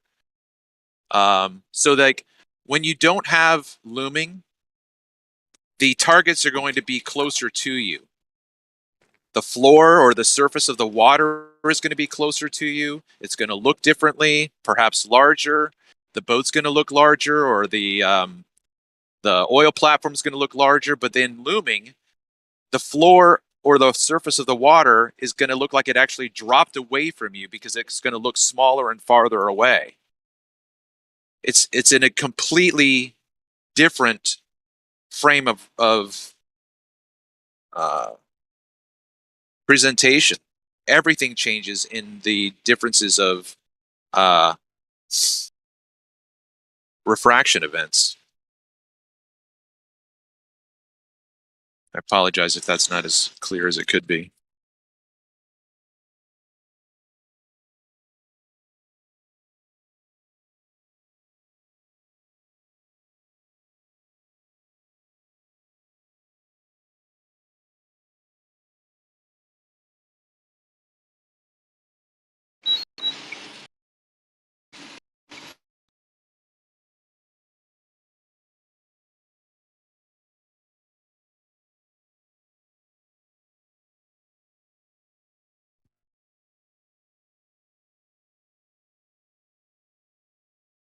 Did I drop out, or is no one talking?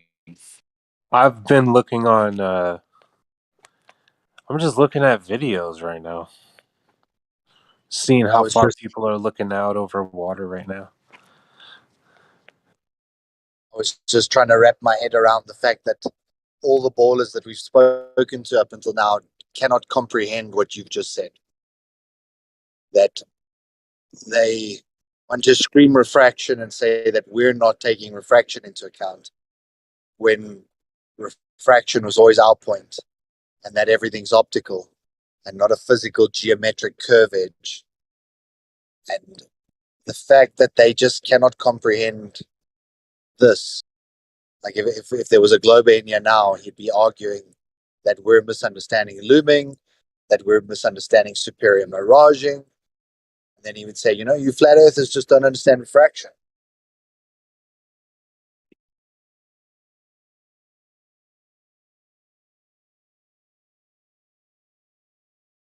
You know, I mean, you can bust on my my content creation all you want. You know, like if I'm not doing a great job editing or whatever, but the content in and of itself, I think, speaks volumes for consideration. because I walk through all of this stuff, short videos, long videos. It doesn't matter what I've done or what I've made. No one from the Globe side has ever interacted with my content in an honest, straightforward manner. That's too bad. What the heck? I watched your videos. You just have to not be biased.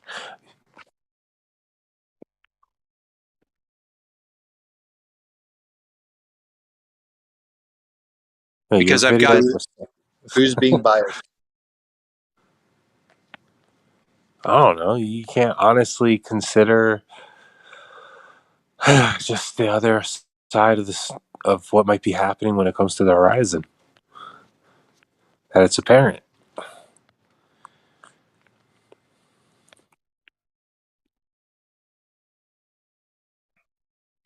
Well, it should blow their minds. Like when you see a superior mirage, and the only logical conclusion there is that the boat is still on water, but that you cannot see that water anymore, but you can see the boat, which means something in your direct line of sight is being occluded or hidden simply due to optics.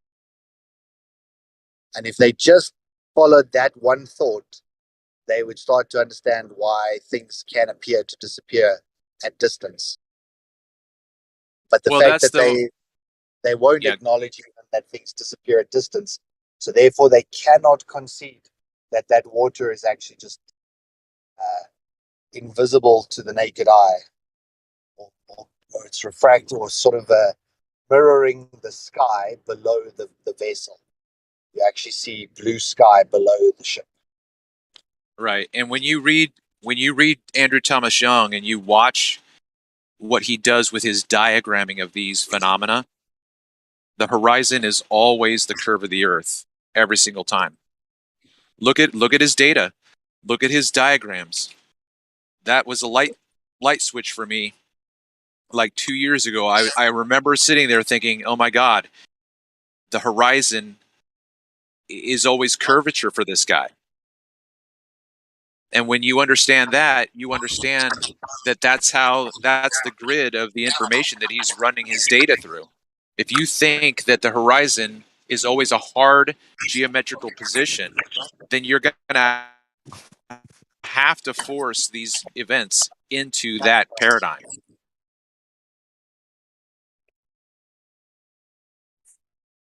I got to go on mute because I'm getting close to my delivery. I'll be back.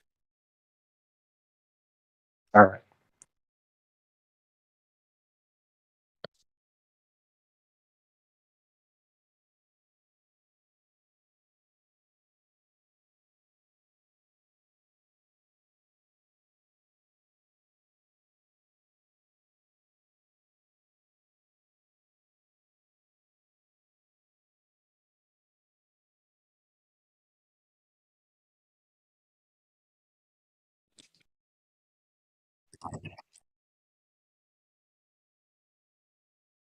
Later, mate.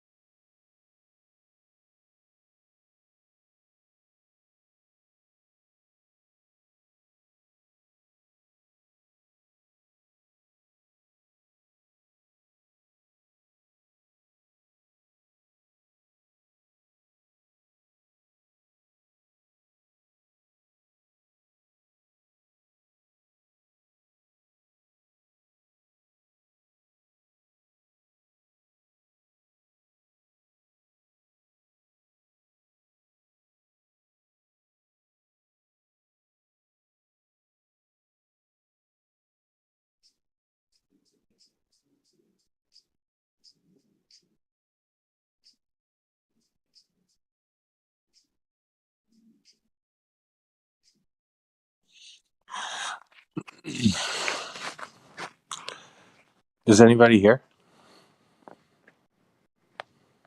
Yeah, what's up, buddy? What's supposed to be how far I can see? The I think geometric horizon with a 6-foot observer height from the beach looking at the water. It's Right, 3 close to miles. 3 mile, thereabouts. Yeah, about 3 mile.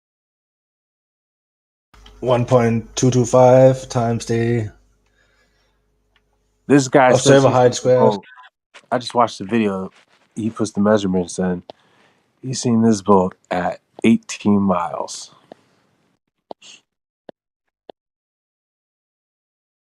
Yeah, that is when they bring up stuff like, oh, light is bending, so it looks flat, and you can see further. That's way beyond your supposed geometric horizon. Well, they have conceded that the geometric horizon is really not there. It's just the rinse repeat tactic. Like, new day, new clean sheet, let's ask the same questions.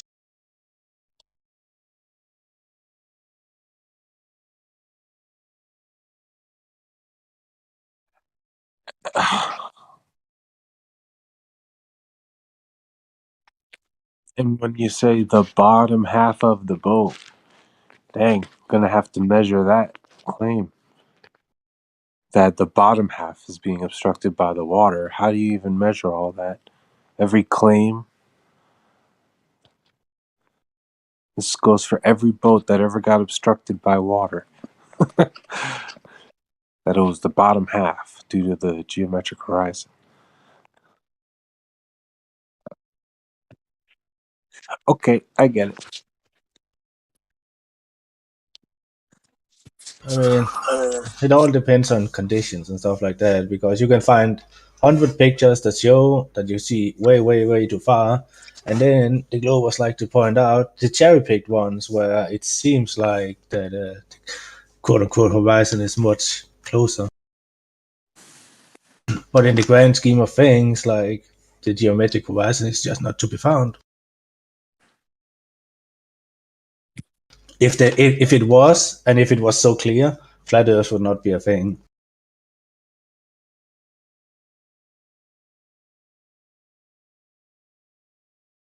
Yep.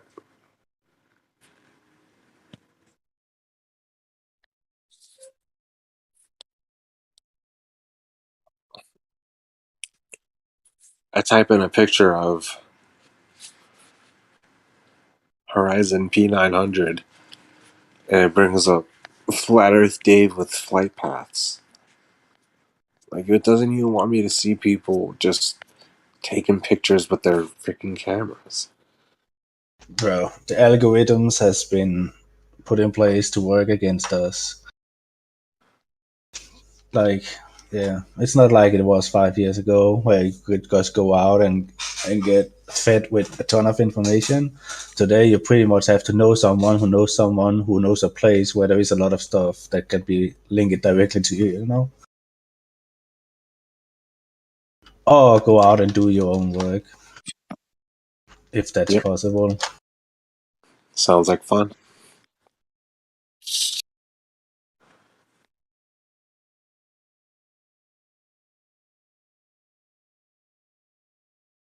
This is a good video. This person says they're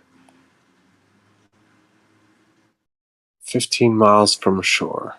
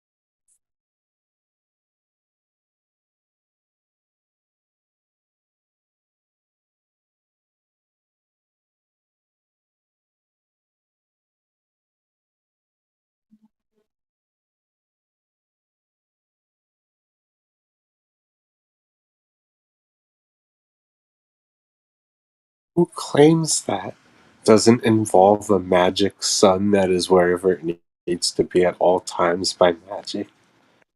Like, I come mean, they on. have to use that rhetoric. That's just such a dilution of anyone's point. Well, you're not even trying to understand people's points if that's what you think is being said. They like to turn flat earth arguments around, or at least the rhetoric, because, for example, we say gravity cannot be explained, it cannot be proven, it's some sort of globe magic. So now they have to use the exact same terminology in some other way, you know? It's like that. If you really analyze what has going on this last like 7-8 years, like it's pretty much it. They turn everything around, and I'm gonna start using the term globe magic when referring to gravity and things. I'm just gonna call it globe magic. Magic globe.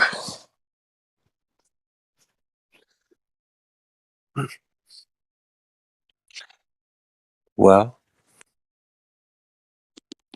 YouTube doesn't want me to watch videos of people zooming in on boats, so I find that funny.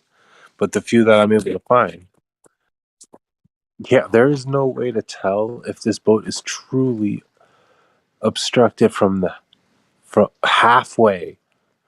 So like you're considering objects are just like so perfectly at a distance that the water just slightly obstructs them all, and that they're all right beyond the horizon. Every single boat that you zoom in is at 3 miles. Whoa! Like, no, dude. You zoom in, they're farther, the horizon moves. What are you talking about? Sorry, maybe I'm rambling. I guess that's fine. It is a quote unquote show, so dead hours is bad for the show.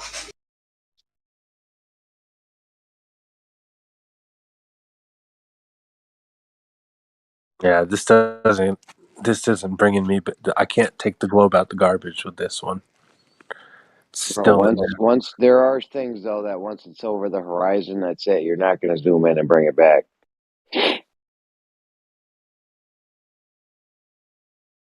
Okay. I don't even need to see a video of that to agree. Like, I think that is true. Yeah, I mean, I showed one where the sun where you could zoom it back in, and you know maybe that wasn't under the horizon. If you were just looking at that sun, that TikTok I posted, if you were just looking at that, you would say the sun's, you know, touching. It looked like it was touching the horizon, but then you zoom in, there's space in between. But with a boat, like you can get a boat to where and it's too small to see, then you can zoom in and bring the boat back in. But when you can see them being half obstructed, like I don't think there's any that I've ever even seen where you could zoom in and bring another half of the boat back.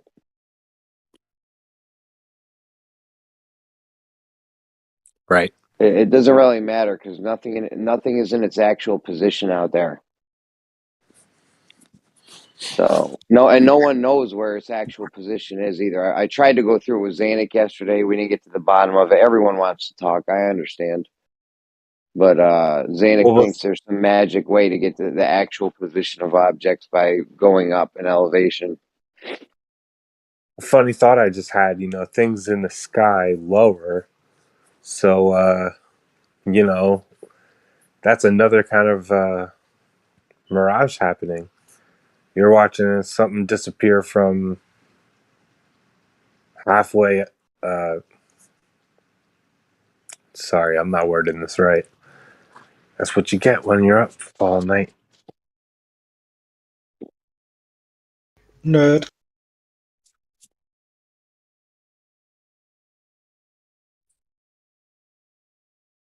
But yeah, I'm just thinking, top half of a boat, when you're looking at it on a supposed geometric horizon, is in the air. So therefore it's lowering. And that's a mirage. Look at this old map. That would put it. What? Oh, sorry. I was just going to say, look at this old map that I just came across of Chile and Peru and whatnot, and the way it's gridded out, right? All in perfect triangles. Perfect, right? Perfect grid formation. No spherical excess whatsoever in any of that.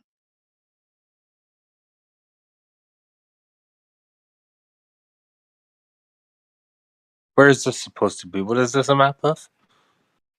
Peru? Chile, Peru, where are the other places? Let me bring up the bigger map. I just found it interesting, the grid system on it actually. Chile, Peru, Hispania Nova, Nova Granda, and California.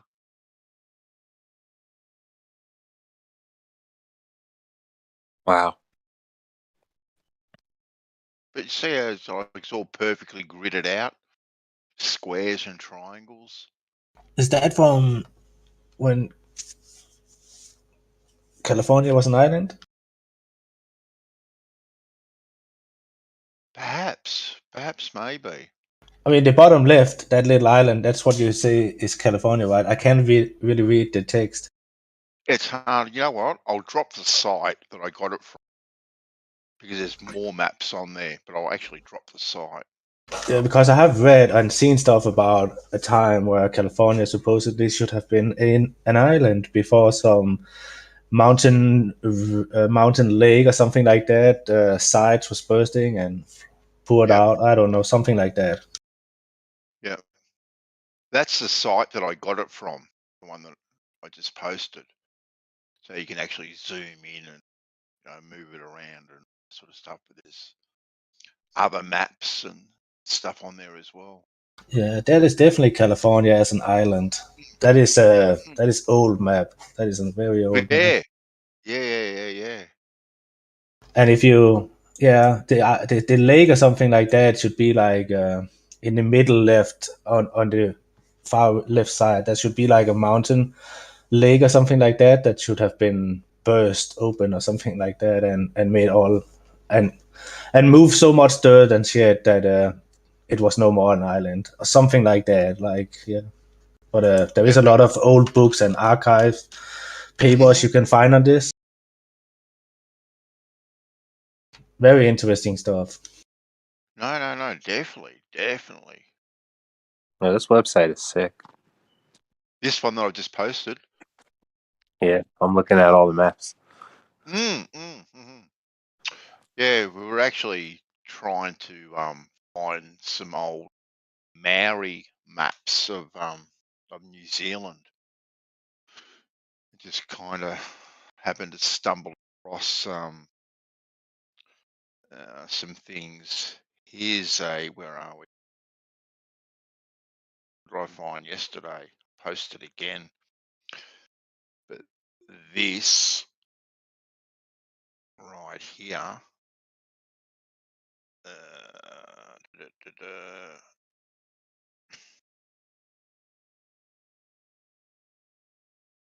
That one right there is an old world map according to Maori legend that we came across.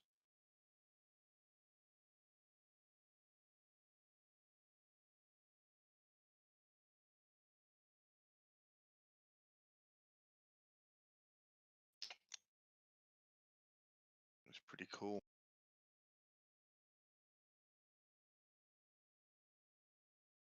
Oh yeah, look how they represented the desert, then the green, and then the ice above. Look how they did that. That's funny.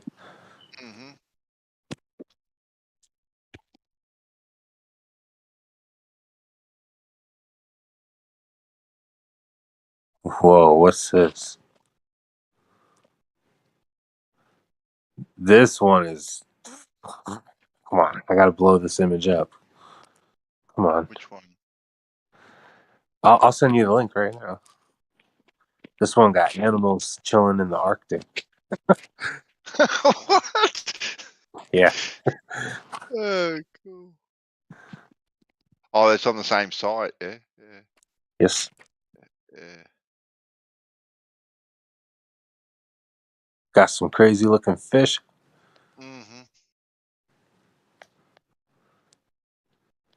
Yeah.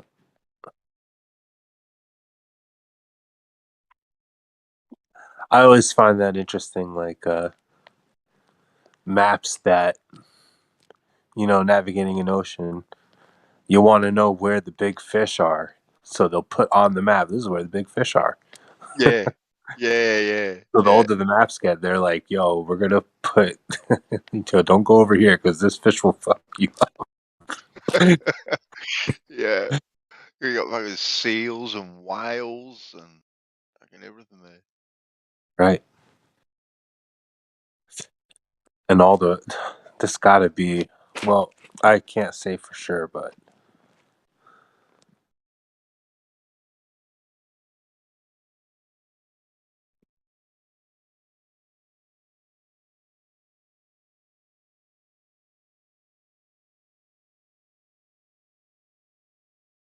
maybe I could find one of those. You ever see those concave maps? I think I've seen one once. I just watched a video that had a whole bunch of them in it. Let me find that video.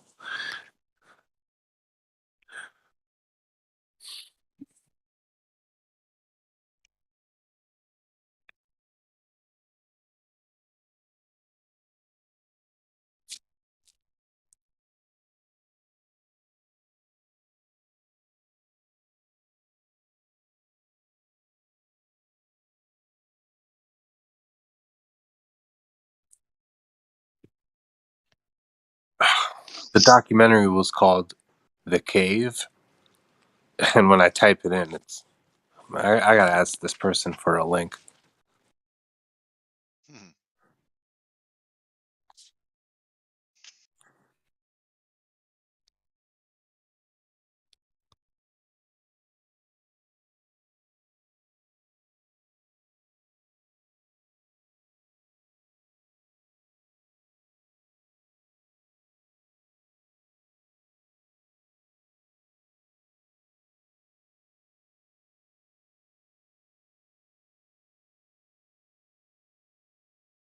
I'm not trying to leave you hanging. I'm really about to pull up a bunch of maps.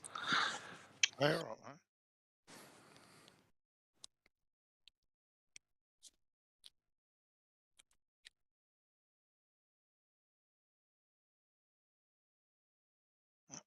Oh, I found one. All right, here goes.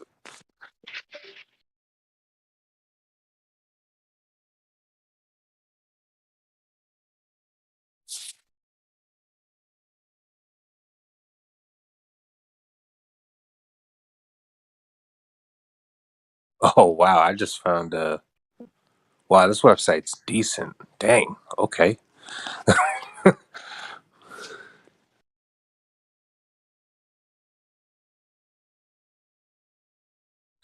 Well, there goes a website.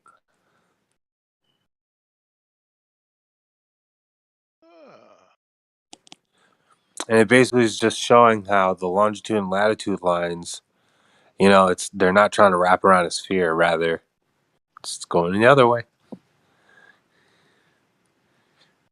See how when it gets to the edge, it's actually pointing down below the equator rather than wrapping up, going up to wrap around. Yeah.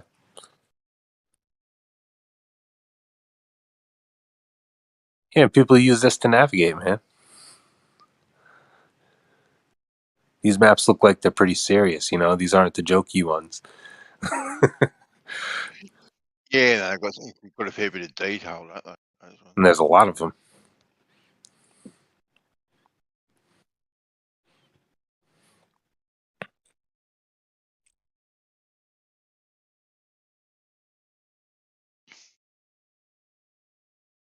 But it pretty much just looks like the exact opposite to the globe, really.